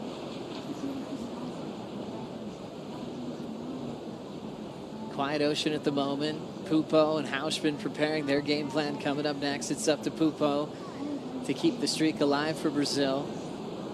And you've got Ethan Ewing and Griffin Colapinto in the second semifinal. They've known each other for a long time. They've been in movies together. They would travel to each other's homes from Australia to California. But they're fighting for the same prize, trying to win in Brazil for the first time. Ethan's come closer. He's made a final. Griff's got one semifinal before this. So the stage is set for the final 4 men. 1:45 on the clock, and now with this amount of time left, it's looking like we will see Molly Picklum go 3 in a row this year against Aaron Brooks. Yes, that's, I mean, it's crazy to see how much of a shocker 2 opponents had it, but this is what I wanted to show. Look at the lineup out the back. Look at that wave from the drone angle. That wave is peeling from way out the back. We're already talking about maybe the second turn, and then as she's gonna duck dive and get caught, that wave gets steeper and keeps rolling. That might have been one of the best, for sure the best wave we've seen it all day today. But this is not the only wave that broke out the back. I've seen it a few of them roll in, and they're just out of position. So a lot of missed opportunity, and you can see Jake, being as experienced as he has been on tour, knows what a miss of opportunity this could be for Aaron Brooks missing that left. Tough one there, being out of position for that peeler. That thing was insane, breaking way outside on this lower tide. 45 seconds, and Aaron Brooks is gonna take this wave into the beach. Patience off the bottom and crushing that section. Explosive hammer there. That'll feel good before she jumps on a series of flights and heads to Jeffreys Bay. I'm sure a frustrating semifinal when you haven't really got to really sink that rail into the open face. And Molly Picklum ran away from it from the start.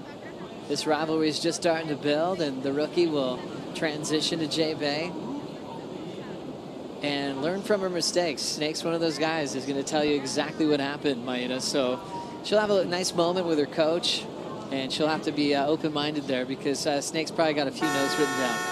Yeah, for sure. But, I mean, she looked really disappointed right there. This last wave, it was critical turn, but it was too late for that, you know. Molly Picklum has made it into the final, and now in back-to-back finals on the championship tour. World number 1 will be taking on Luana Silva in the final of the VIVO Rio Pro presented by Corona Cero. That is going to be an absolute classic. Molly trying to win this event for the first time in her career. Remember, last 2 years have been dominated by Katie Simmers. So both athletes in the final looking for their first win here at Saquarema. Coming up next, we've got Miguel Pupo taking on Cole Hausman. Bringing Chris Cote to walk you through the action.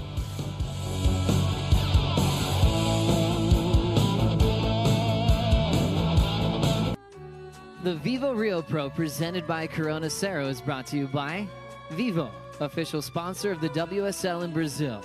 By Corona Cero, made with 100% natural ingredients. By Banco do Brasil, official bank of the WSL in Brazil. And by the city of Saquarema, official host of the VIVO Rio Pro presented by Corona Cero. Coming at you live from Saquarema with love. It's the VIVO Rio Pro presented by Corona Cero. We've got an all-goofy affair in semifinal heat number 1. Miguel Pupo, world number 10, going up against Cole Hausman, world number 13. Brazil v USA. Power versus fluidity. This one is going to be fun. Chris Cote, Mitchell Salazar, Kaipo Guerrero on the call. 3 goofies here, 2 goofies in the water. The tail of the tape here is you've got the most powerful surfer on tour going up against one of the smoothest surfers on tour. Both of these surfers have put together clutch performances in their heats. This one is, there's a lot of unknowns out in the lineup right now. I think Cole Hausman's surfing like he's 8 feet tall. This guy's giant, right? And he's been light-footed but powerful. Judges have been eating it up. I love what Cole Hausman's doing. Meanwhile, you have Miguel Pupo, the veteran, calm, calculated, making really good decisions, really great wave selection, and really good presentation in his heats. That's my tell of the tape. I like it. I like it. The great unknown. Who will get the first score of note? Well, straight from the jump, we had Cole Hausman drop a 2.83. Oh. Hammer. Yeah, they didn't gonna convince anybody, though, at the end of this heat, so wants to get things going with the combos, but woo, he gets on rail, though. You better watch out, and things warmed up since this morning, too. Was wearing a top earlier, and seems like the consistency definitely picking up as well. We're very close to the lowest point of the tide, too, Chris, so I would think much more steeper sections would definitely going to benefit Cole. 11:45 a.m. here in Saquarema. Welcome you from wherever you are in the world We're witnessing the second semifinal appearance from Cole Hauschman, Powerhouse. He's had an up and down year, but so far, the last few events, he's done really well, getting things back on track. He's up to 13th in the world and could grow with a strong finish here. Now we're looking at Miguel Pupo coming from behind a big section. This wave, double overhead, but it closes out. That was one of the biggest sets we've seen of the day. It's nice to see. I mean, we're still about 45 minutes or so from the low tide mark, but just with less water on the bank, it's just showing it's enhancing the waves. And so we're seeing more size with the same amount of swell. We just don't have to get through all of that deep water. So a welcome sight to see. Unfortunately, a couple walls out there as well.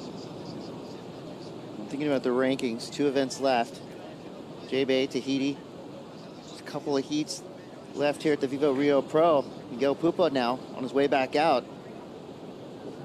Nice Sakurima slice there for Miguel. Good, clean, 3-turn combo with the 4th. Crowd goes wild. Nice little flame too. Yeah, last remaining Brazilian man in the event, Miguel Pupo. Always silky smooth, of course. I mean, it's hard not to just be relaxed when you watch his surfing, but he does have a explosive forehand, and his backhand is the weapon that got him through on the previous day of competition. You're right behind him, Cole Hauschman. Deep bottom turn straight into a big power hack. Through the bump, no worries. Whoa. Wow, that was a well-timed combo right there by Cole Hauschman. That setup and then to get up there, lip glide to finish, along with all the bounce that was happening, really impressive. Not an easy thing to do right there. Perfect timing. Under duress. I mean, that backwash had buckle written all over it, but he flowed right through it. Yeah, he's one of the largest guys on tour and one of the heaviest as well, but you can just see combination in really tight space, very difficult to do. And of course, we talked the explosiveness when he gets into the lip as well, and critical section right here, but I just love the way he brings some variation to this turn. All the way around, but slides the fins a little extra towards the end, and look at how fast he gets up in the lip for the second one. Tight in the pocket. I can't believe how powerful and heavy-footed he can be, and then just flip a switch and go light. He's nimble as well, right? And that was shown right there with that lip glide. Good timing. Miggy, on the other hand, this is kind of more of a standard kind of wave to surf, get a number, you know, nothing super explosive, but strung together a couple of maneuvers. But of course, we've seen that throughout this entire competition. It's not quantity of maneuvers, it's quality of maneuvers that get you the scores. Yeah, pretty much maximize the potential of that wave. Got pretty small pretty quickly. Oh, well put together, though. I mean, when you look at how complex it's been the last few heats, and especially most people haven't been going left either. So the fact that both of them go left, they're going to convert on a score first thing in the heat. Really good execution right here by Miggy on a smaller wave under priority, knowing that he wants to get a score on the board too. And his best result ever in Rio, which is a consequential thing for him as well. Pressure's added up to a lot of Brazilian surfers in the past. His brother's made the final before. It's nice to see him be able to convert for the first time ever, Chris. Yeah, it's the start of what could be an incredible story, but Miguel Pupo has something challenging in his way, and that's Cole Hauschman, who's already got a 283, and we think his last wave is going to be a pretty solid number. Should be a solid number, yeah. Thinking Miguel, most likely mid-ranger. Cole Hauschman, I think above and beyond, but we'll see. We'll leave that up to the experts above us. I'm an amateur armchair judge. I get excited about everything. That's why I would not be a good judge. I love it all. There's no room for that on the judging panel. 26:39 to go. Scores are dropping in. And as expected, Miguel Pupo just a little bit above that mid-range score, 5.67. Cole Hauschman is 7.33. Here are your past champions. Yeah. Italo did it last year. Iago, Felipe, a lot of Brazilian flags up there. It's been an all-Brazilian blackout here at the VIVO Rio Pro. Some great times when you look at the history of this event. You know, you had the debut of Iago Dora in 2017. You had Barinha turn on in 2018 and 2019 for Felipe Toledo. Of course, the 10 in the final for Felipe Toledo in 2022. The 10 also for Iago Dora in 23. So a lot of hallmark moments, all owned by the Brazilians in this particular event. Yeah, and as it stands right now, Miguel Pupo, the sole remaining Brazilian On the men's side, you've got Luana Silva waving the Brazilian flag for the women. But you've also got flags from Canada, or from Australia, USA. So this thing's still wide open. We got a lot of surfing left today. Cole Hausman trying to put that Stars and Stripes flag on that screen. And here we go. Surfing like that, you got a good chance of it. Huge tail smashing turn. Freeze the fins. Yeah. 1, 2, 3. Give him a cheer. We talked about it. He deserves it. Power, but at the same time being able to be nimble. Really quick feet right there on display. Get up there 3 times. That was super quick surfing, appropriate for how fast the wave was peeling. We'll take a look at it over here and just see, just one time here, really cut that short. Come around one more. And just the speed in which he's able to attack the lip, and again, timing that final lip glide along with some of that backwash. Look at him skipping through the water right here. I mean, power and finesse through each and every turn. Well, for a guy that big, this is really just reactive surfing, you know? Fitting in all these maneuvers in a really short space is impressive, but getting in the lip itself is the most impressive thing about it. I mean, look at the reaction time right there. To be able to fit that board in such a tight space, but more importantly, with a guy that size, a lot more volume on that board than you normally see from somebody 5'8", 5'9", and I was talking to Jordy Smith about this the other day. For guys our size to be able to get that board up in there into the lip, usually takes a lot longer. Gian likes it, the team manager over there from Lost Surfboards. Well, he should. And the 733 is going to be comboed up with another great score. I feel it's going to be in the very good range. Has to be. Speed, power, and flow. Maybe even excellent. Who knows? What more could you do on that wave? And the judges liked it. 773. Wow, that puts Miguel Pupo in a tough spot now, needing a 939. We got 23.50 to go. Cole Hausman in control. Powerhouse on top for now with a 733 and a 773. It's a huge heat total, 15.06 already. In 12 minutes. And it looks like he's having fun. He You know, is. he's playing with the crowd a little bit. Like, Yeah. I can't hear you. Right now, he's grabbing all the rebounds, taking it down to the court. Rodman. Dennis Rodman, 91. Cole Hausman, 91. What do they have in common? Outstanding style, both in and out of the water. Well, the hair has a lot to do with it, too. Well, they're big kids that can wreck games. That's right. He's an enforcer, that's for sure. And, you know, when you talk about size and making your physical appearance as valuable, too, he's a presence in the lineup, Chris. Yeah. You want to have that. I'm not going to paddle. I'll tell you that much. He's got style. He's got style, too. Santos Studio style. Well, right now, we're looking at the 3rd highest heat total of the entire event. Love it. With some room to grow. Really? Yeah, I mean, the momentum, too, right? 22 minutes. He's already sitting on 2 sevens. Yeah. It's kind of crazy considering how good this place is and how many excellent performances we have seen in the past. 15.06, 3rd highest heat total of the event. Kind of shocked, to be honest. But that's a good stat if you're Haushy right now. Yeah, well, remember, Cole, in his opening round heat, 9.87, but and had like a 1-point backup, you know? So I think that was kind of the case when we look at heat totals here, is that we've seen some big numbers, but to have those two decent numbers for that Within heat the total. same heat, yeah. So that's good news for Cole. Bad news for Miguel at the moment. Set rolling through. Pretty much a closeout. Nobody looks at it. A couple more out the back. Pupo does have priority. Just that shallow sandbar right there, causing these waves to either lurch or jump. We've seen Cole easily navigate through some bump. So while our surfers wait for the next one to roll through, let's go down to the glass. Manu standing by with Molly. Hello, guys. I'm here with Molly, and your results this year is like, you've been really consistent, and you're in the final in Saquarema. How's that I feel? Congratulations. Yeah, thank you. It feels good. I feel like, I made a bunch of heats this year, and I haven't really won an event yet, so I'm so happy to give myself that opportunity and just put my best foot forward, try and do my best surfing, and let's see what happens, because the waves seem like they're providing right now, so it's good stuff. And you have this crazy crowd cheering in favor of Luana Silva. How do you prepare yourself for that? Yeah, I love it. It's Brazil. They love their surfers. I have a bunch of friends here as well, and they give me a few cheers, so I'll take them as far as I can. And it'll be a good battle. I love any noise, even if it's not for me. That's great. Congratulations. Get some rest and good luck. Back to you guys. Thank you, Manu. And just like that, you hear the crowd going wild. Miguel Pupo providing these hometown surf fans something to go wild for. Looked like a nice 4-turn combo. A beautiful looking wave. I mean, give this guy an appropriate canvas and he'll paint you a picture. Put him right back in it, right? He's right back in the heat right here. Whippy surfing. And you can see he's energized, he's motivated, he knows he's behind, so he's got to put in extra gear, and that he does.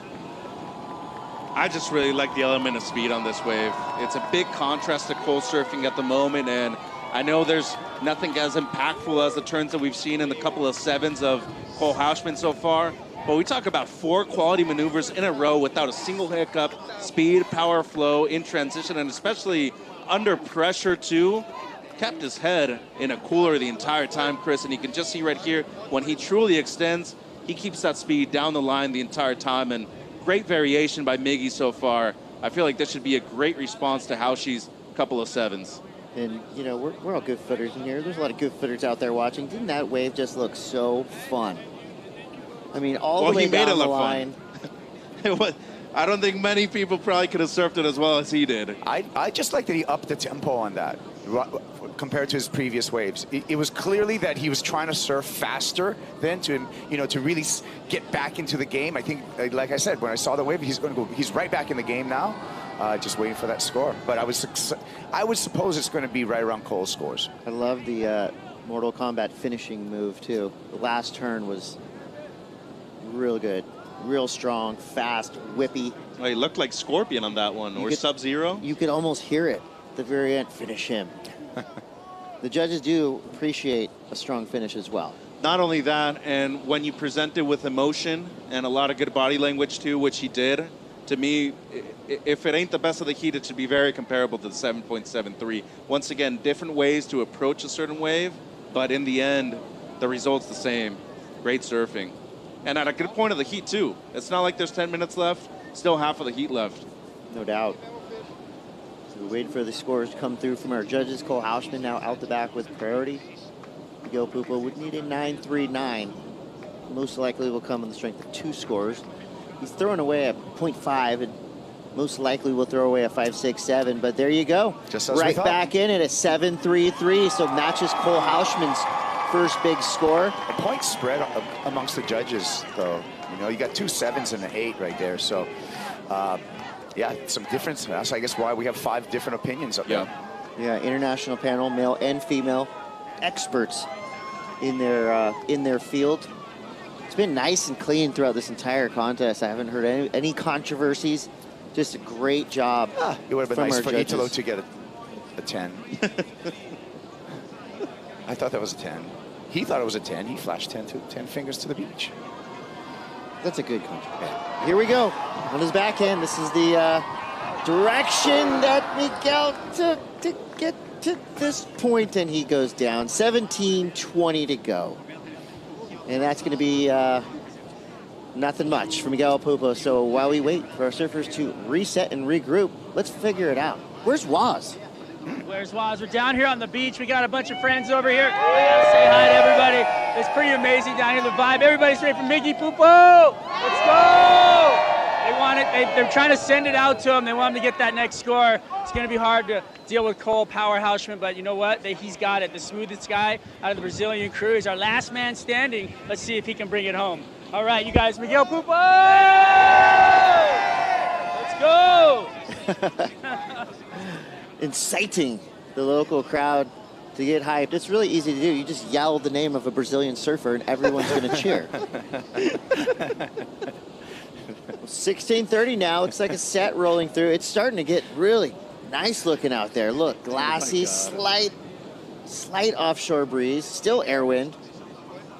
That view right there kind of looks almost like lower trestles. Rights and lefts. Miguel almost. Sans the backwash. Yeah, a little bit more backwash here. Yeah. But I think is illustrated when you see a peak like that is that we have a more subtly, the swell that we've developed into is more from the southerly angle, so it favors Itaúna a little bit better than we've seen some of the previous days. So although there are some walls, I just like the fact that we can see these peaks with left and right opportunities. We had Miguel in the booth the other day. It was really fun to talk to him about his history here. Saquarema, he was saying when he was about 11, 12 years old, he would get really scared when he saw Saquarema coming across the the amateur events calendar, because this place packs a punch. Speaking of packing a punch, that was a punt. Airwind. Yeah. We went down, but it's good to see the big guy fly like that. It's a cool difference, too. Don't normally see that from Cole. Go for it. We got a big lead. It's time to swing for the fences. And at this point of the event, too, you have nothing to lose, everything to gain. There's a spot in the final on the line as well. Yeah, he's a smart competitor. He knows he's got to do something to better a 7.33. So just doing a one off the top over there is not going to do it. So try to bring something spectacular and shiny. Goes down, but that's no harm, no foul. He'll still be in the lead. Well, what's so cool about this heat, guys, is that you have the youngest surfer left in the draw on the men's side, and you have the oldest surfer left on the men's side, too. Miggy's been around since 2011, up and down tour, has one victory at the CT level, was part of that mid-year rotation coming in 2011, and Cole Hauschman, barely his second year on tour, already has one win. But what's most impressive about Cole to me, the last few events, he has really been doing majority of his best work going left. And that's really the presentation that we saw at lowers, great inclusion and resurgence of lower trestles on the World Championship Tour schedule. But right here in Brazil, how awesome is it to see not only him surfing on the forehand, doing it in an excellent way too. Absolutely. I love this venue. You know, we talk about how cool it is, the crowd and the environment on the beach, but I just love how unpredictable this wave is. And it's not just the day, it's like every other hour. Yeah. It changes. And it's true when you look at the entire tour, that every single venue on the tour, every single event has its own set of challenges. And the challenge here is to be adaptable and to be able to change during a heat. What beach breaks do we have on the championship tour? This in Peniche. Yeah. Well, we got 13:30 to go. Cole Hauschman in the lead for now. A lot of surfing left to come in this semifinal heat number one. It's the VIVO Rio Pro presented by Corona Cero. Don't go anywhere. We'll be right back.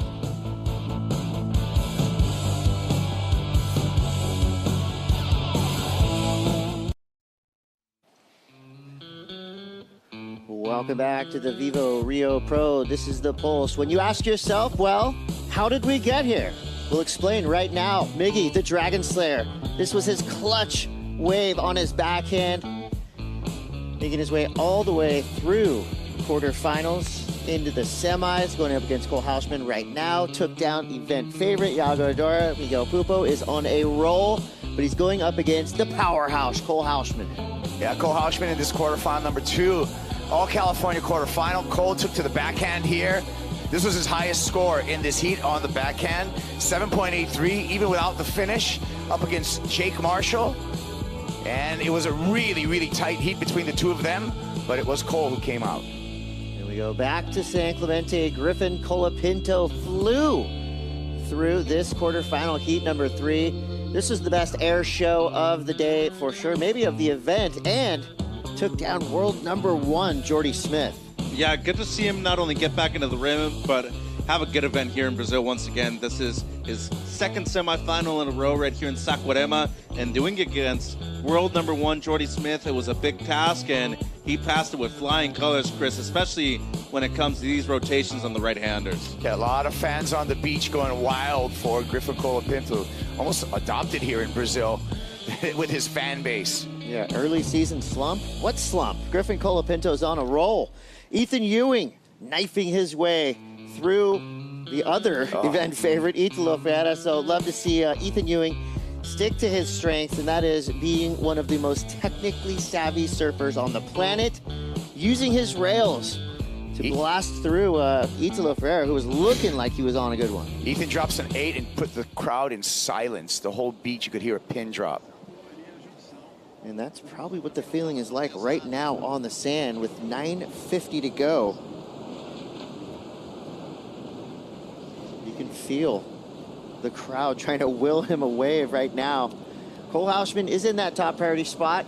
Miguel needs a 7.73 to And this was during the break.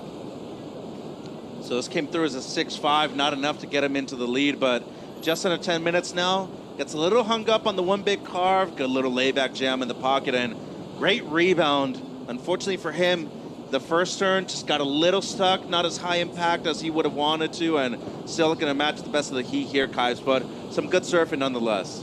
Pretty sticky for Miguel Pupo right there. Yeah, you can tell he had to battle with that one. And sometimes when you just go off pace just a little bit, you know, you're going to disrupt that flow.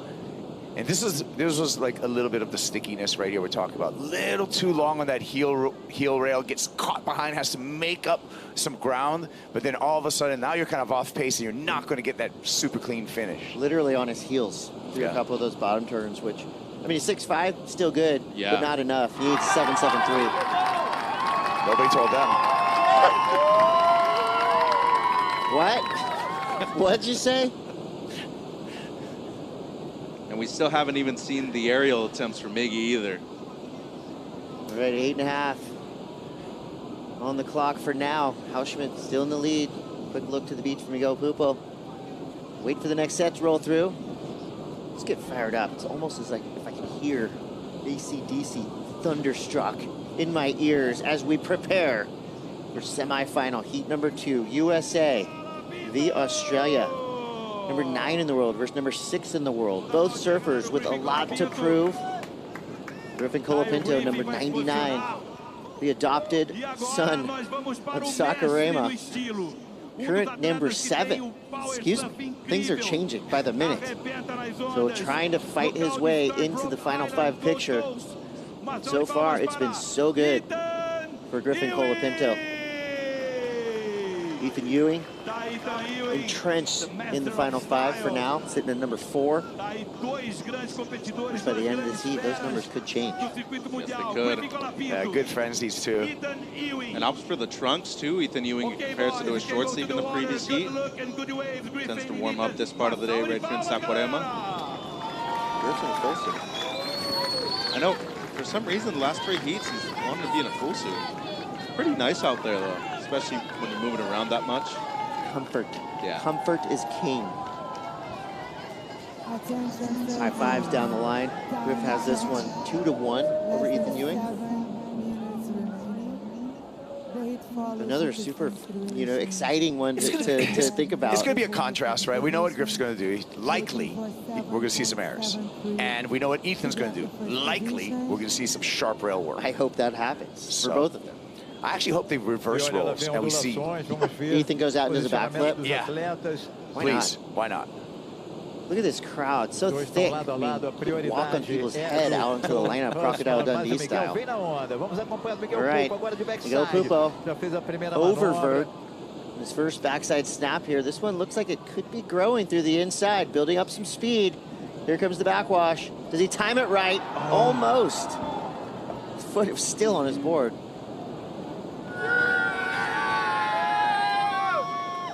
Well, they're pretty quiet now in comparison to a while ago, though.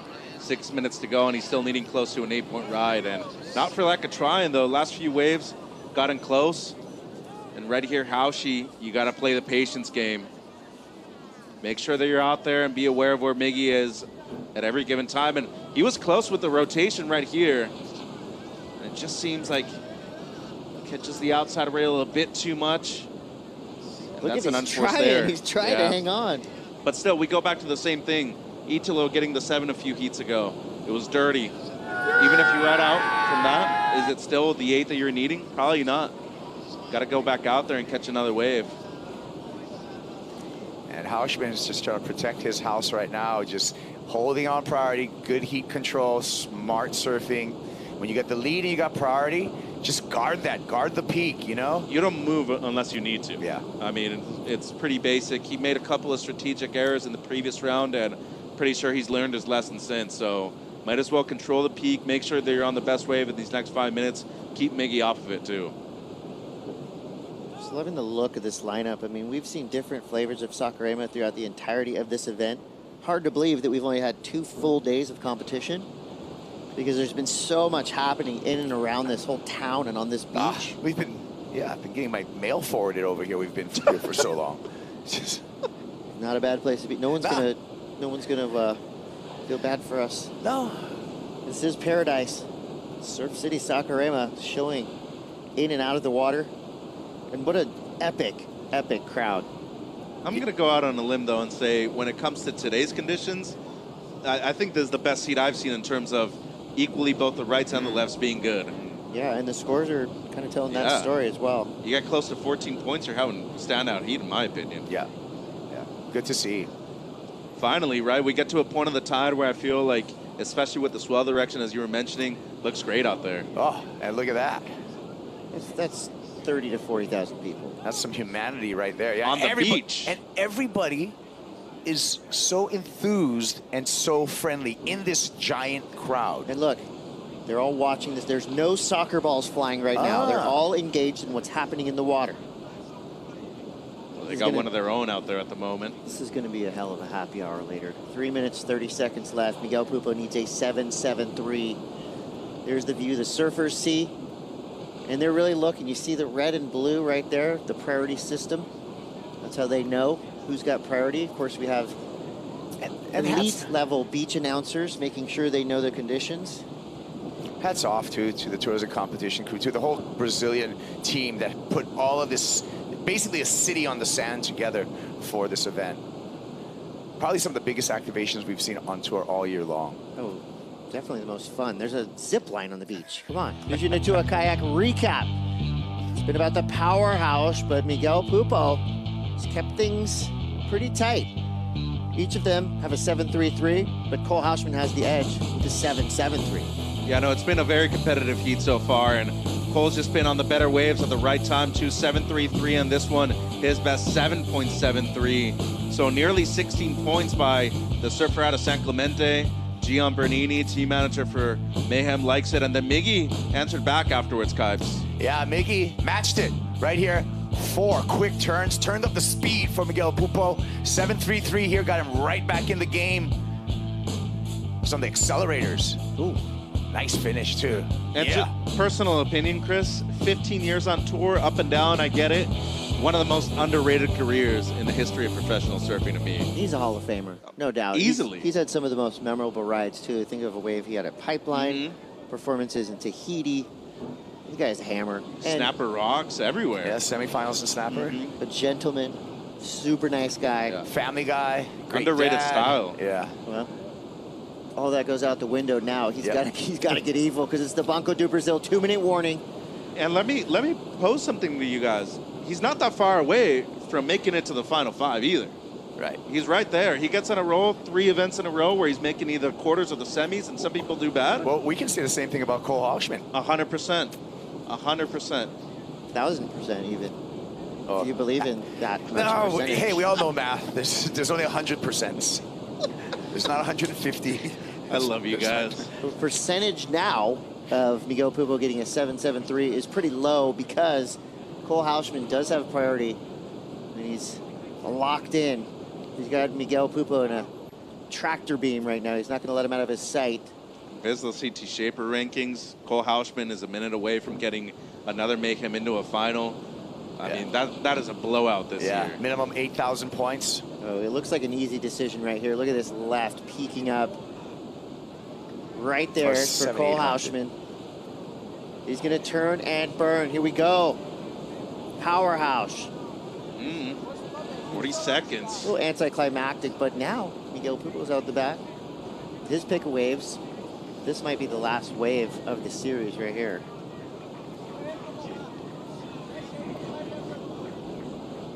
Final remaining Brazilian male in the draw is 20 seconds away from not a bad finish, 3rd place finish. No, that's great keeper. result. This wave might break though. I'm not closing the door yet. Nah. Is this a 7.73? Doesn't have it in it. This is just one for the crowd. Yep.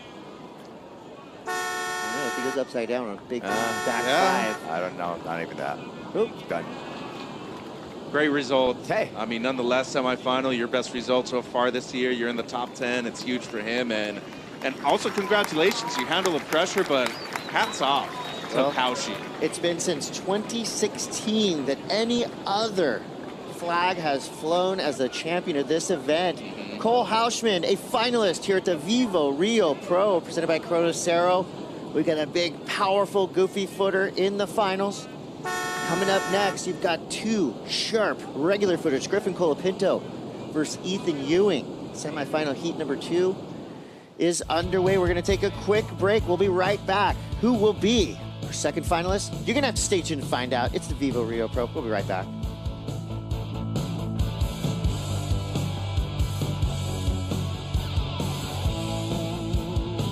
The VIVO Rio Pro presented by Cero is brought to you by VIVO, official sponsor of the WSL in Brazil. By Cero, made with 100% natural ingredients. By Banco do Brasil, official bank of the WSL in Brazil. And by the city of Saquarema, official host of the VIVO Rio Pro presented by Cero.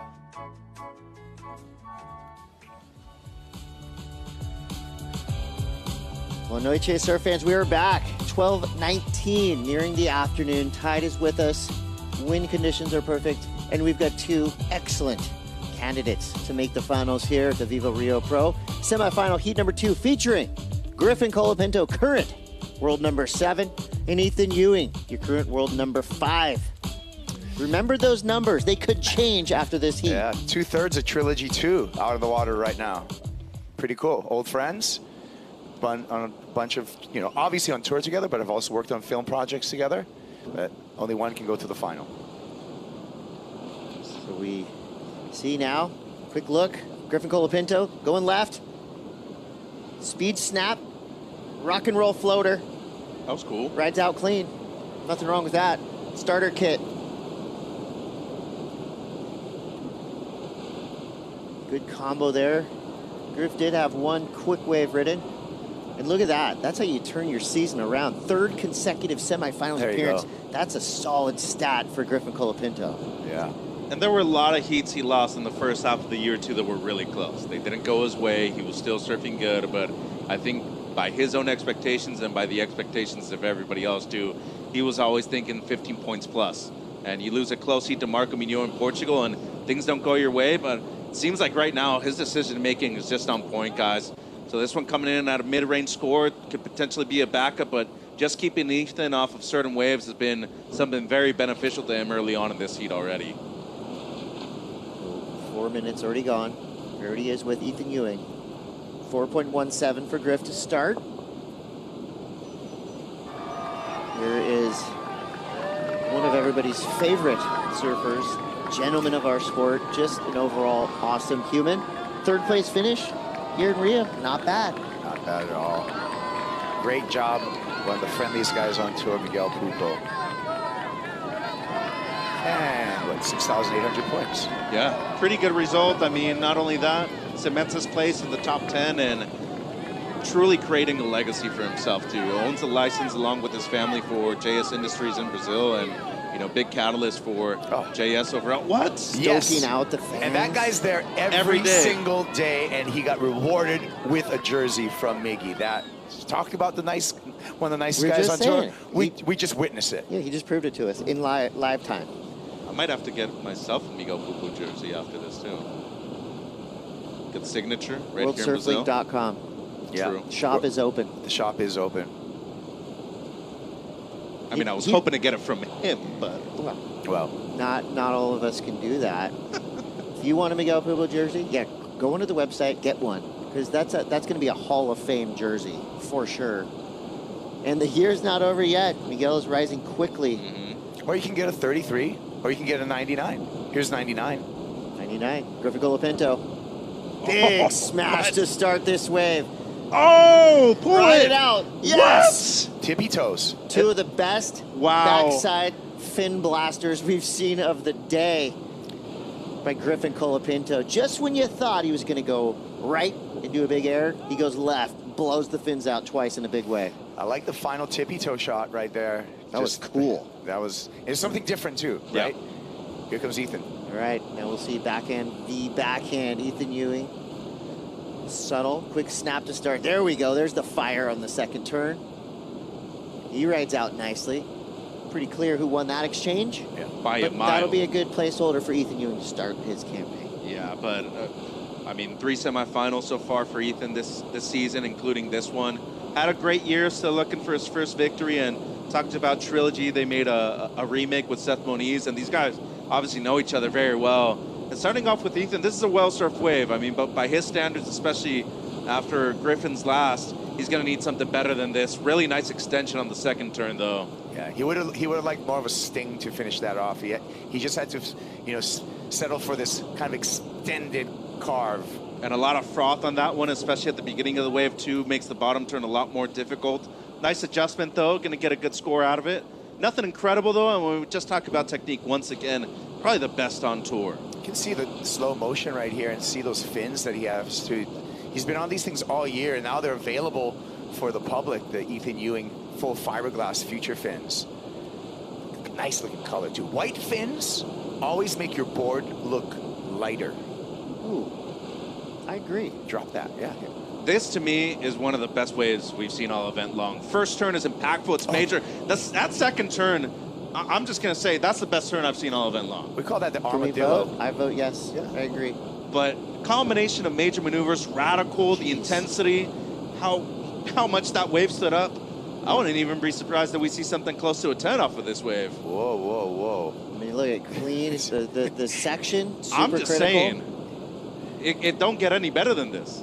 It does not get any better than this. This is the tippy toes right here. Look at just the big toe on the tail pad. It's like a nose blunt right there. And that section's coming at you, too, with so much speed. It's just waiting for you to fall. We can all agree that we loved it. Yeah. But what did the judges think about That's it? They're taking their time here. Yeah. And you know what I like too? I really feel like both these surfers heavily influenced by Bruce and Andy Irons. You can see it in how they turn. You can see it in, you know, kind of the speed that they carry. Yeah, for sure, Ethan.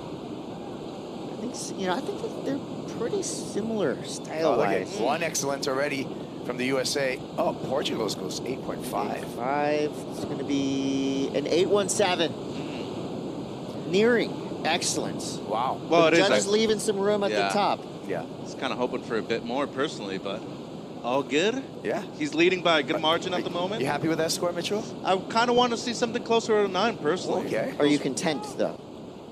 I think as long as the result's correct at the end of the heat, yeah. But, I mean, there's still plenty of time. 26 minutes, that's an eternity at the moment. Okay. That's a lifetime. Griffin makes the final. We're going to have a Bell's Finals rematch, too, from 2024 on the water between Griffin and Cole, who's already sitting in that final. Could be a Sans Mini Super Final. Again, a rematch that we all want to see. 25:44 to go. Griffin Colapinto in the lead. That last wave, an 8.17. While we wait for the next strike. Let's go down to the glass. Manu standing by with Cole Hauschman.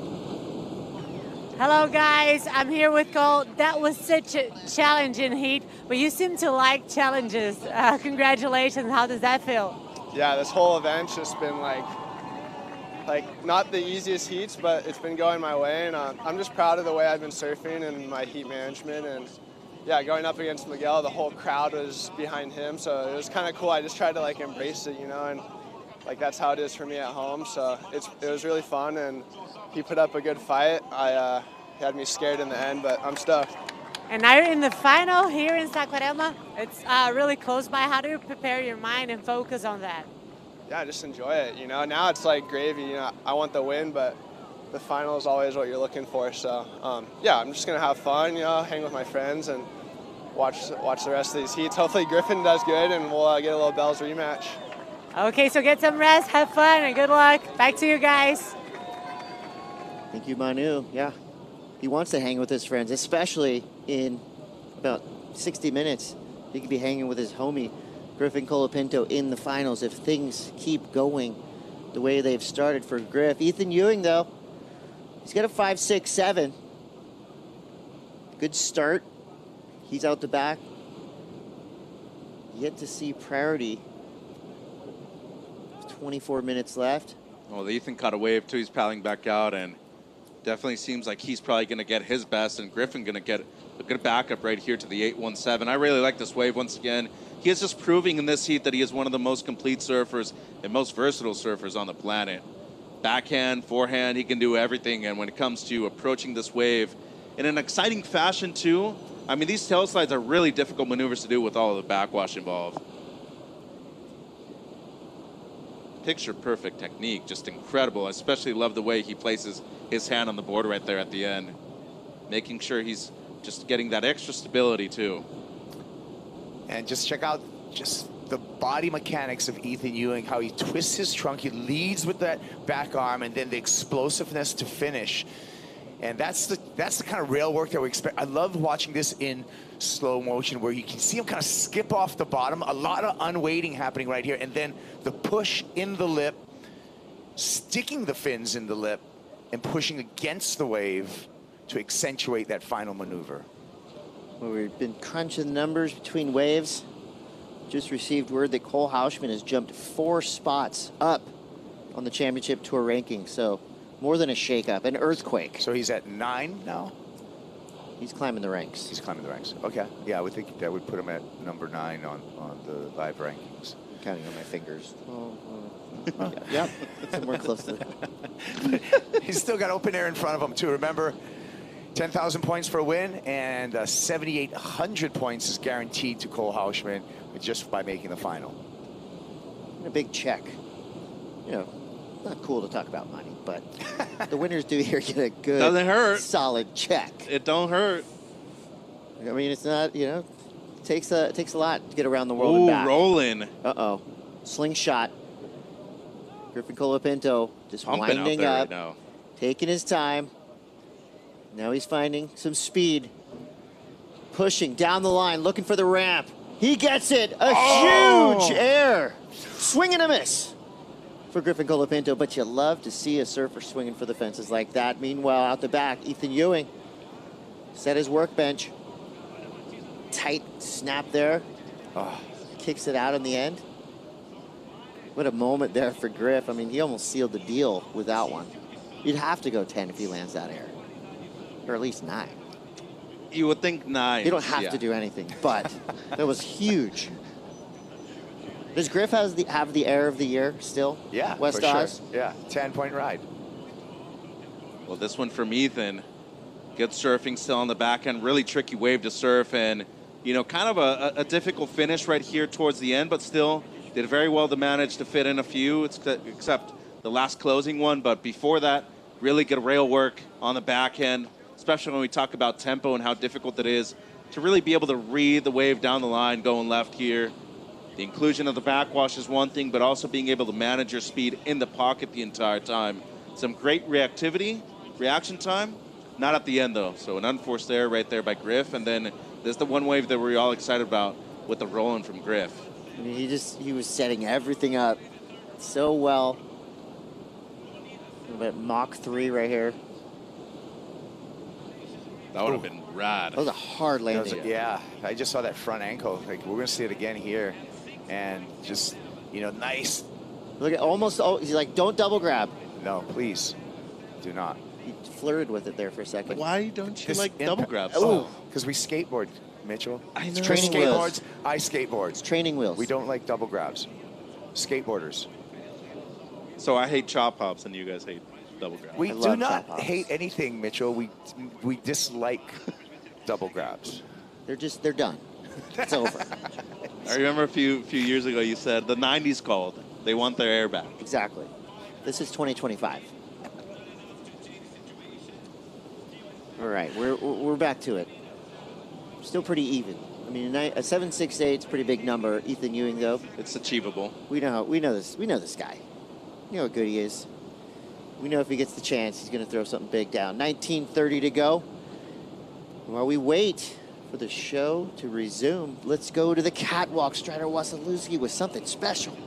Well, we're down here with the trophy right here. This is the women's trophy. Let's see if Luana can keep the Brazilians' heads high and come through with the win. And then out in this heat, we have a massive heat right here for Griffin Colapinto and Ethan Ewing. Can Griffin take the win, jump up a couple more spots? He's going to be coming up against his homie if he does, Cole Hauschman. And we're going to catch up on all that amazing action in the Corona Cero post show. I can't wait. I'm on 0 numbers right now, and we're going to keep them going. Let's go, baby. All right, Corona Ceros are flowing. Still work to do, and that is a very cool trophy. If you look at it from a side angle, those are all individual pieces of glass making up that breaking peak barrel.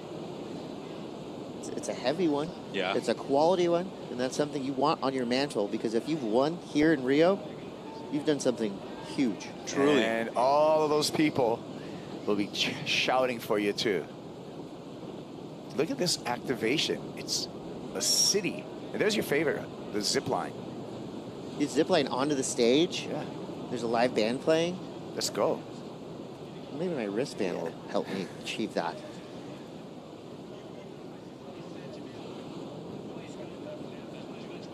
Starting to simmer out there. Highest number, 817. Griffin Colapinto.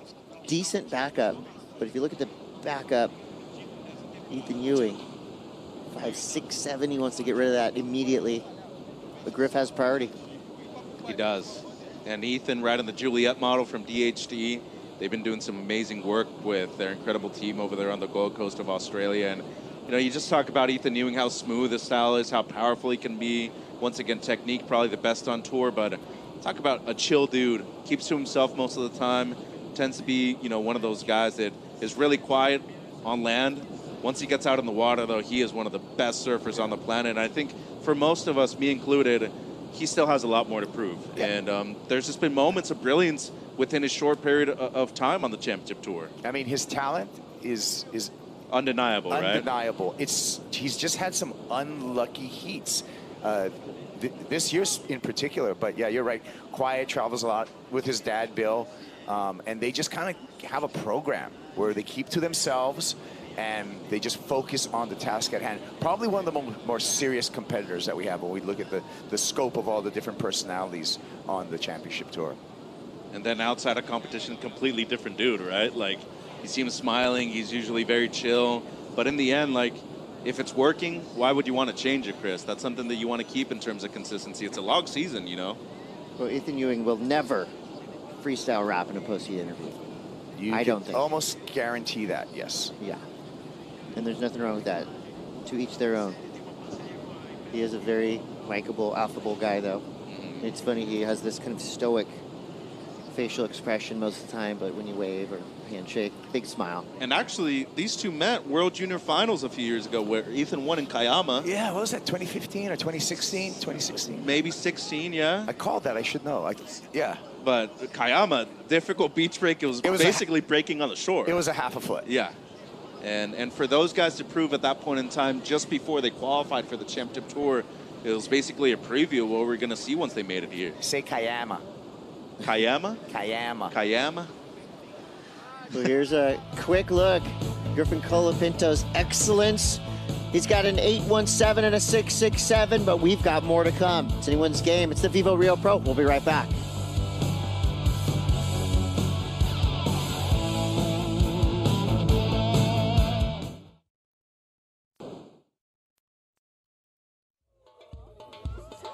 Welcome back. So Banco do Brasil, it's not just about ATM cards and 2-minute warnings. It's also about the SOM and surf.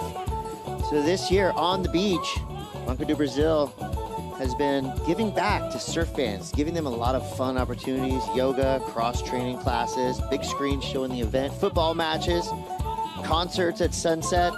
It's been one of the best places to hang all week long here at the 2025 VIVO Rio Pro. So thank you, Banco do Brasil, providing yet another outlet for these surf fans here in Saquarema to enjoy themselves. And I can tell you that in about an hour, that place is going to be going off. Yeah.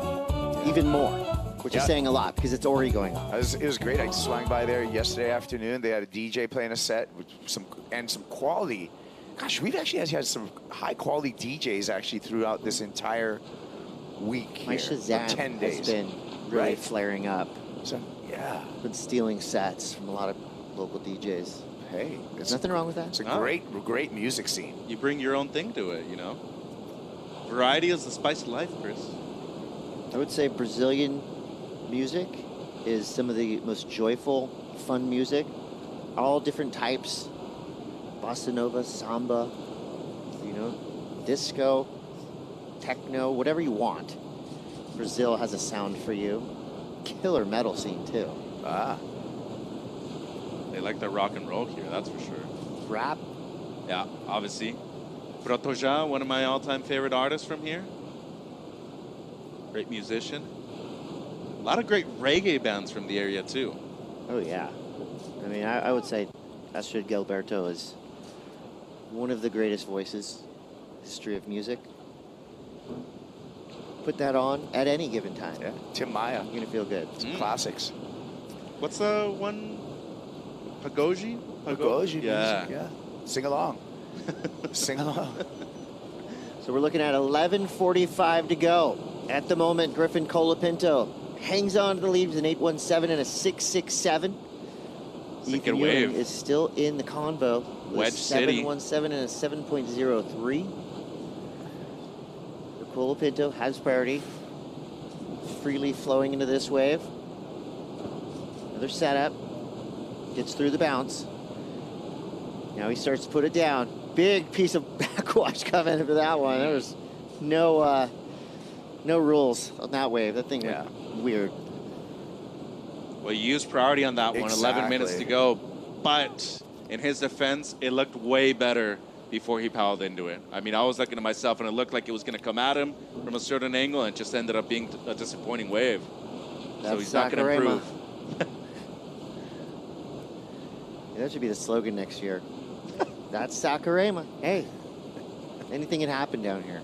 And probably will. I mean, we've been so fortunate with the waves today, though. I know certain heats have been inconsistent and whatnot, but once again, I'm just going to go out on a limb. These last two heats, quality-wise, in terms of consistency of waves, too, have been the best I've seen so far this year. Pure entertainment. And guess what? The entertainment continues. The women's final is coming up next, and we're about to hear a raucous cheer. Speech is about to get rowdy. Luana Silva will be walking out along with Molly Picklum. Molly Picklum, number 3 in the world. Luana Silva 10th. That's before this final, of course. So those rankings will change after this event. Molly is the only remaining female surfer in the Final 5 picture. Beautiful trophy right there, as you mentioned, Chris. She's got a different jersey color heading into the next event. We'll talk about here in a minute. But Luana Silva, hometown hero. Crowd's got her back, walking out to something different than before. The trophy greets them as they exit the green room. So Luana has jumped up a spot since the start of this comp. She's now in 9th. The big mover. Molly Picklum came to the VIVO Rio Pro ranked 3rd. She smashed her way to the top of the field. I kind of like this attitude. I do, I like it. Yeah. It's kind of sassy. It's sassy. You still have a job to do, you know? It's like, it's nice to see Lulu finally enjoying it and feeling her confidence, but Molly just seems like it's game on for her. She does her curtsy. Yep, there it is. Your current world number 1, jumping up 2 spots from 3rd place when this contest started. So the biggest mover in the Women's Championship Tour. You know, on day 2, we lost 4, or day 1 and 2, we lost 4 of the 5 surfers in the final 5, or in the top 5 slots. But wearing yellow next event, that's going to be Molly Picklum.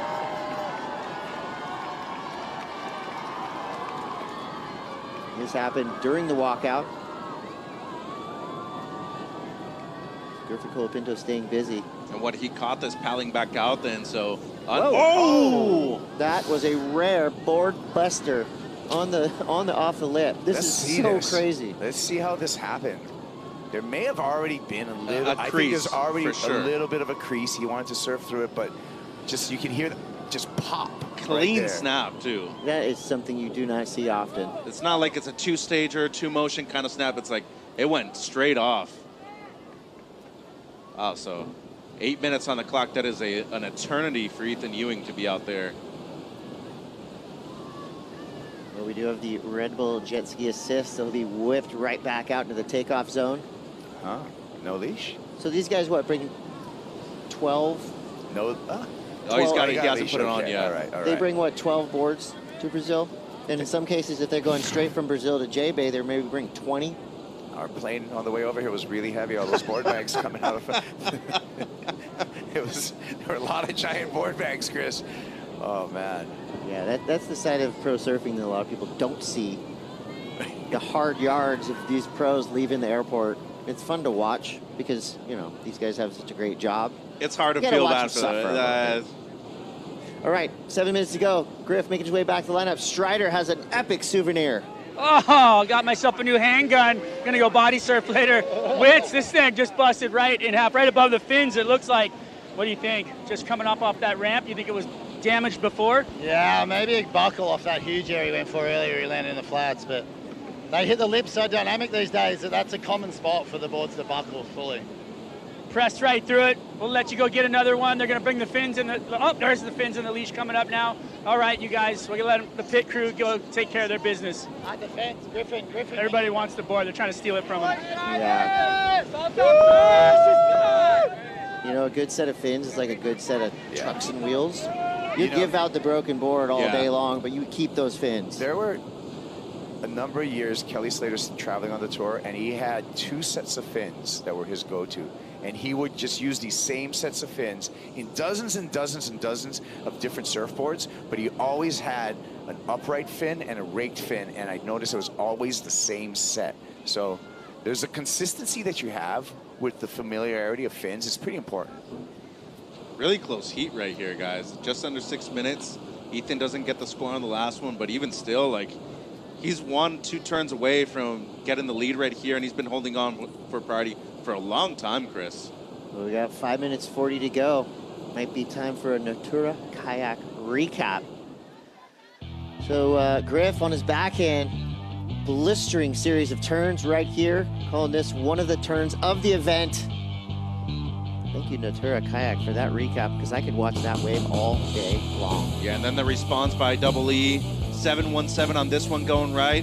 Beautiful combination of 2 turns, and we just talked about the intensity of one of his maneuvers, one of the all-time greats on tour, I'd have to say, when it comes to technique, Kaipo, and really close heat, but Griffin has a backup of a 6.67 here. Yeah.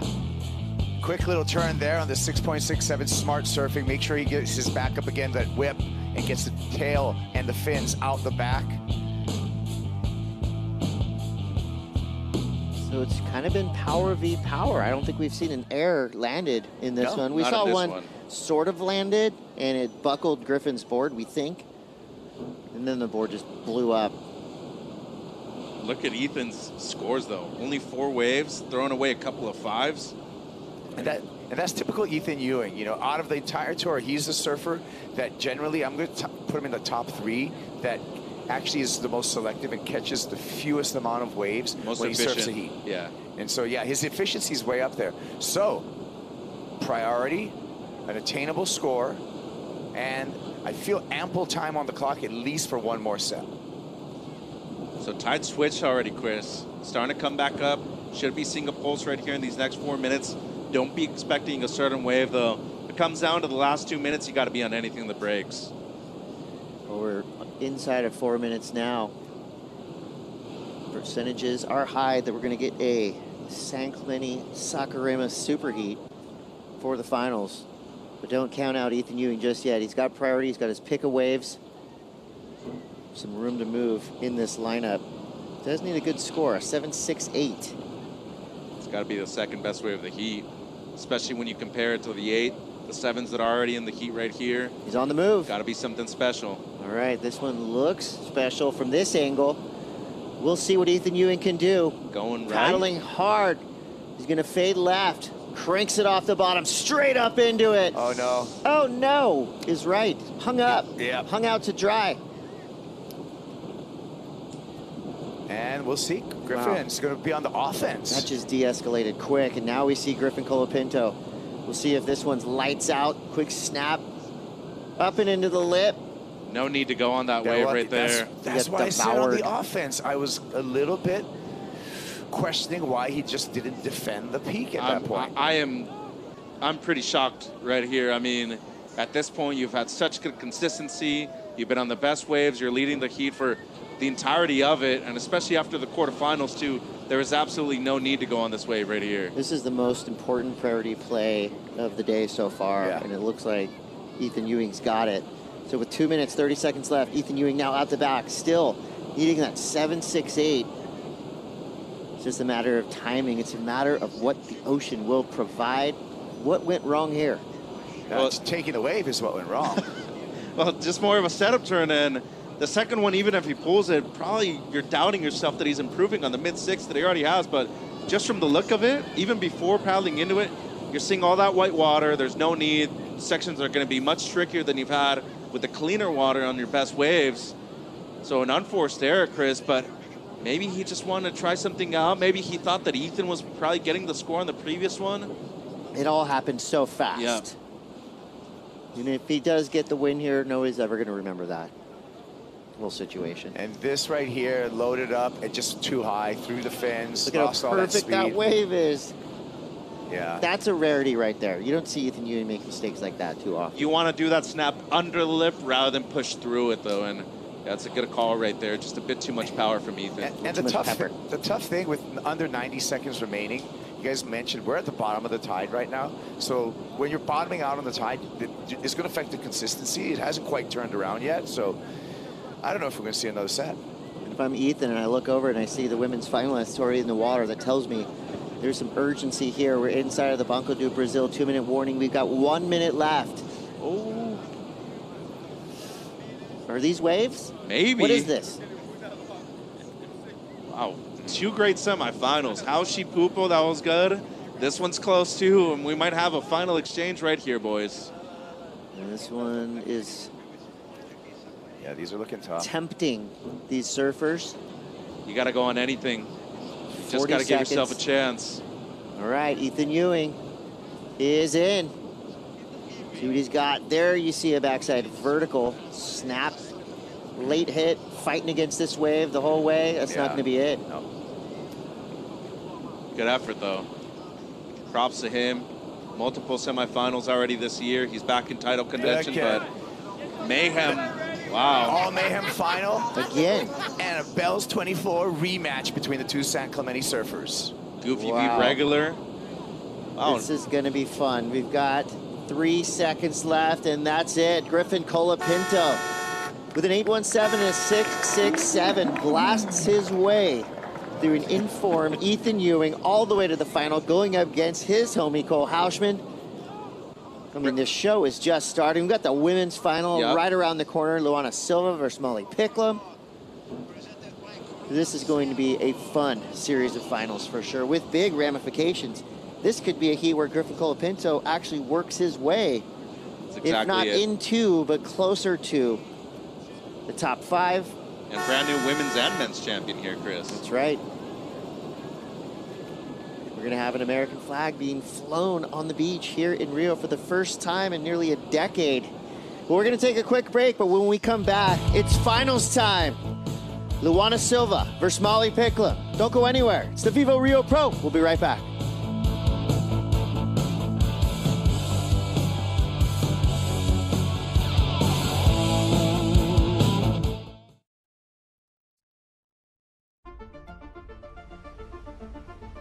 The thing about history is that whatever happens, happens. There's no denying it. It is what it is. And no matter how hard you try, you're never entirely in control. It's the beautiful chaos. Hell and heaven canceling each other out. Triumph and defeat. This year, history will be told in 12 chapters.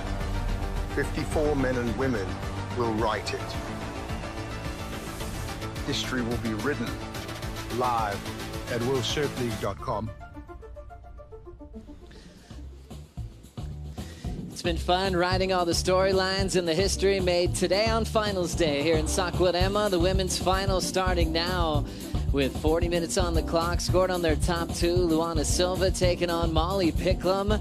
Luana trying to bring this title home to Brazil. It's been since '99 since the Brazilians won. Andrea Lopez from Barra da Tijuca. Lulu's got to get past Molly Picklum, though, who's now world #1, having the most stellar year with consistency. Molly's looking for her first win of 2025. The rest of the top 5 are out in the elimination round. Big opportunity for Molly in this final today. Joe Turpel, Maida Popson, Jesse Mendez here for the call. Maida, what do you think Lulu would be going through right now with this crowd backing her in this final as they're trying to will her to win? Yeah, probably with a lot of pressure because she has all the crowd behind her, on her shoulders, cheering for her. She's the Brazilian, she's the only Brazilian left, so I mean, a lot of to do. But then for Molly Picklum, you know, steady and consistent this year, Jesse, and she's happy to be world #1, but she wants to be part of these big event wins. So she's more than amping up to try to win this thing today. I mean, she's on due date to actually, you know, get a win this year. Obviously surfing amazing, but just not being able to close on that final heat. But it looks like here we're going to start off pretty early in this heat. First wave goes to the Australian Molly Picklum, tagging a big section on her backhand. Well-placed maneuver, big section to kick things off with a solid score. She had so much time to load up. She started quick in her previous round against Aaron Brooks and able to outposition Lulu for the start. Her 3rd final this season. Enjoyed the back and forth battle with Katie Simmers in Abu Dhabi and then was runner-up to Betty Lou at lower trestles. Molly is on a roll. What a brilliant start, Maida. Yeah, both of the girls, they used the same strategy in the previous heat, like starting quick, and they might having the same plan game. Actually, I was just in between the break that we had when we got off the booth and came back in. I caught up with Leandro for a second, and he was saying, hey, like, Molly likes to play the game, so I want to start early. But it looks like Molly also wanted to start early, so she took advantage of being in the inside on that left. And yeah, their idea was to apply pressure early in the heat, maybe start with the quick left and go into the right with the skis. So Molly kind of had the same plan as her. So that's just how the plane, you know, like how it goes sometimes. I suppose the difference in this final is Molly's been in more finals in the past. 7 previous finals and 2 wins as we look at this replay, Jesse. Yeah, this is a massive turn, actually. If you look back from what they did on the semifinals, the conditions have improved with the lower tide, but you can see the fins out the back right there, how she drove through, got it very tight, and came out pretty clean. This is going to be a very decent score for her to start the heat off. Lulu starting to look like she wants to get started. Missed a wave, and she's probably just trying to settle down, knowing that she's got a lot of time on the clock.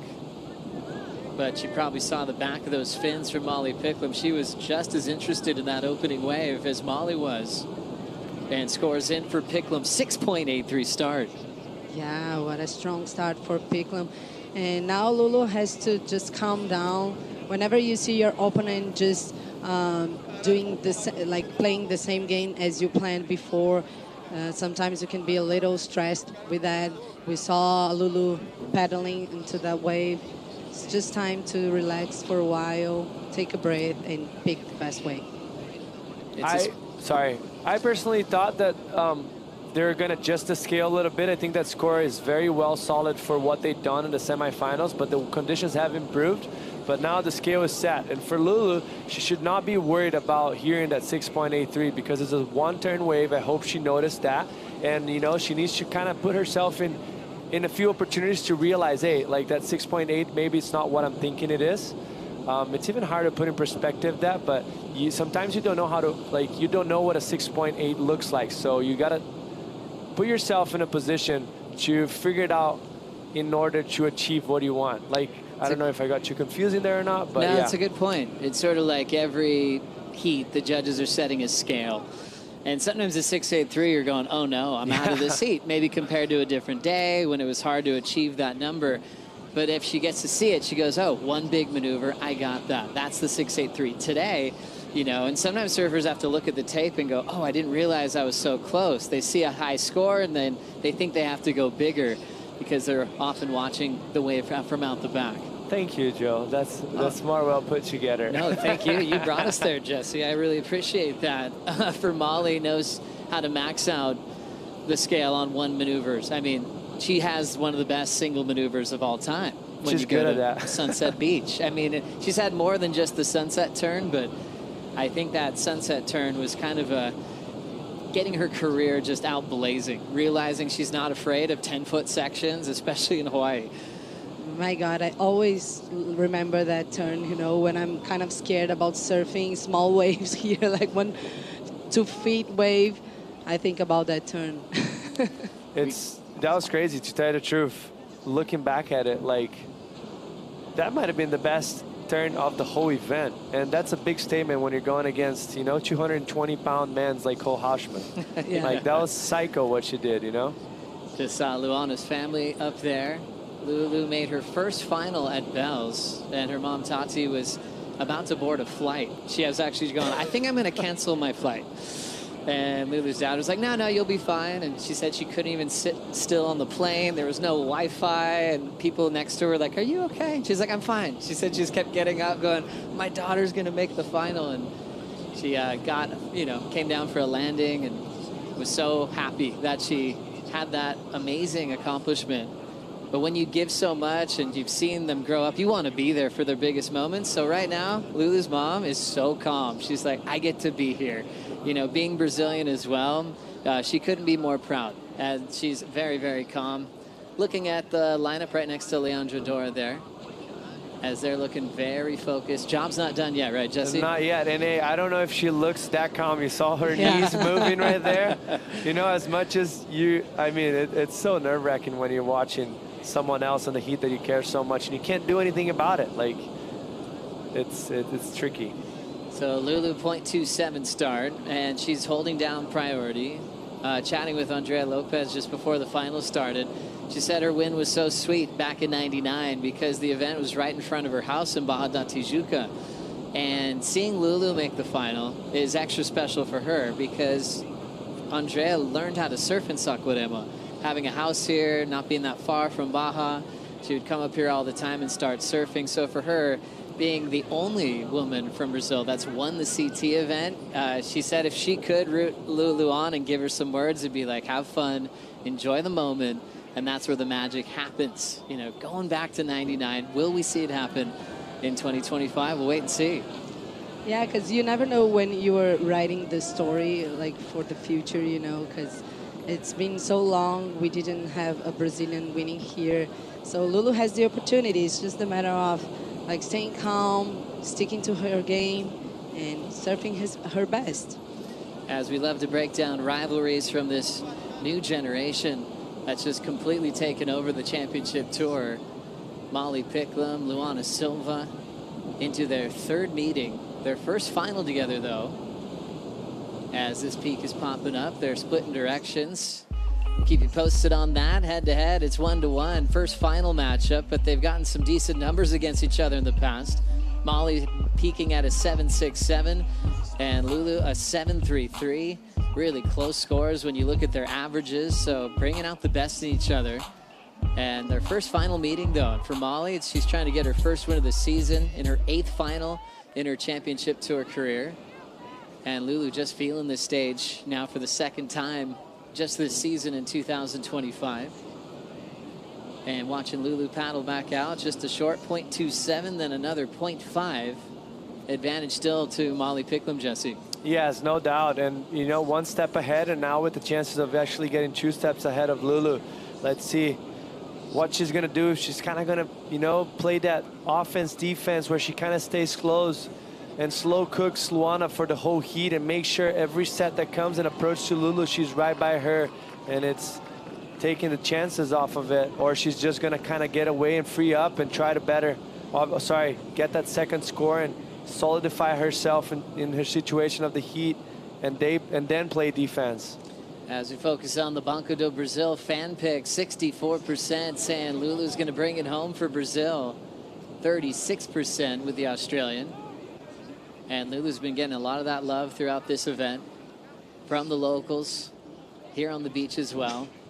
She came into the beach after her win in the semifinals, that victory she had over Caroline Marks, and had to be shuttled up to the beach with the security, which sometimes can be intimidating when everyone's screaming your name. She couldn't stop laughing. She just felt lifted up by this energy of everyone wanting to see her succeed today.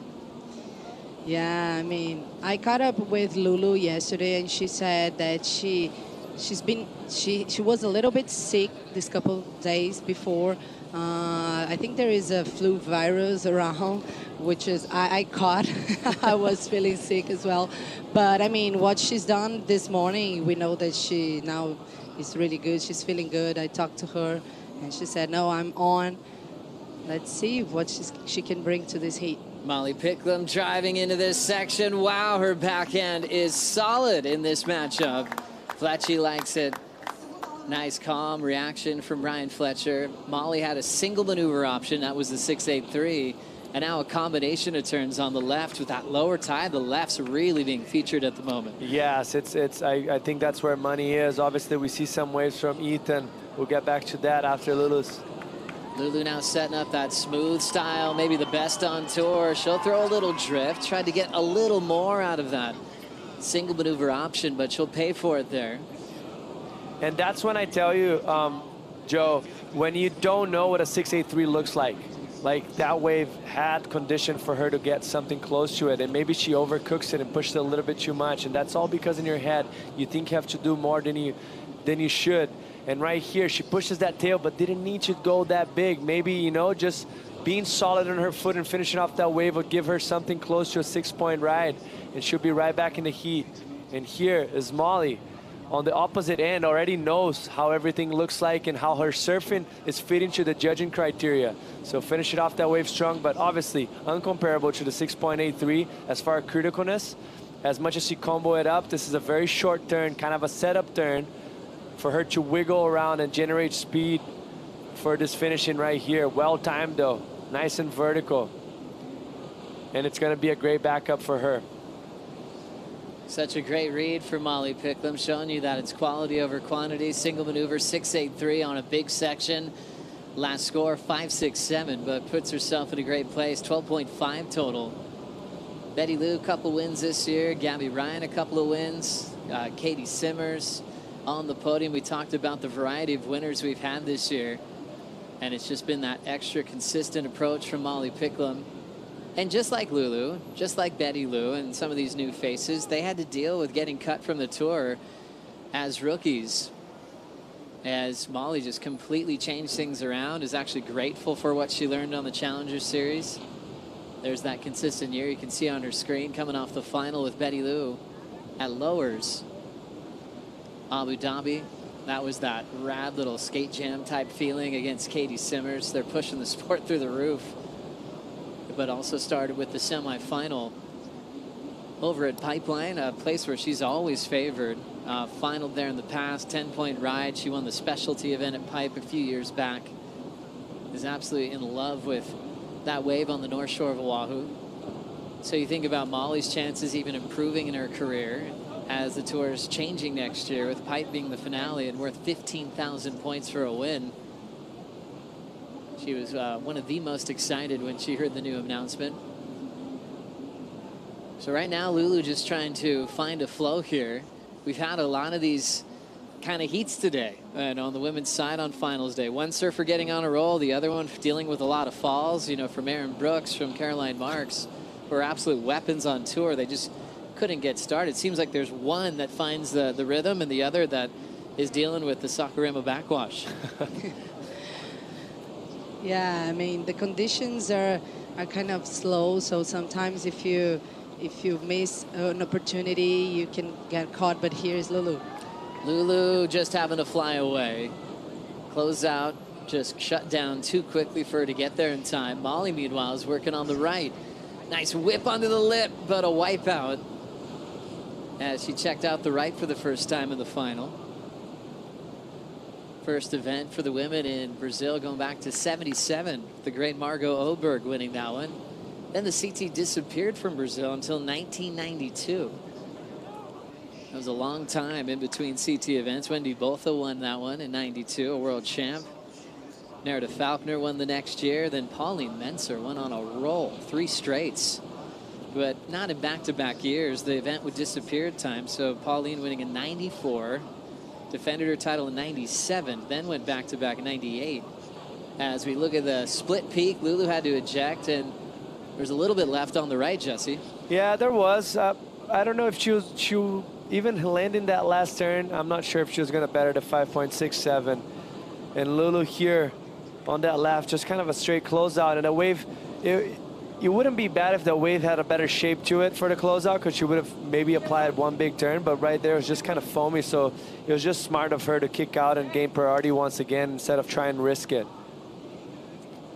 And maybe get stuck, you know, like obviously Molly was on the right, so she was going to come back out on the channel where she wasn't going to get caught, and maybe there could have been more waves behind. So smart play there for Luana. Just needs to be patient now, you know, make sure she pulls the trigger on the right wave.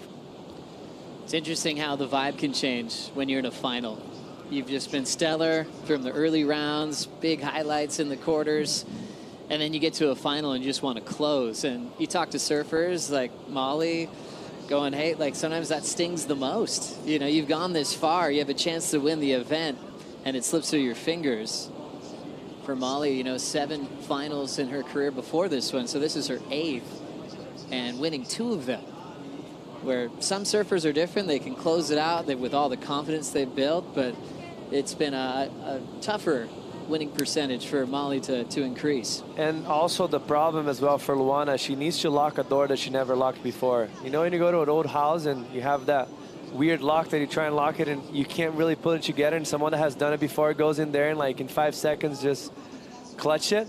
So that's the difference. Molly has done this before. She's been to that situation. She's won events before, and Lulu still yet to clinch her first win. And you know, I've never won, but people say it's the hardest one. The first one is where you break the ice, and then after kind of seems to be a little smoother. Good words from a Triple Crown champ, Jesse Mendez, Korea Pro champ, Cascais Australian Open, and spending some great years on the championship tour, big part of the Brazilian Storm, as we have 1942 in the final, with Cloudbreak being the last of the final 5 as before we transition to next year. We break down seeding all the time. And I think we were breaking that down, you know, at lowers for the last 4 years or so, and wondering, you know, how people would last from longevity. We saw what Steph did coming from the first match of the day and going all the way into the title match and winning. You know, for Cloudbreak, what kind of endurance are you going to need? Obviously, you have to wait and see the forecast. If it's 8 to 10 foot, will you be able to survive with that type of energy over a pretty heavy reef break like that? Yeah, I mean, like with huge waves there, it's going to be a little tougher because all the power of the wave and all the wipeouts that you can have, and to go all the way through from the bottom to the end. So probably all of them are looking for being the first spot. Great, beautiful view of our Sunday finals day. Can you count the amount of people we have on the beach? We're still trying to figure it out. Looks like maybe 40,000. Want to hear from you. We'll be right back. More of the final to come right after this.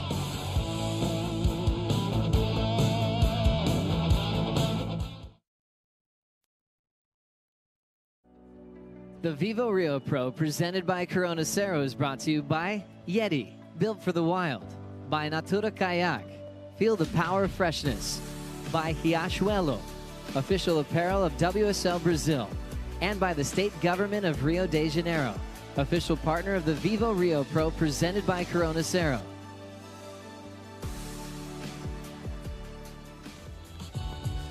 The finals are enjoying Molly Picklum and Luana Silva in the lineup now, as we are trying to keep track of all the people that are enjoying professional surfing today, live on the beach at Itaúna, the capital of surfing here in Brazil, as we roll in with the Brazilian Luana Silva throwing down an open face hook, has a big wall and a nice end section to tag. It's a big tail blow, but Lulu can't hang on.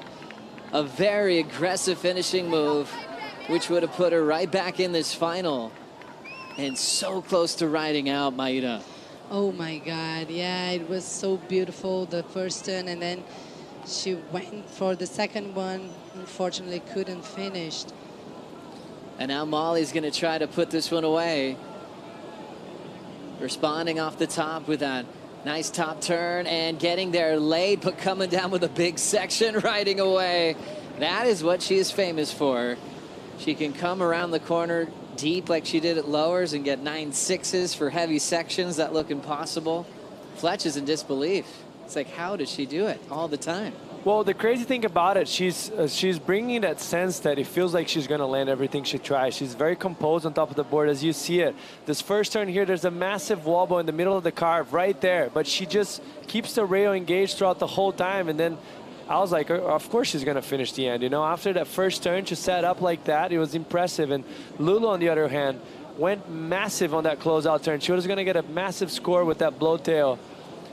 Wraps it around here, waits for that wave to try and get steep, and then she pushes on that back foot. Perfect timing, very critical. I think she just lost her back foot, went forward a bit too much. Or sorry, went past the board, not forward on the board. And unfortunately for Lulu, because that was going to be her way back into the heat. But Molly looks excellent on that last wave. Like, I don't see that wave coming before lower than, you know, at least a point higher than what she had already. So feeling like Lulu has got a very important wave to get in the heat, misses the finishing move, turns into a 2.6, which would have probably gone excellent if she rides out. And then maybe an excellent score coming from Molly Picklum with her ability to follow the sky on big sections. That is what she's famous for. Score locks in for Molly Picklum. It is excellent, an 8.17. Lulu's combination now builds to 15 points. And Molly's getting a little bit closer to her first win of the season.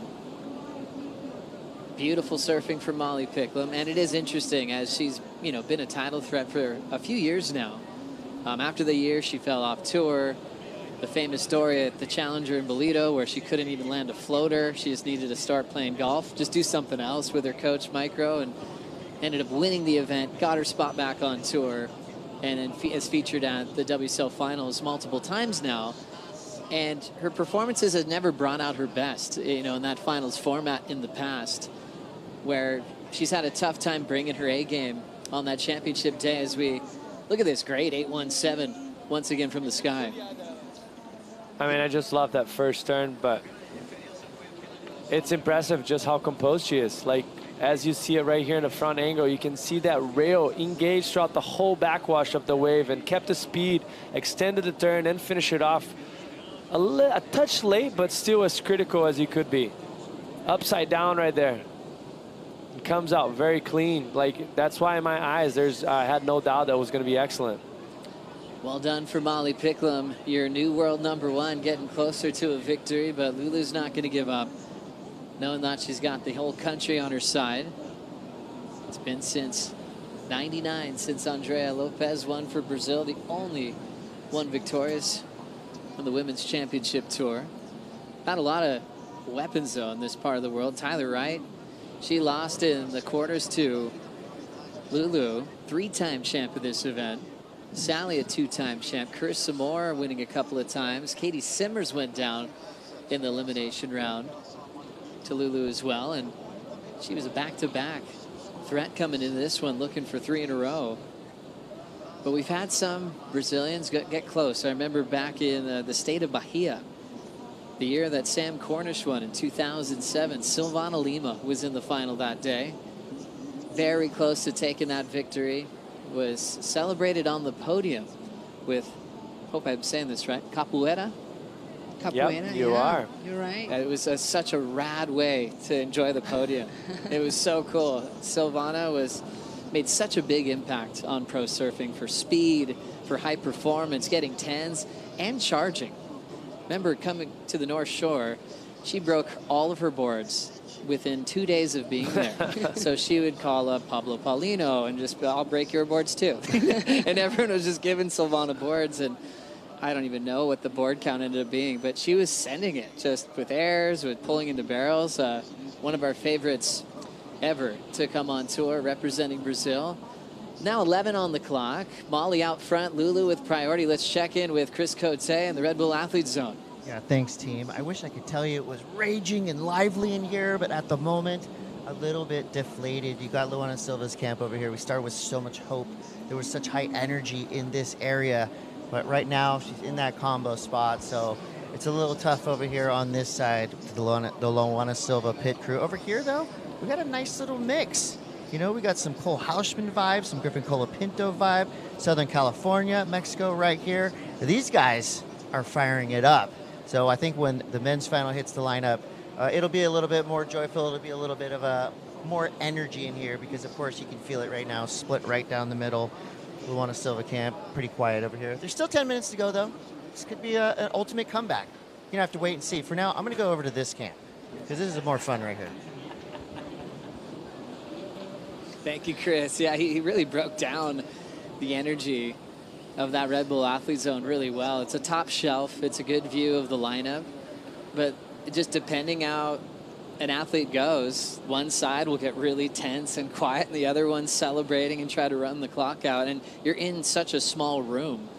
It's really tangible. You feel that energy, especially when a final's on the line. Speaking of finals, men's final coming up next. All San Clemente. Cole Hausman, Griffin Colapinto.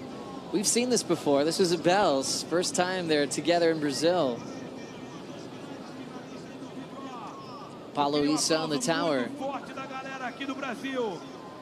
Não é todo dia que temos uma grande final com dois grandes amigos. Eles são melhores amigos. E a gente vai apresentar agora um cara que tem um power surf incrível. Opa! Teve onda da Lulu. Vamos apresentar então. Camiseta vermelha. O power surf, o californiano de San Clemente. Cole Hausman! Tá aí Cole Hausman. Cole Hausman winning bells in his fourth start as a rookie last season over Griffin Colapinto ele vai ter a oportunidade de surfar com seu grande amigo. 7ª temporada no CT.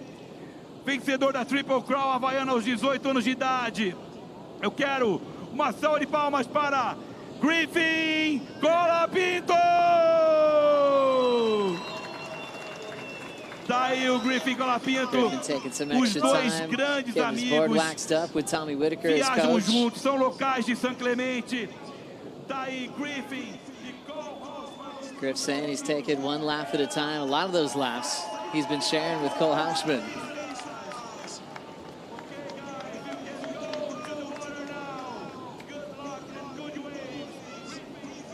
These two guys just had a home break event at Lower Trestles together. Both had brilliant performances.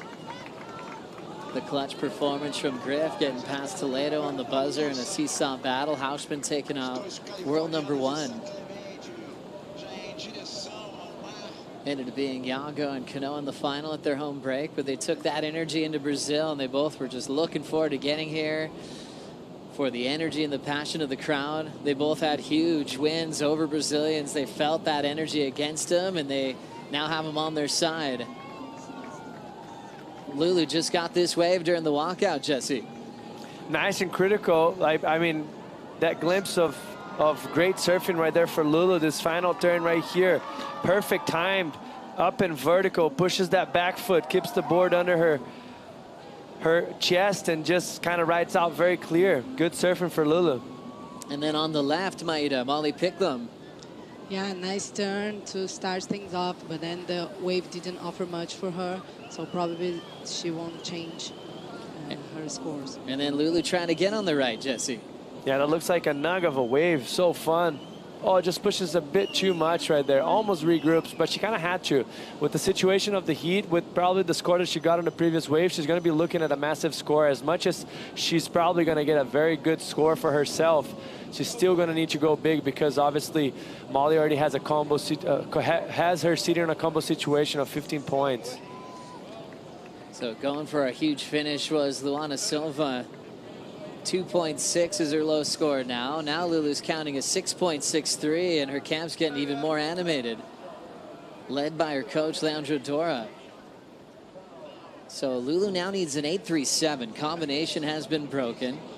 Molly Picklum's last wave, a 3.4. That was that left we just saw. Still is in control with the lead and priority, 5.50. But Luana is certainly chipping away. She's got the Red Bull ski, bringing her back out to the lineup so she can catch her breath, try to figure out a way to beat Molly Picklum, and maybe use different parts of this lineup without priority. Yeah, she has a tough task right now, like try to sneak under Molly's priority. And Lulu moving back in. in her second final appearance this season. Happy to make it past the cut. First time she's accomplished that, and she was actually a replacement this year for Stephanie Gilmore. Got the call up. Steph was committed to taking, well, most of the year off. She got the wild card invitation, accepted it. We were thrilled to see Steph back for that one event at home on the Gold Coast where she made some noise, but that really allowed Lulu to just run away with some of her best performances she's had in her career. Now she's right next to Molly. 4:45 to go. Waves on the way. This one's starting to grow. Lulu's going to look at it. It's up to Molly if she's going to let her go. Picklum is going to hold back at the last second. Lulu puts her hand up to protest that block. Do you remember in Portugal, they previously had very similar situations like that? And she will get the switch. She did, well deserved, because Molly obviously committed to you, and then as soon as she saw Luana kind of stopping, she put on the brakes right after. So very well identified from the priority judge right there. But they had something so similar, and Lulu was so bummed. Do you remember in the he's like, I want my priority back. Totally. It's a fine line. They watch that. They study it. There's some surfers that are brilliant at hanging on to priority a long time, almost showing little bits of body movement like they're going, and then they don't. And sometimes they can hold priority for minutes. Medina's brilliant at it, you know, and I think because of how good Gabe has been at that, they've actually really locked in that moment with priority. When you're blocking, do you have intent to go? And right there, that was a clear one. And that'll open up the door for Lulu to pick a wave she wants. She can do it in one wave. It would have to be excellent. An 8.37 to win this one for Brazil today. Well, just about like now about wave selection. She needs to find a good opportunity for her. 8.37. It would be the best wave of the heat. So this was that moment, Jesse. Yeah, see that paddle right there? She fully looked committed, but then she kind of looks away like she doesn't want anything to do with. That's very funny. She's just trying to play trick, you know? Like she paddled very strongly, kicked the foot, and then she kind of looks it away like, oh, I don't want anything to do with this wave. But it's too late. It's obvious. Ways to try to sell it. Try to pretend one of your hands still on the rail, that you're looking at something else. But yeah, good call from the priority judge upstairs. I'm sure she understands it as well, you know? For sure. Looks like they might be seeing something on the back. There's Kai there on the right. Just graduated from Sunset Beach Elementary. He'll be going to Kahuku next year. It's Lulu's little brother. Molly looking underneath Lulu now. Can imagine Lulu just feeling the energy from the crowd, them just wanting to win it so bad, and how you got to feel to settle down when this heat starts going away from you, when you fall a few times. She's been bringing out her best types of moves, those big tail blows on big sections, and she got really close to landing one of them. And when you see Lulu on a wave, it's like that finesse that you see from the great style masters of the tour. And when you get radical with that style, that's the magic. It's a great combination, huh? And you're born with it. You can't really teach those things. She has perfect technique, very pretty technique, and it's an advantage if you have that. Just make it good use of it. Sometimes that smooth style is connected to your personality, isn't it? Yeah, I think it is. She's really, she walks like this, she talks like this, like very smooth, but when she has to be aggressive on the waves, she really looks like, unfortunately, she couldn't pull most of the turns that she did. I bet so many people are proud of Lulu making this final exciting, breaking the combination, still with a chance to win with a minute 15. Talked a bit about Silvana Lima. Jacqueline Silva, also a very incredible career representing Brazil. Smooth, natural footer, clean rails, made a lot of big heats on the championship tour. And with Tati taking some time off, all the focus has been on Luana Silva the last few events. But Lulu got back up once again with Tati as a wild card. And now 45 seconds. Picklum, her 2 wins are in the same spot, back-to-back at Sunset Beach. And just so dying to pick up another win on the road here in Brazil. First final she's ever been in.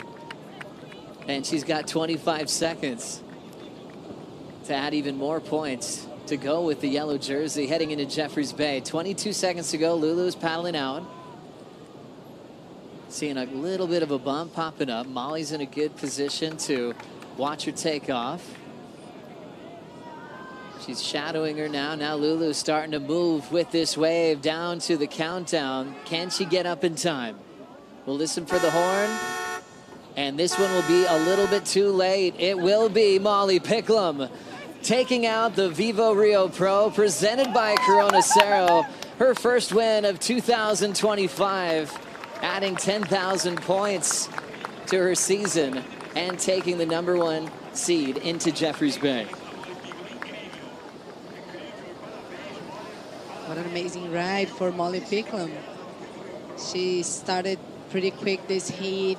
She put pressure against Lulu, and now she's the winner. What a solid competitor from the Central Coast of New South Wales, and kind of defining her year in a different way, doing a lot of things herself.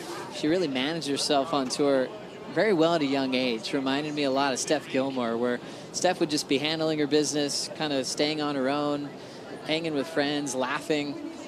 Molly Picklum is so stoked right now after all those runner-ups and finals, you know, to finally win her 3rd CT event. This one's extra special. I mean, she's peaking at the right time. She needs to peak towards the end of the year, obviously solidifying even more her situation on tour, and most likely is going to make the top 5 and just needs to win that last one. That's all it takes. Runner-up finish at J-Bay to Lakey Peterson last time we were there on the championship tour. It's a great wave that brings out her strengths as Lulu and Molly have a moment together, sharing the final.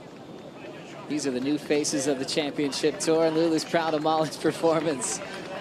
Great sportsmanship there from Lulu. Molly picking up her 3rd CT win. We talked about how dangerous she is in Tahiti as well. We were talking about, you know, the format at lowers that Molly's felt. Maybe not bringing out her best in that hi-fi energy type of world title event, but her advantages is she's felt it a few times, and I think Cloudbreak is an even better venue for her to shine in the world title race. Yes, I agree with you. I think it's a great opportunity for her, and I'm sure she's eyeing it down and super focused to get there. But not get there too ahead of herself, you know? Just calm down and take heat by heat, take steps by step, which she's doing fine. Now Molly paddling in. This wave's going to feel really good, riding her way into the sweet feeling of victory. Now she's helping that winning percentage in finals. In 8 finals, now 3 wins for Molly.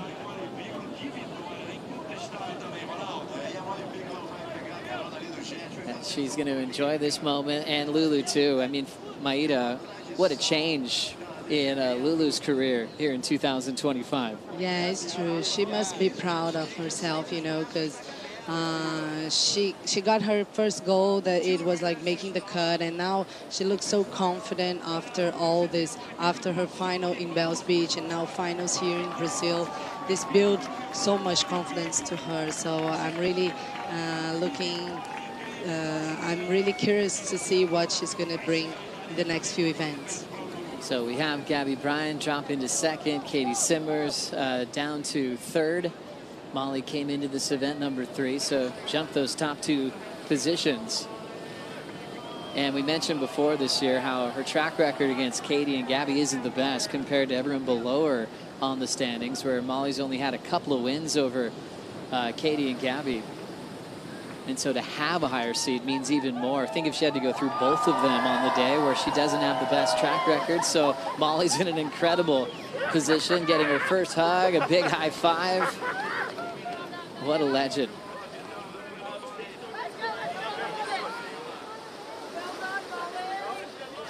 Let's get prepared for the chair up the beach. Come on, guys. Lift her up. She deserves it. Yeah, that's right. She's already spending too much time on the sand right there.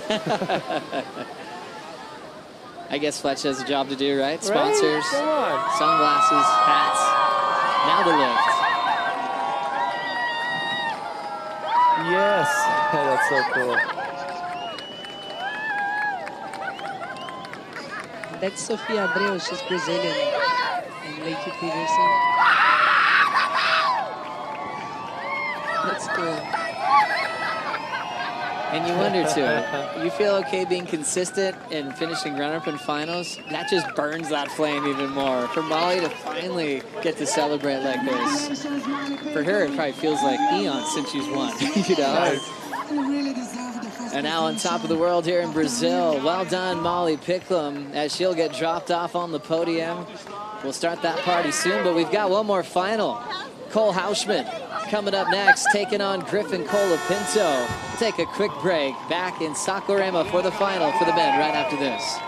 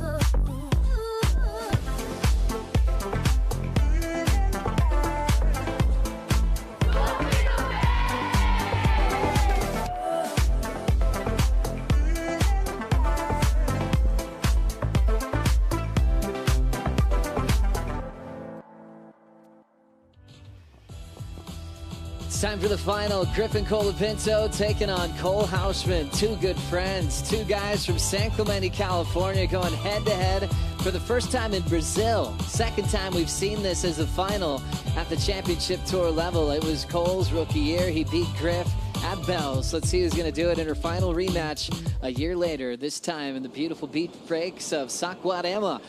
Regular versus goofy, exciting times in the final.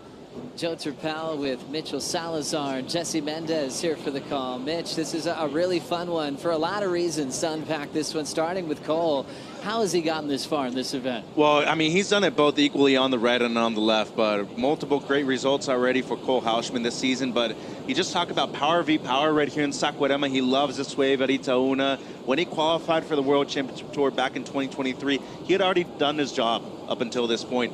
Came to the event, participated, did well enough, and first final appearance this season, he's looked incredible so far at this event. Third place in El Salvador, then was able to make the quarterfinals on his home break, even eliminated world number one Jordy Smith, focusing on the lowers left, and there's been some fun laps. We saw Molly Picklum win the final on the left on this lower side, but he's taken on Griff, and Griff's at a special part of his season, Jesse.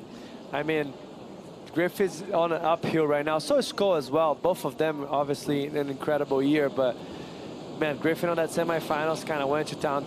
For me, the best surfing we've seen it so far in this event. So it's going to be a great match. And also for Cole, you kind of have to outdone his hero. He's done it once. Let's see if he can do it twice. Griff did get started during the break, Mitch. Yeah, and as Jesse was touching on, I mean, the consistency that we've seen from Griffin has been impeccable the last three events. But in all honesty, Joe, this is the best backhand surfing I've seen from him ever, and he won in Fiji last year, remember? So going left right here, especially going power v power against Cole Hauschman, pretty big deal if you consider Griffin's year so far. What do you like calling those, Jesse? Like little backside disasters? I mean, you're playing with the lip like a skater could just slide on the coping. And we reference coping a lot. It's a skate term where you have a real hard lip line to project against.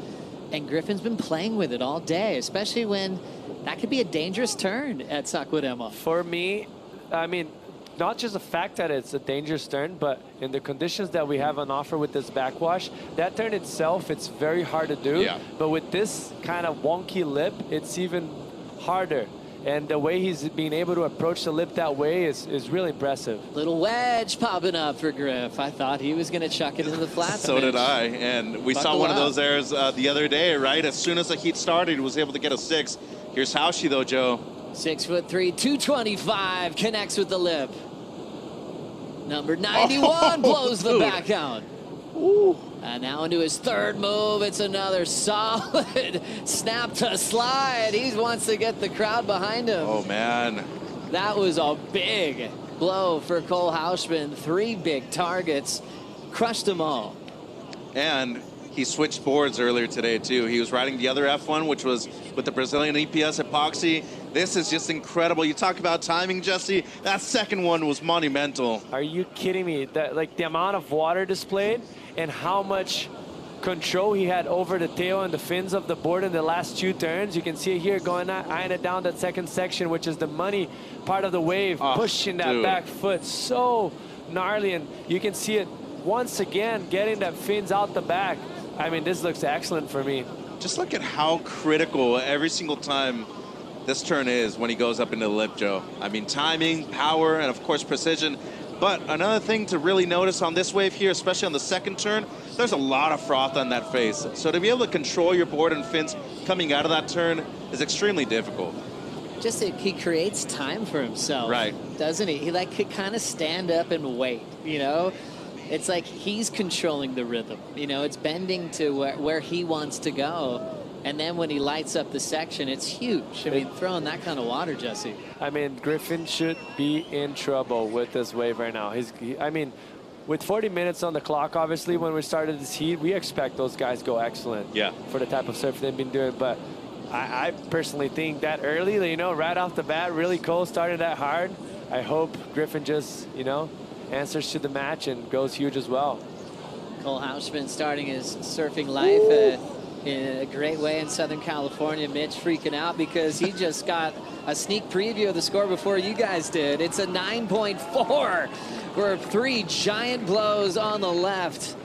Cole Hausman making a statement on his second look in this heat. 0.3 start, 9.4. Colapinto had the 6.17. So now Griffin will be really inspired to answer back, Mitch. So what is it about Cole Hausman that as soon as he touches the water for a final, he just becomes exponentially better than everybody else?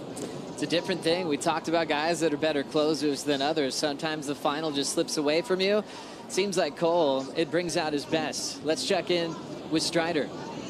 Thank you, Joe. Yeah, just down on the beach, reactions to that situation. That was, I mean, from the beach, the hammers that Cole was throwing down. I knew it was going to go excellent. I didn't know it was going to go up into the 9s. That was insane. And, well, every bit worthy of it, though.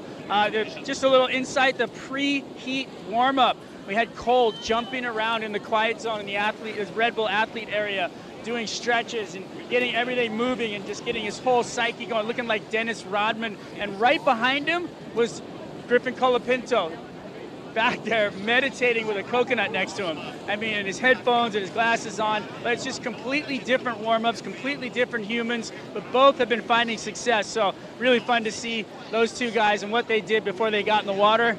Let's see how that thing plays out between the two. I can't wait to see the rest of it. It's a solid breakdown, Strider. Yeah, 2 different ways to prepare for a final and 2 best friends hanging out together. This is a pinch yourself type moment for these 2 kids that grew up together surfing T Street and lowers, winning their national titles. They're always meant to be here, and they're feeding off each other. As we look at the event's top scores, Cole Hausman, 9.4 we just saw go down, is the best number we've seen of the event. And he had his 8.67 earlier, 2 of the top 4, and he's still heating up. And gotta point something out over here with my brother, Jose Mendez. All 4, Carnalito, have come from Goofy Footers so far. There you go. So, Joe, we're going places finally. Pada bench. 30-10. You're not that proud of that one. I know. He played it down. I got a lot of love for the Goofies. I know you do. I know you do. Cole Hausman, what a job he's done in a couple of years. Let's get another angle of this one, Jesse. I mean, this second turn sets up beautifully on the first one with lots of power, but this is money right there. The power and release, comboing it up, and then finish it off solid on his foot. I mean, you can't go wrong. You can't, like, you know, this is excellent, easy on my eyes. And then the element of speed for a guy that big is just radical, especially when it comes to the timing, Joe. It seems like every single turn gets better and more efficient for the section too, but that's a big boy right there. Going around a big carcass like that ain't easy, especially going that fast down the line. So props to him. He's in control of the heat so far, and he gets anything above a 4 or a 5, Griff's going to be in a real big amount of trouble here. You know, it's a lot on the line for Griff as well, who, you know, wouldn't be satisfied with the season if he didn't get a chance to compete in cloud break, you know, to try to get in the final 5 after 2 years where he finished 3rd in the world. You know, with all that energy on his shoulders of trying to get the world title on his home break. It was a song we were singing on the lead up going, man, this could happen for a Californian, you know, to win at home. And he got close, you know, obviously being there. But winning Cloud Break last year as a regular season event as we were welcoming back Fiji and then getting it bumped up to a world title event, you know, for Griffin, he's like, I have to be there. And he's got to be brilliant for the rest of the season. Cole enjoying the left again. He's on the giddy up, and he ends up just kicking out of a close zone. He's gone for some big airs as well throughout this event, Mitch. So he's got some different weapons to shoot for. We saw what he did to Jake Marshall as well when he adapted, went right for his best score. Yeah, no, and 100%. And that's, I'd actually have to say his best surfing really going right. And that's incredible to say, knowing how good he's been so far going left. The last 2 events over there at lowers, as you said, knocking out Jordy Smith in the draw, who was still world #1. And right now, the thing for Haoshi, yeah, it's a long shot that you do make a run for the final 5. It's not impossible, though. You get 2 wins out of the next 3 events. There's a possibility that, and here's another thing, too. For a goofy footer his size, going into Fiji, I'm talking world championship potential right there, too, Joe. Yeah, it's a big point. You know, obviously advantage of having a wave on your front side.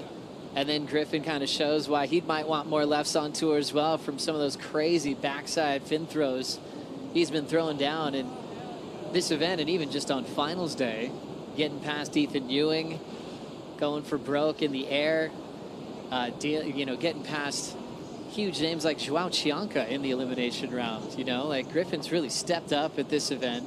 Never been in a final here, and whatever that magic where he turned around his season's happening, it's still with him. Really strong right now, Jesse. I mean, it always is, and that's what you expect from the best in the world. But guys, looking at this heat with 27 minutes left right now, like obviously 2 different paths. You see one with the backup score and the other one with an amazing 9.4. So one of them kind of looking for that backup with a little bit of sense of urgency because you don't want to let time go by and you're 5 minutes left needing a 6-point ride. And the other one with a very clear path in his head. I need to sit, be patient, and pull the trigger on the best wave of the heat right now because he's going to expect Cole to better his situation without a doubt, with probably something in the average range in the next few minutes. So just got to make sure, obviously way tougher task for Griffin to keep composed and pull the trigger and let kind of Cole surf his way out and just get an excellent score as soon as he can, as soon as possible when he has the opportunity. Great angle from the sky of just seeing how much movement, a variety of movement you could get out here in our lineup. Cole was like trying to identify a wedge there, just went underneath him. It's so crazy how that's changed within 2 days. Yesterday during the practice session, there were a ton of wedges, but I mean today, especially with the tide coming up right now, you can really notice it. But in the end, these 2 guys come from maybe the most high-performance wave in the world at lower trestles. They grew up surfing T Street. They grew up surfing Rivies. And, of course, Huntington Beach Pier, too. They're no slouches when it comes to beach breaks, Joe. Here's one right here for Cole. Oh. Big rail hook. Perfect. Second turn. Throws some water. That was a small pocket. And that wave's just going to go flat on him. And that's the sense of urgency that I was saying. Like, it's not that he's freaking out, but he just knows the importance of getting a 4.5 or a 5-point ride. He'll never pull the trigger with priority or maybe as his first wave of the heat, you know, in a finals day, in a finals match, sorry. So this wave's smaller, but he kind of has to, you know, apply pressure to Griffin and come back out and then put on the anchor and get another high score. It is an astute move, though, Joe. You go get something in the 4 or 5s, as Jesse's saying. Now Griffin's searching for a completely different wave out there, right? So 25 minutes, it's not out of the realm of possibility, but you still got to be looking for something to at least match one of the 8s in this heat. That was big. Cole Hausman, 9.4, then to a 5.17, 14.57 combined total with all the time in the world as he's enjoying that Red Bull ski. It's been a long time since we haven't had a Brazilian in the final. You know, you go back all the way to John Florence winning over Jack Freestone in 2016. Since then, it's just been Brazilian dominance, that changing this year. But standout performer for sure, Miguel Pupo, as we get a chance to hear from a champion. Molly Picklum is on the glass with Rachel. Guys, I'm here with the 2025 winner of the VIVO Rio Pro presented by Corona Cero, Molly Picklum, what are the emotions now? Oh, I've worked so hard this year to really put my best foot forwards, and actually before I was going out, I was like, felt nearly emotional because I was just like, okay, I get another chance, you know, to try and get a victory. I've dreamt so much of like winning here in Rio too. I'm like a real energetic person. I love the Brazilian energy, and to get a win this year means so much for sure. And even going against Luana, that is a favorite from the crowd, but you are also very loved for the crowd, but this makes it even more challenging for you. Yeah, for sure. Luana's definitely the favorite, and so she should be. She's been surfing so well, and I knew she's such a competitor and she's such a fighter, and I was pretty scared even all the way till the end, even though I had a couple good scores, but yeah, she's capable of great things, and I'm so happy to get that one over it. But this is a great moment for you. Good luck. You're going with the yellow jersey to J-Bay, so it's going to be amazing. Thank you very much, and go celebrate. Yeah, thank you so much, and shout out to everyone back at home. I know you're all probably up watching, and I felt all the love. I actually ran in and started calling my family straight away because I just like wanted to share it with the people I love and the people that have supported me through the entire time. So yeah, big love to you guys. Thank you. Thank you so much, Rachel. Congrats once again to Molly Picklum, world #1, heading into Jeffreys Bay. As we think about the final 5, it's Molly #1, Gabby 2, Katie's now 3rd in the world, and Betty Lou and Isabella Nichols didn't move on their spot, still 4th and 5th, heading into the next stop of the tour, which is stop 10 out of 11 regular season events. During that catch-up with Molly, we had a couple of waves ridden. Cole Hausman finding a left, and Griffin had a chance to ramp up, this time not coming down with it. Yeah, unfortunate, an unforced error right there by Colapinto, but it was really the only adjustment he could have made on that wave, right? I mean, there wasn't any other section on offer, had to go for it, and, you know, just for him, really looking for the 8.41 without looking at Hauschi's wave, but seemed like the appropriate maneuver for the section, Jess. No doubt about it. Just sometimes you get caught in this positioning on the air reverse where you transfer a little bit too much. Your angle on top of the board transfer a little bit too much weight to the front foot, and you're going to see it right there. He's very bent as we see it, so it's just kind of gets your back foot in a weird spot, and you can't really, you can't really ungroup. And Cole Hausman taking advantage of this insider and kind of going to town. Yeah, he could improve on the 5.17 as well. Gets a little hung up coming out of this turn, but there's a lot of progression in that, Joe. I mean, pretty sick and filthy when you consider the section coming at you too, so bigger wave in comparison to the 5.17, and you know, I feel like there's a possibility that he does improve on his mid-range score that he has as backup at the moment. He has so much range with where he can go with these turns. He can cut it short, he can lean back to put a heavy back foot into it, and then he can release it like a little Corey Lopez slide. I mean, he can go everywhere, Jesse. I mean, it's, the guy, and he does all of that with 220 pounds on his back. So that makes everything looks that much bigger and that much more powerful. So it's very appealing to the eyes, mostly in a wave like here.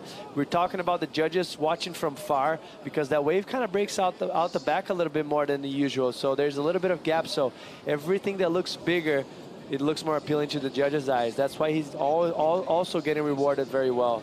It's interesting when you see a surfer that knows another surfer really well, like we're seeing now. And where Griffin, Great point, Joe, has been the great surfer out of San Clemente, 3rd in the world, the most successful. But Cole's like, I know you. You come from my same town. Yeah. You know, where that familiarity, it just feels like another day, where he's not daunted by, oh, that's Griff. This guy's been in the title race. It's like, he's my best friend. We go surfing all the time, and he could bring out his best against him. You know, their weaknesses, but also their strengths. And you play to their strengths most of the time because you don't want to let them get going. You hear the 6 already, it's a trademark out of Griff, especially at this event right here at a beach break. You respond with a 9.4. Look at where he's at right now. Has improved already on his backup, and there's still 20 minutes for him to do that as well, Joe.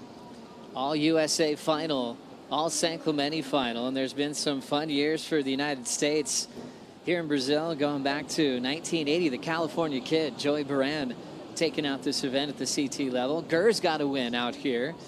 When you go back to 1990, Brad Gerlach, former runner-up in the world, that's when he was really knocking on the door for a world championship. Kelly Slater winning out here in Brazil.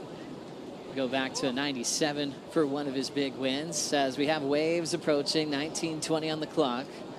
Colapinto with priority, and he will load up on a double overhead section and tagging it. A huge backhand hanger. Still trying to fight for the finish. Bring it. Lay it low. Colapinto gets it. Wow, dude, what a final we have on our hands. What a final we have on our hands right here. That was a gigantic section. Griffin had so much time to load up for it.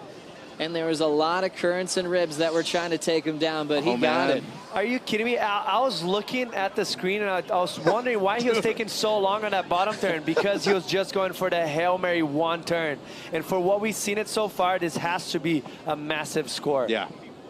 Enormous backside turn from Griffin Colapinto on one of the bigger faces we've had all day. What is it? Double overhead on this wave right here? And I know it takes him a little while to ride out of it, but you can't argue about commitment right here. It doesn't matter. It doesn't matter, yeah. At this point, it doesn't. That wave's huge.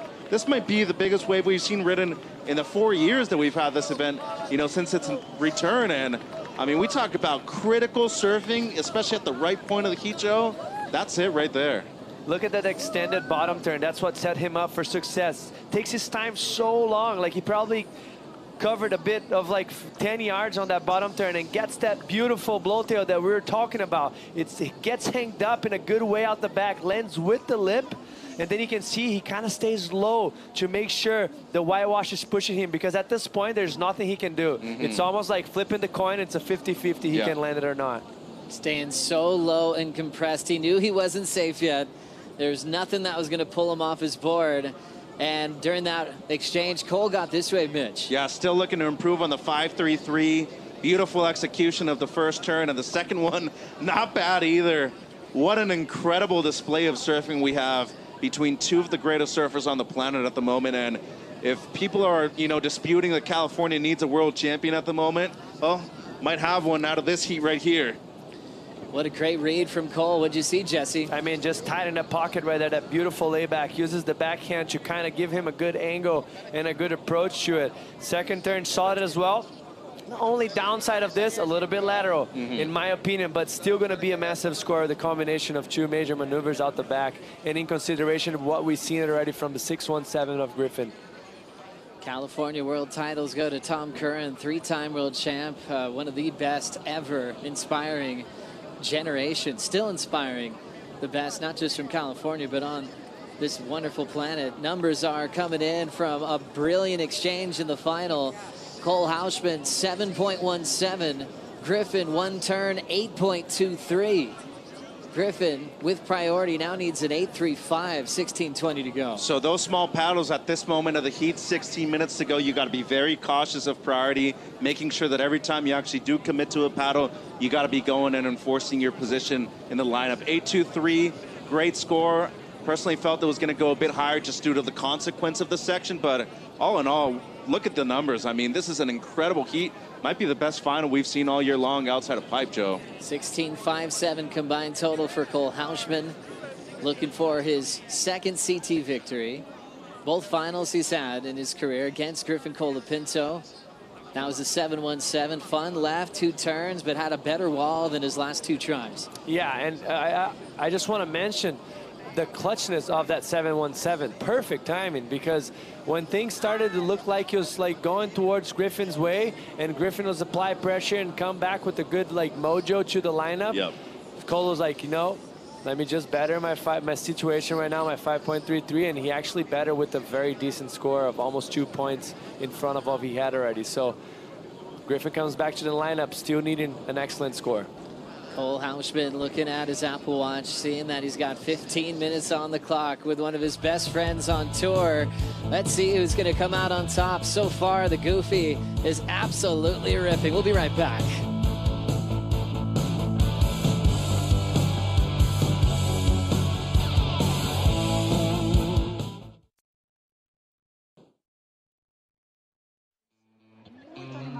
Welcome back to the VIVO Rio Pro. We're down here on the beach with the MyTerra Surf Report. The conditions report, it is 4 to 6, light side offshore, and super fun. Guys are dropping hammers, and the crowd out here, well, as you can see, it's beautiful, it's fun. They're enjoying their time down here, and they're not going to stop. This is going to go all the way till the sun sets.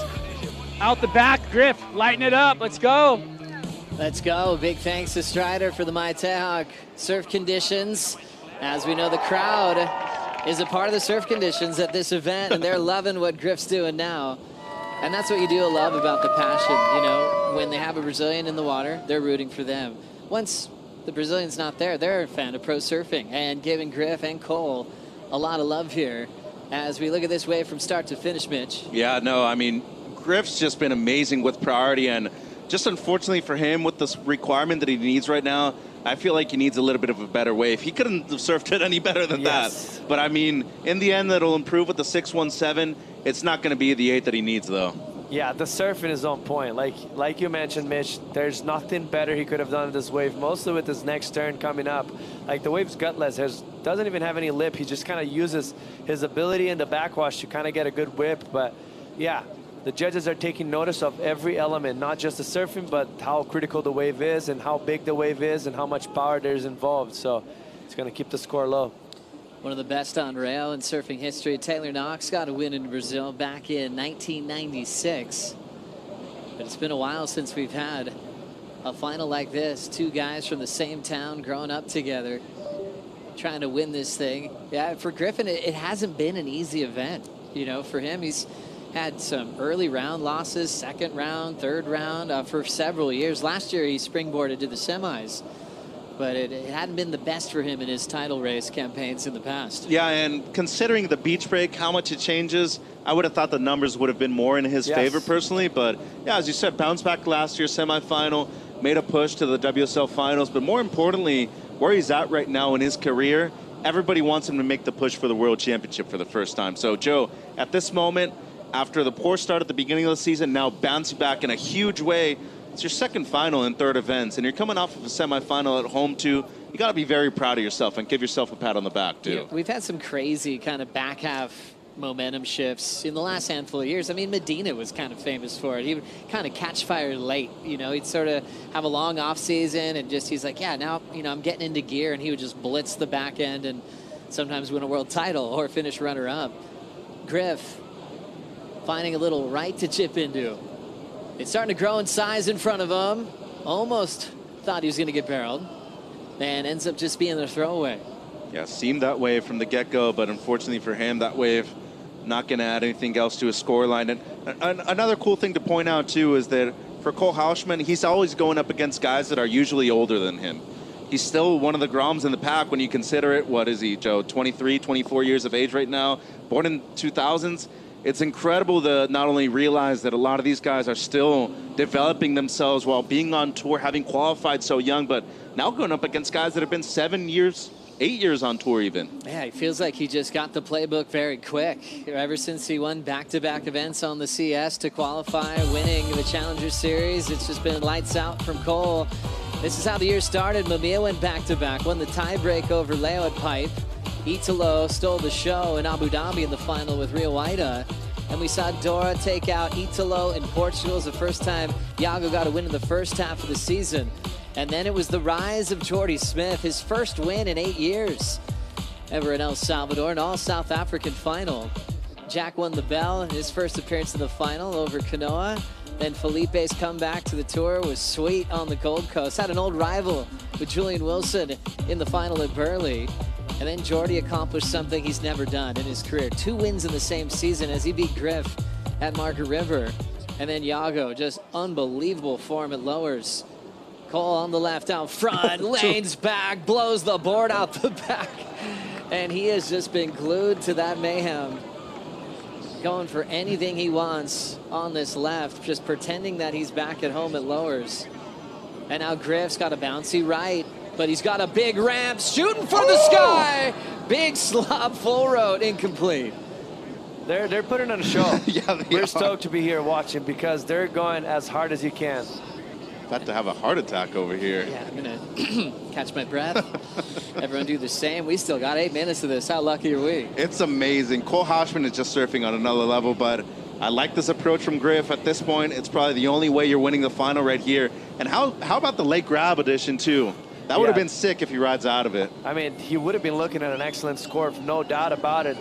A lot of height. That front foot comes off, so he uses that front hand, like you mentioned, as a slaw bear to kind of put himself back in place, but just kind of landing on the wrong timing.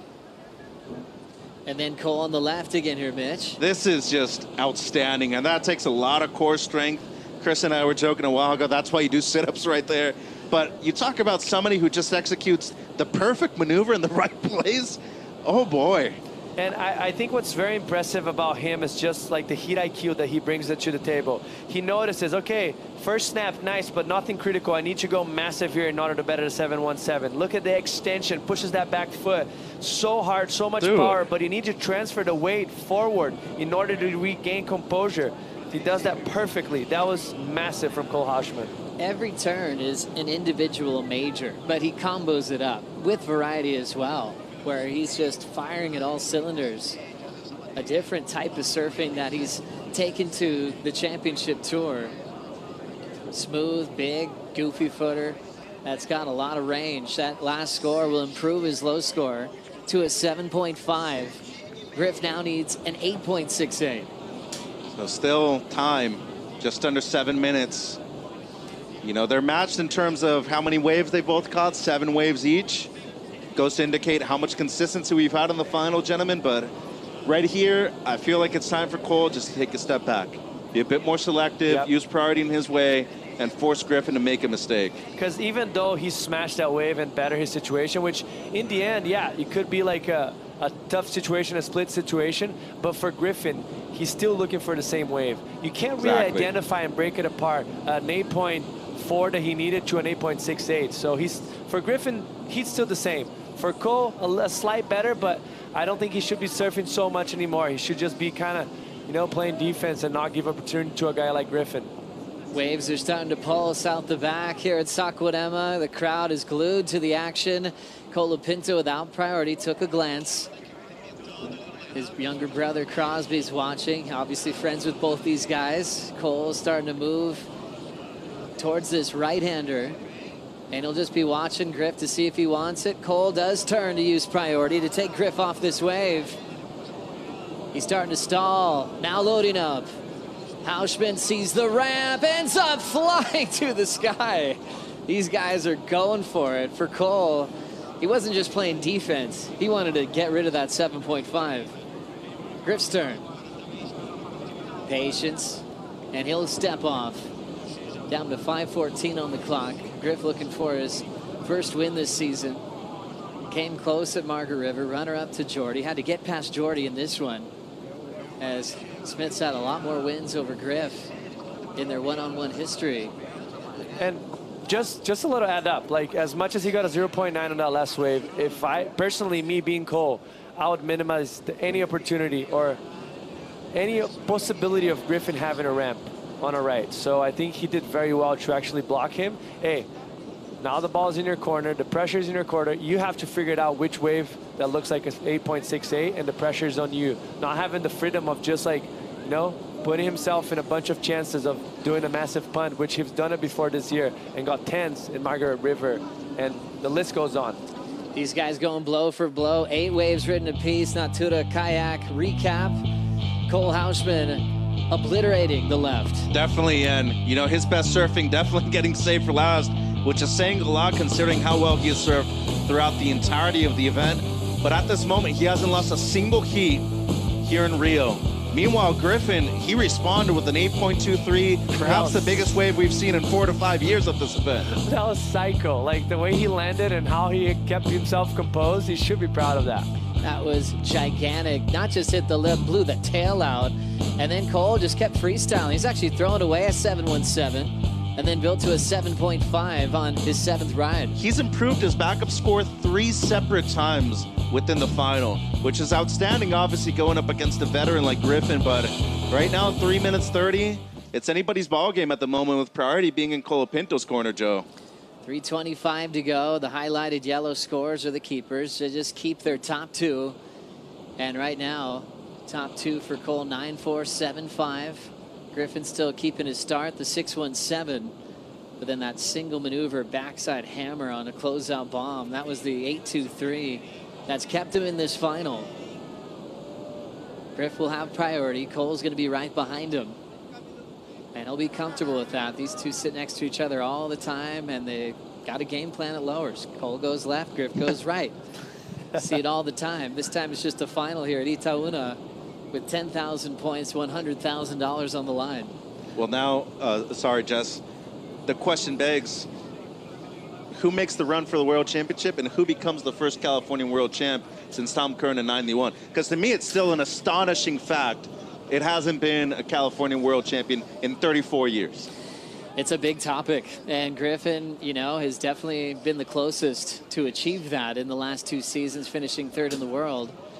Gurr got close, runner-up in the world back in the early 90s. Shane Beshin, one of the best ever to come out of San Clemente. We're actually talking about those big backside disaster type turns. I think Shane was on a trip with Andy, and they started calling him that when they had a boat trip together. Yeah, Shane would be proud of these two at the moment, representing not just California, but the great town of San Clemente. We get to see Cole's dad around some of the events. He actually has a great soccer background as an athlete. Wasn't a surfer, but spent a little time in the water these days.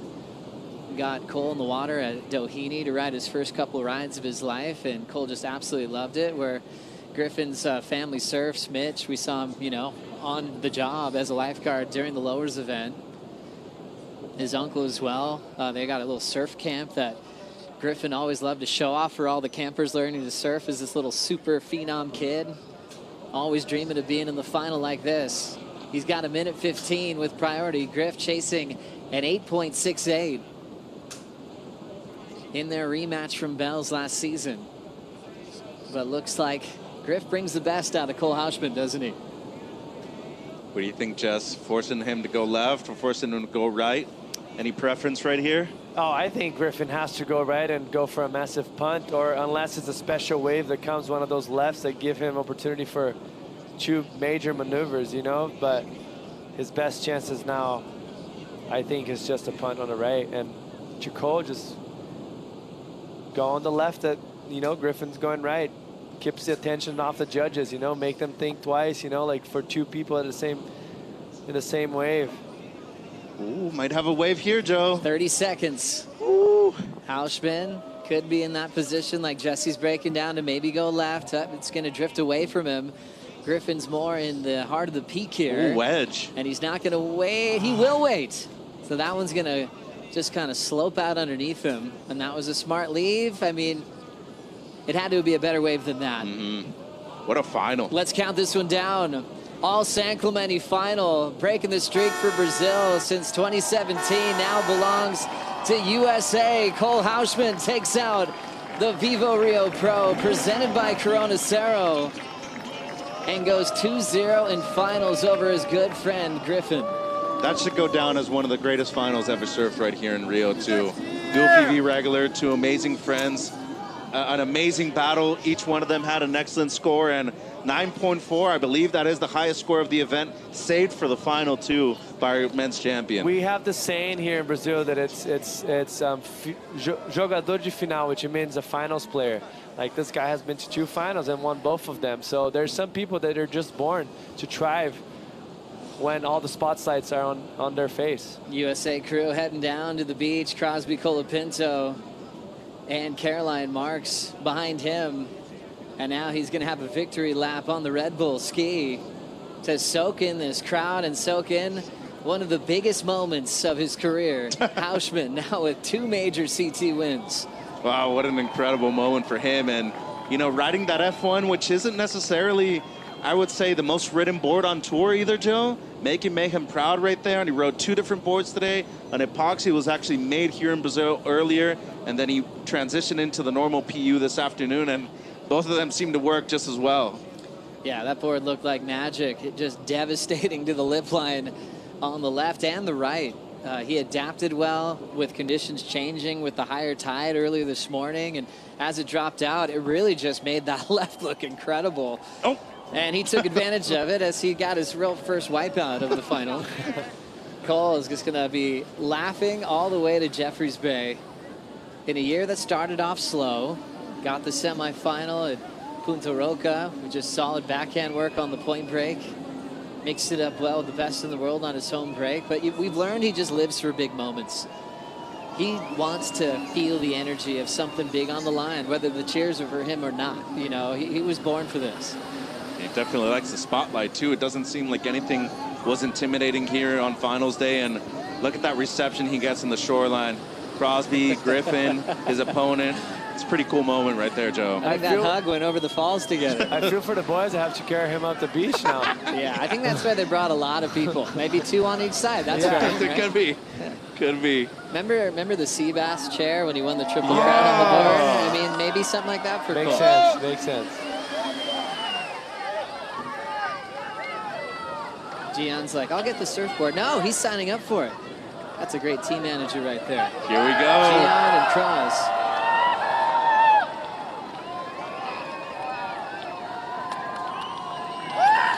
And with Cross on the chair, it makes sense his is big, but this is an extension of the brotherhood, you know, for these guys that are born and raised together in San Clemente. Caroline Marks holding the mayhem. More points going to Matt Biles. Oh my gosh, she's like running away They far don't now. need it anymore either. Stop the bleeding. Congratulations, Matt. Matt Biles, your entire crew at Lost Surfboards. Domination the last 2 seasons and now make it 3 seasons. We're not even done yet. And then the trophy for the CT Shaper rankings. That's cool, though, Joe. As you said, an extension of your family right there. Having Cross, having Caroline in your corner, one of the most special moments of your life. It's awesome. Yeah, Cole is feeling a moment that he'll never forget. And to share it with Griff again, they can't seem to avoid each other in these finals. Last year, now this year. Let's hope for many more. Cole excited to get past the cut. He felt moments of stress in the first half. But now guns blazing. I mean, Cole's like, bring it on. I want more finals with Griffin. I don't know if the other way around is thinking the same, but... And look at this. The numbers coming in for finals day. So many happy people playing Alchinia. You can see the soccer balls bouncing in the distance. Eating acai. I can smell the picanha on the grill. Oh, we're ready. It's going to be a great rest of the afternoon as the celebrations are just about to start. And a very successful event, you know, with a lot of different types of lay days and weather. And great job to all the contest officials waiting it out to the last day. That can be stressful when you're going, we're going all in on the final day of the waiting period. And we scored conditions like that for a final. Job well done. Yeah, no, last few hours today have been to me one of the best days ever at Saquarema. I mean, just perfect conditions. We talk about TPs, left and rights, and a lot of consistency too, guys. What an epic day. What a way to finish the event. All these people will be hanging out through the night to be a part of the celebrations. And they'll have a completely different contrast for the best in the world heading to Jeffreys Bay for the next stop. A lot of surfers getting on flights tomorrow to get there as soon as they can to go to the best right-hand point break in the world. And that's why you love the tour so much. You got to be the best in all conditions on the planet.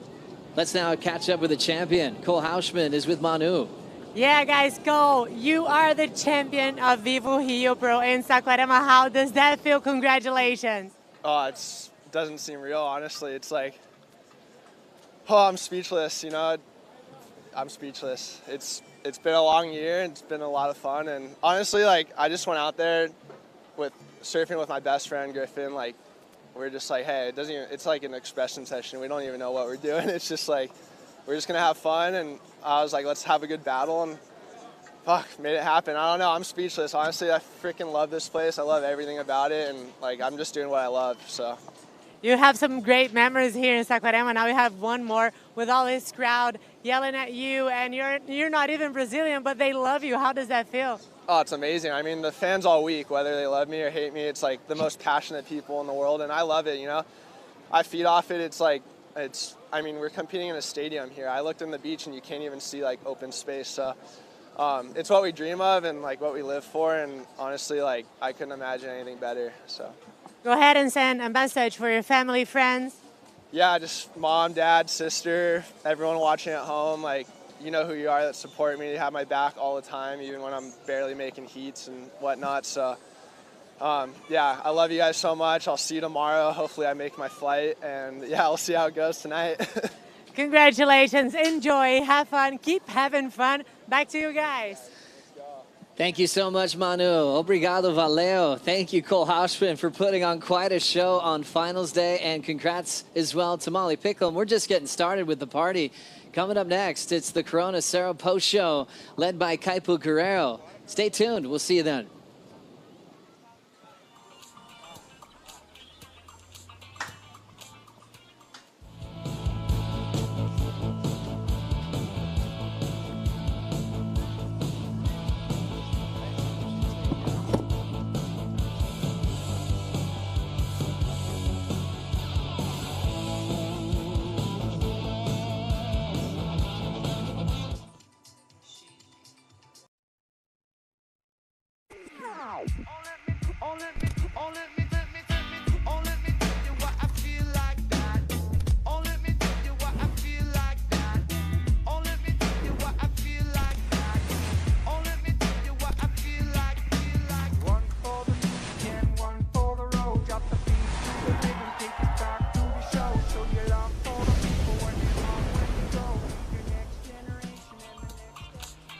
It's the Corona Cero post show here at the VIVO Rio Pro, presented by Corona Cero. 0% ABV, 100% natural ingredients. And we got some surf fans on the beach here in Saquarema. It was a big final day of competition. We saw some outstanding surfing. Really, really good action. And hey, welcome to the Corona Cero post show. Jesse Mendez, Mitchell Salazar. He's got a nice smile. I'm Kaipu Guerrero. Mitch, you said that was one of the best finals ever in Brazil. Do you still stand by that statement? 100%. I mean, Hauschie against Griffin Colapinto, excellent scores on each one of their halves. I mean, we talk about something epic between two of the best friends on tour. We saw it go down right now, Kipes. Pretty good surfing on the men's side. On the women's side, we saw Molly Picklum with her first win of the season, Jesse. I mean, she's been solid all year long. She kind of saw the door open right there. All the top 5 surfers losing early in the event. And, you know, that's what the best ones in the game do. As soon as they have the opportunity, they take it. Yeah, she saw that. Exactly, that opportunity, because we saw decimation for the women in the elimination round. And now Molly Picklum, she's going to have to find some stuff to match with yellow for J-Bay stop number 10. That's not a bad problem to have, let's put it this way. I'd be down for that, too. I mean, match me up in yellow. But unfortunately, you know, for us, there's only one person that can be a world champion at the end of the year. And there's still a lot of people involved. But fortunately for Molly, coming off of her first victory outside of Hawaii, big moment for her, Kaipo. Big, big moment, and taking advantage of that opportunity. Taking a look at our men's bracket and the road for Cole Hauschman. Had to start off this morning with a pretty close heat, Mitchell, against Jake Marshall. Yeah, no, all California battle right there, but an incredible road to the final. As you can see, Miguel Pupo in the semis defeats his best friend, Griffin Colapinto in the final. What a great event going into the very last day of the period, too, Kipes. Let's take a look at it, Jesse, and how it worked out for the big man. 8 foot, 500 pounds of Cole. Not that big, but he's a big unit, isn't he? Almost. That's what it looks like when he's surfing on top of the board. Just the amount of water displayed, it's always impressive. But early morning, a little bit of water still on the bank, so the wave was a little bit trickier to ride, but he was able to find those right-handers right there. I think, if I'm not mistaken, got a 7.83 against Jake Marshall, and that's what made the difference in that heat. Yeah, that's what turned the heat. Semi-final. Hey, a couple of goofy foots out there, Mitchell, but Cole took it to the house. Yeah, no, and not only was he on point with his wave selection, post-cut, it just seems like he's having a ton of fun, guys. He's smiling every time, dropping excellent scores, and, of course, matching power with power out here at Sacktown, Kipes. This is why you cross-train. Not only do you surf hard, but this guy trains hard, and you can see how quick he is, how agile he is, how powerful he is. Yeah, it's so impressive. Like, he can mix it up, the explosiveness with the power that he carries, and it's a good match. The final, a rematch from the 2024 Bells Beach final up against good friend Griffin Colapinto, but Hauschie got his good friend once again. Yeah, and drops the highest score of the event in the process right here, 9.4 on this one. For a dude that big, it shouldn't seem like he should be that agile, but fortunately for us, Jess, he is. Yeah, and you got to peak when it's time to peak. You don't want to, you know, start like doing too well in the beginning, and he just kept the composure throughout the whole time and just saved the best for last. Because for me, that's my personal favorite turn that he's done so far in the event. And that was in his last best score. Yeah, you train. And that's why you work on your flexibility, your quick muscle twitches, and paid off for second year, the sophomore on the championship tour, already with 2 CT wins. Yeah, and it's almost better that he's still flying under the radar, making a push for the Lexus WSL Finals, Kaipo. And as of right now, a member of the top 10 is the surfer from San Clemente, our champion, Cole Hausman. Yeah, I like what I'm seeing. That was an inspirational surfing. Anybody who's a goofy foot in the world can draw inspiration from that. Look at the numbers, 9.4, 7.5. Nearly 17 points, and props to Griffin, too. Close to 15 points right here in the final. He surfed great, too, but Haushi 2-0 against his mentor, Griffin. And they bring out the best in each other, I Truly do. Truly do. I like that, you know, that competitive San Clemente competition and what they bring to the game. That was so good. It's necessary, too. It's elevating the sport every single time they paddle out. Yeah, well, it's time to make it official. And for that, we're going to throw it down to our official awards presentation with Rachel Apollonio and Joe Turpel. Take it away, Joe. Thank you so much, Kaipo. Muito obrigado, galera. Hi, everybody. Tamo junto. Thanks for coming down. What a special day in competition. This is the official award ceremony for the 2025 VIVO Rio Pro, presented by Corona Cero. It's the 9th stop of the World Surf League Championship Tour, and really impactful for the world title race this season. Honestly, there's no energy anywhere in the world like Brazil. You guys are simply the best. Thank you for being such incredible fans, celebrating with us from start to finish each and every year. You guys are absolutely incredible. Big crowds, air show that we got to see from the sky by the Brazilian Navy, also the air show by Escadilla CEU, and all the incredible surfing from our athletes. It makes this a true festival of our sport and the biggest in the world. It'll go down in history that way. We want to thank all their regional sponsors, the city of Saquarema, and of course, Rio de Janeiro state government. I'd like also to thank Ivan, and all the local team here from WSL, doing such a great job hosting us once again. Outstanding efforts for all of you to give it to you guys, the fans, to the greatest sport in the world. Thank you so much. Muito obrigado. Boa tarde, Saquarema. Muito obrigada pela presença de todos. Sejam muito bem-vindos à cerimônia de premiação do VIVO Rio Pro 2025, apresentado por Corona Cero, a 9ª etapa no Championship Tour da WSL de 2025. Estamos de volta ao Brasil, em frente a essa multidão e uma energia incomparável. E, honestamente, vocês já sabem, porque a gente sempre fala isso, mas vocês são os melhores fãs do mundo. Tivemos performances incríveis, aéreos impressionantes, praias lotadas, o inédito festival Sun, Sound and Soul, sobrevoos de caças apresentados pela Marinha do Brasil, show aéreo da Esquadrilha Céu e um surf espetacular dos nossos atletas. Esse evento entrou para a história como o maior VIVO Rio Pro de todos os tempos. Agradecimentos especiais a todos os patrocinadores regionais, à Prefeitura de Saquarema, ao governo do estado do Rio de Janeiro e também, claro, ao Ivan e à equipe WSL Latinoamérica pelo trabalho excepcional e um agradecimento ainda mais especial a todos vocês, os melhores fãs do mundo. All right, big thanks to our partners, our title sponsor, VIVO, our presenting sponsor, Corona Cero, all of our event partners from VIVO, Corona Cero, Red Bull, Banco do Brasil, Secretaria de Sport, of Laser of Estado de Rio de Janeiro, Prefeitura de Saquarema, Natura Kayak, Maiterra, Riachuelo, Probiotica, Dr. Peanut, Yeti, EY, True Surf, Surfline, with additional support from Galileo International Airport, Mormai E-Motors, official media partners, Globo Group, and InterTV. Valeu, muito obrigado. O VIVO Rio Pro, apresentado por Corona Cero, conta orgulhosamente com o apoio da VIVO, Corona Cero, Red Bull, Banco do Brasil, Secretaria de Esporte e Lazer do Rio de Janeiro, Prefeitura de Saquarema, Natura Kayak, Mãe Terra, Riachuelo, Probiótica, Dr. Peanut, Yeti, EY, Apple Watch, True Surf e Surfline, além do apoio adicional do Aeroporto Internacional do Galeão e da Mormai Motors, com os parceiros oficiais de mídia Grupo Globo e InterTV. We've got some great people up here on stage. This one guy's been around pro surfing longer than anybody, and he's been doing such a great job. Let's hear it for VP of Tours and Competition, Renato Hickel. Thank you so much. Our president, once again, WSL Latin America, Ivan Martino, thank you so much for all of you do for professional surfing. Let's hear it for Ivan.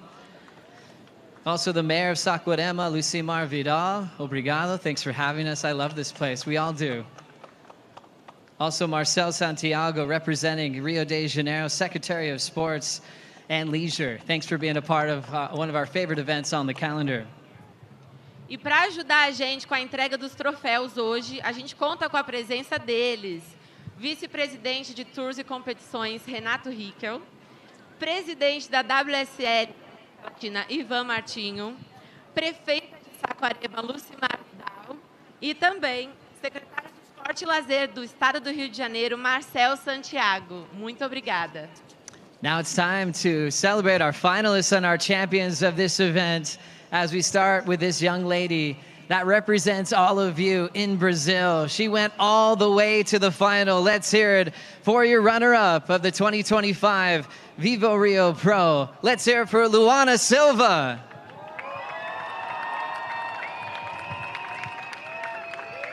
Yeah, Lulu.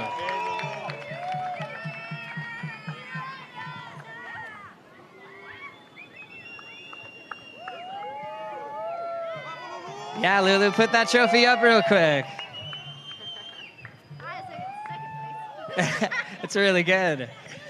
Luana, it's been a special year seeing you find form. Now, not just one final, now 2 finals, but this one representing Brazil. How special was that? English? Let's start English and we'll switch to Portuguese. Yeah, it's been an amazing year, special week here in Brazil. My whole family came out to support me. Even my auntie came out all the way from South Brazil. It's super special to see her. It's been a while. I can't thank everyone enough on the beach, too. It's been an incredible week. The support has been amazing, and that's what kept me going. When I saw you get through, this could be in Portuguese, when I saw you get through your heat before the final, your semifinal, you had a crowd of people running with you, and there was a camera shot on you. You couldn't stop smiling. What did that feel like, and then what did this feel like for you, making the final for Brazil? Sem palavras, galera. Tô muito feliz.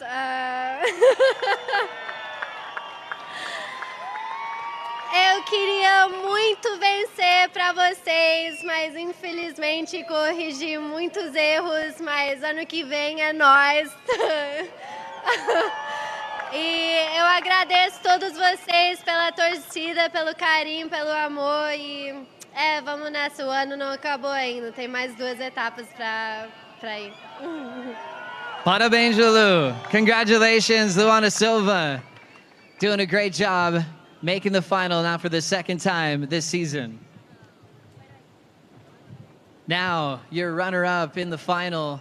This guy has now been on a roll in 2 finals this year, making a comeback in the back half of the tour. Let's hear it for your runner-up of the VIVO Rio Pro, presented by Corona Cero, Griffin Colapinto.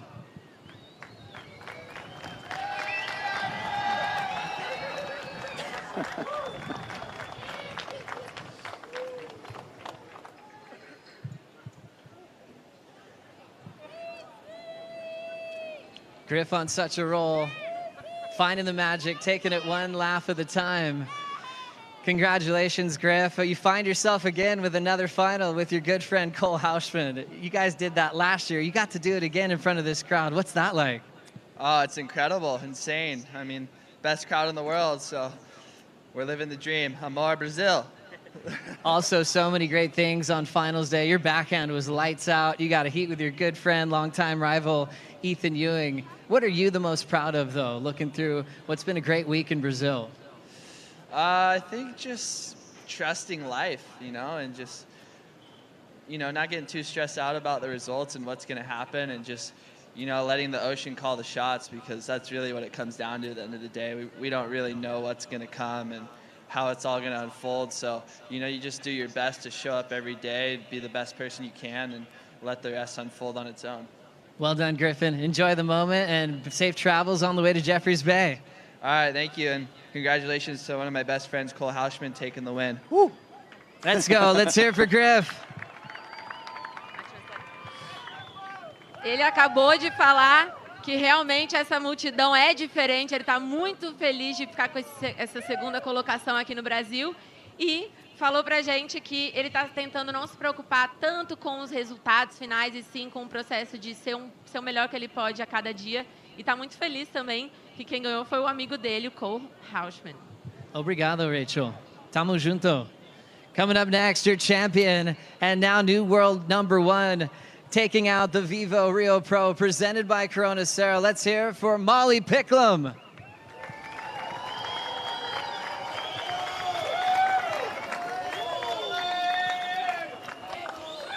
Molly came into this event #3 in the world. Now she's world #1. Holding up that trophy, her first win of 2025.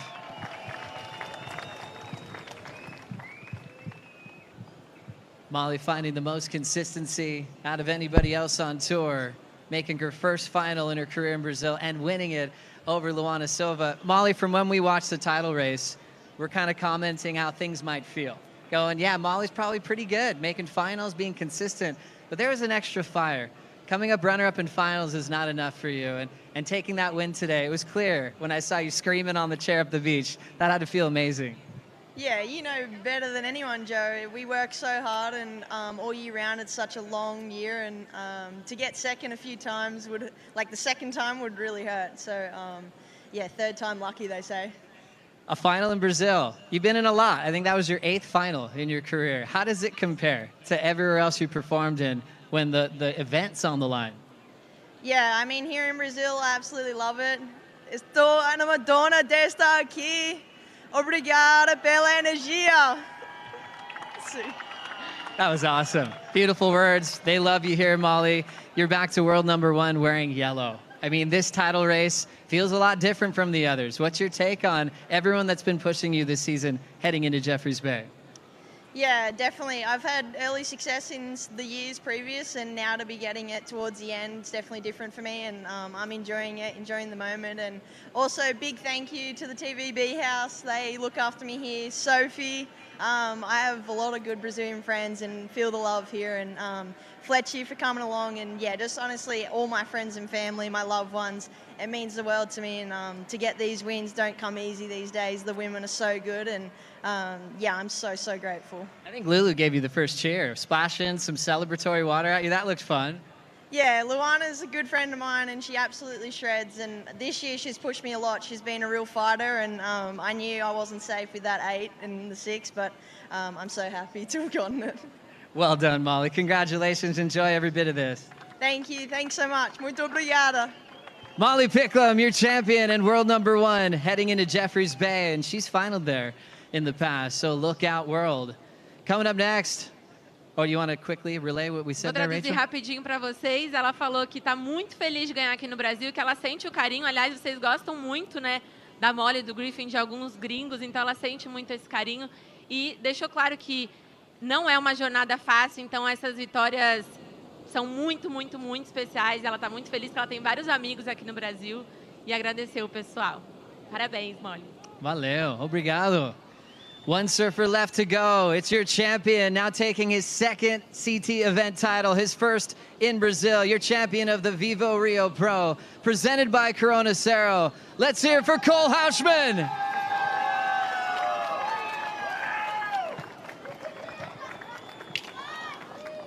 Rookie on tour last year. Winning at Bells Beach. Now winning in Brazil.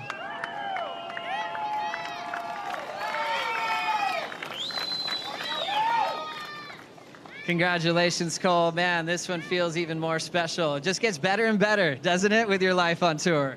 Yeah, just, you know, you never know what's going to happen, and frick, it just gets better and better. You said it. And no, honestly, I'm speechless, but I'm just trying to enjoy the life, like Griff said, and to share another final with Griffin is like the dream. Honestly, I've had 2 finals on tour, and both have been with Griffin. So, yeah, I'm just trying to take it in. I'm pretty speechless, honestly.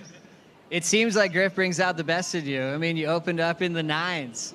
Does it feel really comfortable knowing that you guys could just be at T Street together as little kids dreaming of being here? Does that give you some comfort to bring out your best against Griff?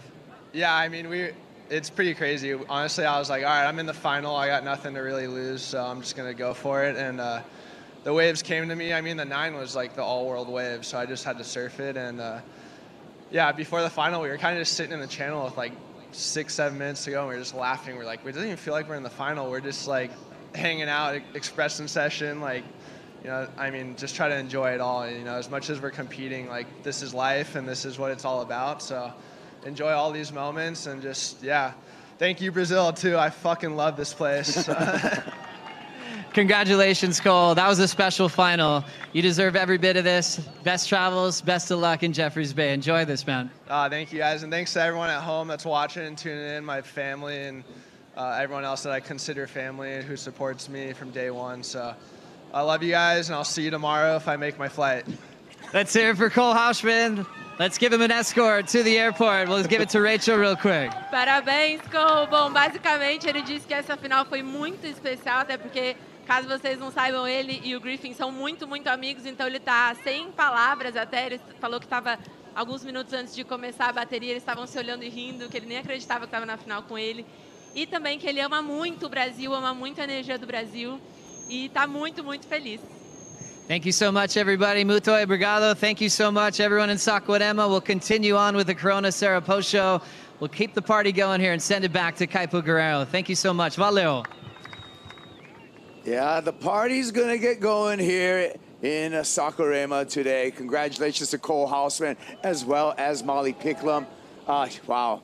You know, Jesse, this was not a sprint. This was a marathon. We went all the way to the last day of the event window for 3 days of competition. I mean, I feel like that's been the name of the game. Like, I feel like we had like 6 events out of whatever we had so far that has been going to the last. But obviously today was the greatest call we could think about it. The waves were firing, like you mentioned, some of the best waves you've seen here in Saquarema, and it was super fun to watch. And it was tricky because we actually walked away from waves yesterday, and there was a bit of concern for me, like, oh no, you know, we're walking away from waves. But it came through. Great job from our tours and comps and everybody making the call, and great job by Cole Hausman and Molly Picklum. Mitchell, we got a new world #1 on the rankings in the way of Molly Picklum right now. Yeah, it's amazing for her, and we talk about her consistency throughout the year so far. First win in 2025, which is amazing. First win outside of Hawaii as well, but her road to the final was not easy at all. Not easy at all. She had to overcome a very dangerous wild card. And I want to see more of Arina Rodriguez. Yeah, so do I. I think she has the potential to qualify for Tour later on this year throughout the Challenger Series. But remember, previous to this day, she was the last heat that we ran. So she had to wait a long time to be able to surf her semifinal this morning against Erin Brooks. Yeah, that was all one-sided affair. Let's take a look at the road to the final for Molly Picklum and the win here, Jesse. Well, but that definitely didn't rattle that her, Mitch, because she looked very composed. Obviously, this is the previous day that you're mentioning about. You can see the different conditions that she had to kind of squeeze through right there. Very tough for her to get those verticals hits and be that critical in such a tough conditions. On the shore, that last turn right there, she was very close to the shore. Yeah, the bouncy house in that in head heat. And then today, clean. Like I said, this was one-sided in the semifinals up against Erin Brooks. And she just demonstrated how capable she is of delivering once and over again. And when it comes to consistency, obviously we all know that she's capable of winning. But here in Brazil, it changes so often, and especially throughout today, we saw 4 different kinds of waves throughout the day. It picked up Kaipo, and especially with that low tide, it got difficult throughout the finals. Yeah, and speaking of the finals, Molly had to come up against the local favorite in Luana Silva, but Pickles, she already had her eyes on the prize. She was so solid all day long. You can count on your fingers how many times she actually committed mistakes. So she really deserved the win today. With turns like this, how composed she looked and sure-footed she looked on top of the board, I expected her to win. Yeah, she was looking like the favorite the whole way through as far as just composure and putting together and organizing a heat. Yeah. Organization. Great strategy. Organization is a great point right there, though, Kaipo, because it was disorganized a lot of times out there here in Saquarema, but props to her. She adjusted on the fly. She was able to compose herself and handle the pressure, and very well done. first time ever she's actually made it outside of the quarterfinals right here, and she did it with a victory, Kaipo. Look at that, 8.17 in the final, Jesse. Yeah, that's impressive. She dominated from the get-go, the first 6.83 right off the bat, and then just kept capitalizing all the way up to the 8.17. Yeah, saw the opportunity and took it when the cards were laid out before her on day number 1 of the event. And oh, what a feeling when you raise that trophy over your head. And what a beautiful trophy, too. Seems like those things are quite a bit heavy, though. Yeah, they're glass. They're all individual pieces of glass. So yeah, they are heavy. But that's everybody wanted them. Only two people got them. But what an event that we've had. Stop number 9 on the championship tour has just been a festival of surfing and a festival of fandom and life. Let's take a look at our men's rankings after stop number 5. Jordy Smith still on top. Let's just mention the importance of Griffin taking the win on this event. If he would have taken a win over 2,000 points, and he would have probably been in the top 5 right now. So, yeah, every heat counts. Hey, for a guy who was worried about making the cut, Griffin Colapinto, in the beginning of this year, he was way down on the rankings. Look at him right now. He's been climbing every single event up that ladder. Yeah, no, but top 5 still. Jordy, Iago still very much in prime position right here. As you mentioned, Griffin up to number 6. And I would think that Cole Hausman's got to be pretty close to the top 10, right, Kipes? Yeah, I think he's sitting in number 12 right now. Let's take a look at our women's ranking. Molly Picklum's on top. She's going to be wearing yellow, Jesse, at J-Bay. I mean, once again, right there on the cut line, Caroline Marks just, you know, close that gap against Isabella Nichols. And now it's going to be a fun battle in between, obviously, 4th place into whatever, 6th place or even 7th place from Tyler Wright, because they're all pretty tight. Yeah, pretty tight. Caroline Marks just barely behind Isabella Nichols, so that's going to be a battle there. And also Betty Lou. Betty Lou's only like less than 100 points in front of Isabella Nichols. There's no separation there whatsoever. Look at the top 3, though. 53, 48, 47. They are miles ahead from everybody else. They're miles ahead. Well, that's where we are with the rankings right now, but we got more rankings also to go over. I mean, the Vista CT Shaper rankings, but it's a done deal. I think. I don't think there's. Stop the bleeding already. It's a battle for 2nd place, because take a look at where the folks from Mayhem and Lost Star and how many numbers they have accumulated. They had the entirety of the men's final at this event. They've been doing that, I feel like, all year long. Wow.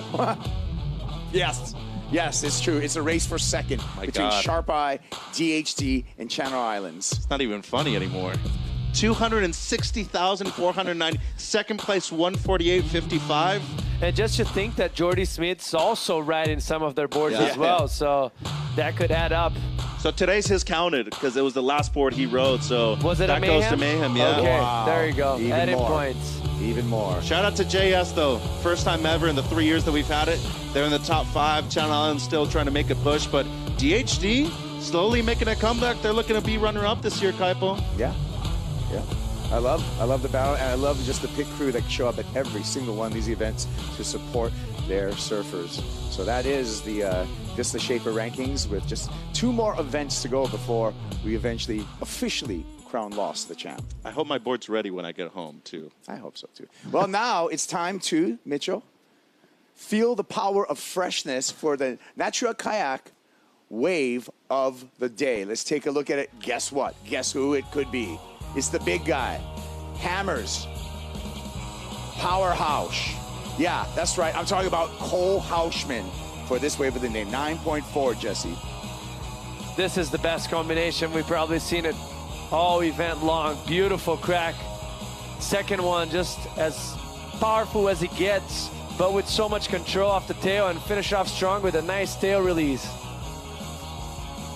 So crazy to me that a guy that big can move with that much speed, and especially use that speed to his advantage at a beach break that is just moving down the line so quickly, Kaipo. 9.4, he saved the very best for last. Yeah, he did. That was excellent surfing all over. Well, we're going to take a break right now on the Corona Cero Post Show. When we come back, we're going to talk about our top 5 moments from Dr. Peanut and a preview of stop number 10 over at Jeffreys Bay when we return to the Corona Cero Post Show.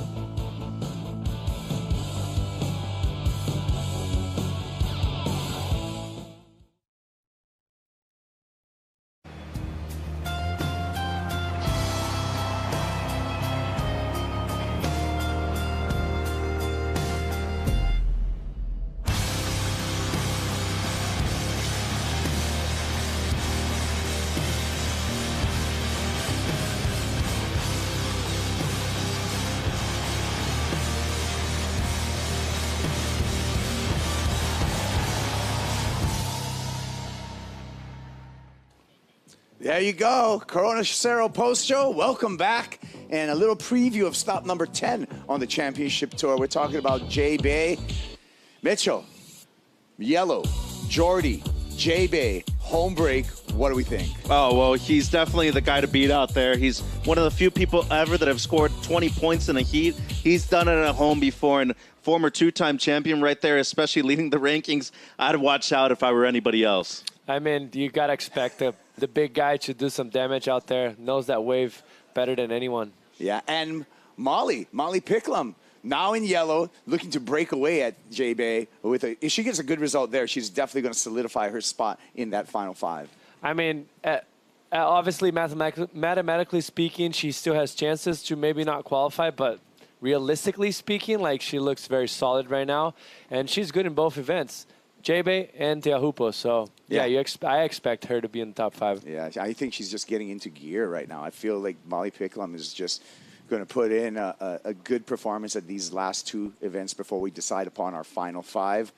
Speaking of final 5 and speaking of top 5, ring, ring. It's time to call the doctor. You know who that is? Dr. Peanut, with your prescription for nutrition with our Dr. Peanut top 5 moments.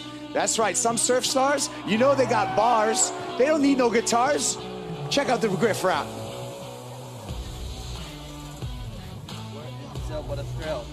Who's gonna be killing on these waves? Italo's out there flipping around. Kabi's going to town. What are you gonna say? Sakurima town. Hey, don't turn that frown. Or no, turn that frown upside down because we're in Sac Town. Hey. That was so good. Some of the top scores that we saw here at Sakurima. This was 8.17, Mitchell, Molly's for Molly Picklum. Yeah, just incredible that she was able to do it in the final as well against Luana Silva. First time ever she's done better than a quarterfinal finish right here in Saquarema, and did it to obtain her first victory right here in Rio. Griff, he went big in this heat right here, Jesse. I mean, that was massive. Look how tall that wave is in size. Tallest wave we've seen it of this event, and just airdrops off the sky. Somehow absorbs it, keeps himself low the whole time to regroup, and kind of patient, you know, like trying to not move so much so he can get out in front of the water. Oh my Yago, this was an 8.67, Mitchell. Yeah, and just, I mean, look at how good the conditions were the other day. Picture perfect technique right there when it comes to reading the barrel. Great line that he took, and of course, if somebody's going to find a barrel out here in Sacktown, it's going to be a former champion like Yago. A 9.33, Jesse, for Bravo. I mean, he was asking for 10s. I agree with him. That was massive. Look how high off the skies landed. Kind of halfway through, not totally in the flats, which it makes it very tricky. It's so sketchy. You can't really see what he's doing. A lot of water in your face, and he's just like, hey, I'm ready for a 10. Yeah, he is. Cole Hauschman, the big guy, drops a 9.4 in the final. Yeah, the highest wave of the event right here in the final. And not only was Haoshi looking comfortable, he looked like he was having a good amount of fun out there too, Kaipo. 3 different maneuvers, and of course with a lot of speed, power, and flow, Haoshi taking out the dub. Loving this top 5. Number 3, it's Brazil's sweetheart, Luana Silva, another finals appearance, Jesse. I mean, she's awesome. The smile she carries and the grace that she rolls through the waves, and just look at the extension of that closeout turn right there, taking down Caitlin Simmers, Tyler Wright, and Caroline Marks. That's very impressive. Finally getting to a point of her surfing which she's not only confident, it just seems like she's truly enjoying the process at the moment now. This year's current World Junior Champion, Kaipo, now 2-time runner-up at events here in 2025 at the CT level. Yeah, I love the style. I love what I was seeing from Luana. I love how composed she was through all of these rounds. Like we said, this was a marathon, not a sprint. Great performance by the young Brazilian surfer. Look at that smile. Number 2, the big man, 2 years on the championship tour, 2 CT wins. Cole Hauschman's our men's champ here at the VIVO Rio Pro. Not only did he decisively win the final, but most importantly, he proved that he can win multiple events on the championship tour as well, in very different conditions too, Kaipo. He's made it to the semifinals several times this year, coming off of an excellent performance at home at Lowers, but today he becomes a champion in Brazil for the first time. Love the emotion, love the surfing, and love the power, Jesse. I mean, the power with the progression as well. Look at the extension of the stern, but also the criticalness. So radical from Cole Hauschman. Radical is right. Haushi for the win over his good friend Griffin Colapinto. Love that Red Bull jet ski parade. Best feeling in the world, in the surf world for sure. Somebody had their Dr. Peanut today, I can guarantee you that. Heated up. Number one, our women's champ, Jess Molly Picklum. She was definitely the most composed out there today. She was not barely committing any mistakes, and you can see translated to her surfing, just solid off very critical sections, going through the lump as good as you could, keeping the rail clean, and smart decisions for her gave her the win. The start in the final, though, 6.83 with the one turn going left, literally seconds into the final, Kaipo, but then backs it up with her best score, 8.17 on this one. She's deserving to be a champion right here in Sacktown. Yeah, saw the opportunity, took advantage of it, had the claws out the whole time. Oh man, so much to go over here at the Corona Cero post show. And Molly Picklum takes the yellow jersey over to stop number 10 on the championship tour over at J-Bay. And speaking of stop number 10, that's going to be coming up July 11th. Starts the waiting period for stop number 10 over at J-Bay. Tune into WorldSurfLeague.com for all of the updates. And let's enjoy a Corona Cero, gentlemen. Thank you so much. It's time. It's time. Oh, it's party time. Look at it. It's party time.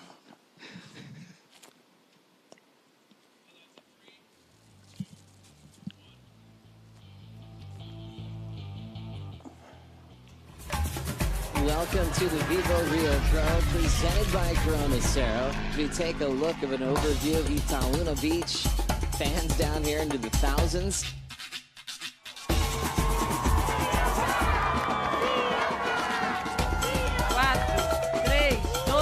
1. We're on, guys. You see Aaron Brooks, fun laugh, just a freestyle with her speed. And the young rookie takes the first victory of the event.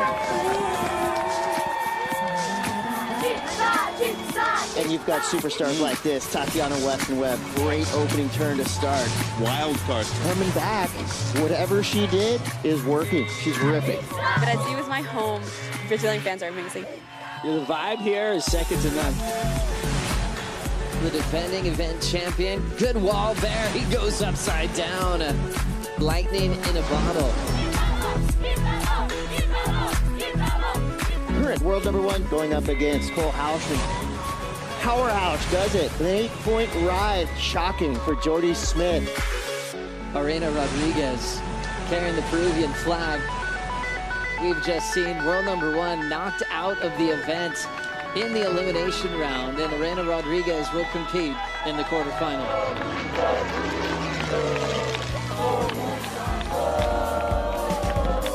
Bom dia, surf fans.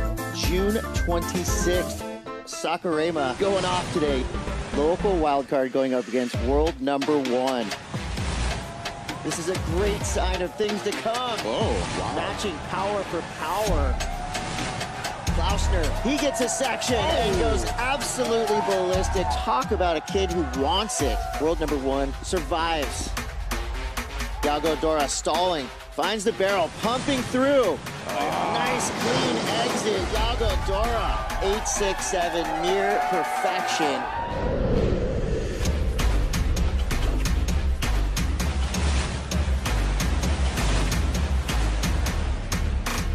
Felipe Toledo taking on Miguel Pupo. Felipe late under the lip and somehow stomps that big turn there for Miguel. Great timing on both. That was an emotional finish there for Miguel. The decision for Miguel Pupo, eliminating the favorite.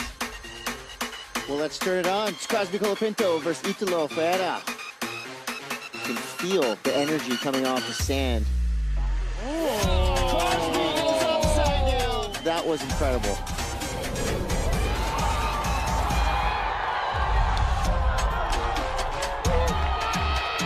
Asking for the 10. The crowd wants the 10.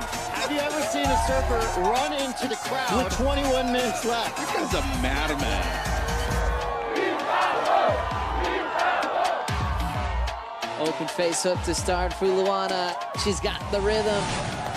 And Lulu will officially close this one out. Brazil is happy moving on to finals day. Surf fans, the day has come. Finals day. Quarterfinals getting started. Miguel Pupo taking on Yago Dora. Lining up big sections on the backhand. Beautiful two-turn combo for Miguel. Miguel Pupo, he's into the semifinals, taking out one of the best. Crowd fired up. Puts the pedal to the metal, finds the ramp, and yes, he does ride out clean. Folks. Griffin Colapinto has taken out the top dog, world number 1. This event has proved to be a wild one. The coil, the windup, the speed, the ramp. Of course he rides out of it. Ethan on the answer back. Power gets the edge. The women's final starting now. Luana Silva taking on Molly Picklum. First wave goes to the Australian Molly Picklum. Driving into this section. Backhand is solid. It will be Molly Picklum taking out the VIVO Rio Pro. First win of 2025. Men's final, all San Clemente. Cole Hauschman, Griffin Colapinto. 6'3", 225, connects with the lip. Number 91 blows the back out. Colapinto, a double overhead section, and tagging it, a huge backhand hanger. Colapinto gets it. Wow, dude, what a final we have on our hands. 3, 2, 1. Cole Hauschman takes out the VIVO Rio Pro, presented by Corona Cero. This copyrighted event broadcast is produced by the World Surf League for broadcast around the world and may not be retransmitted, reproduced, rebroadcast, or otherwise distributed or used in any form without the written consent of the World Surf League.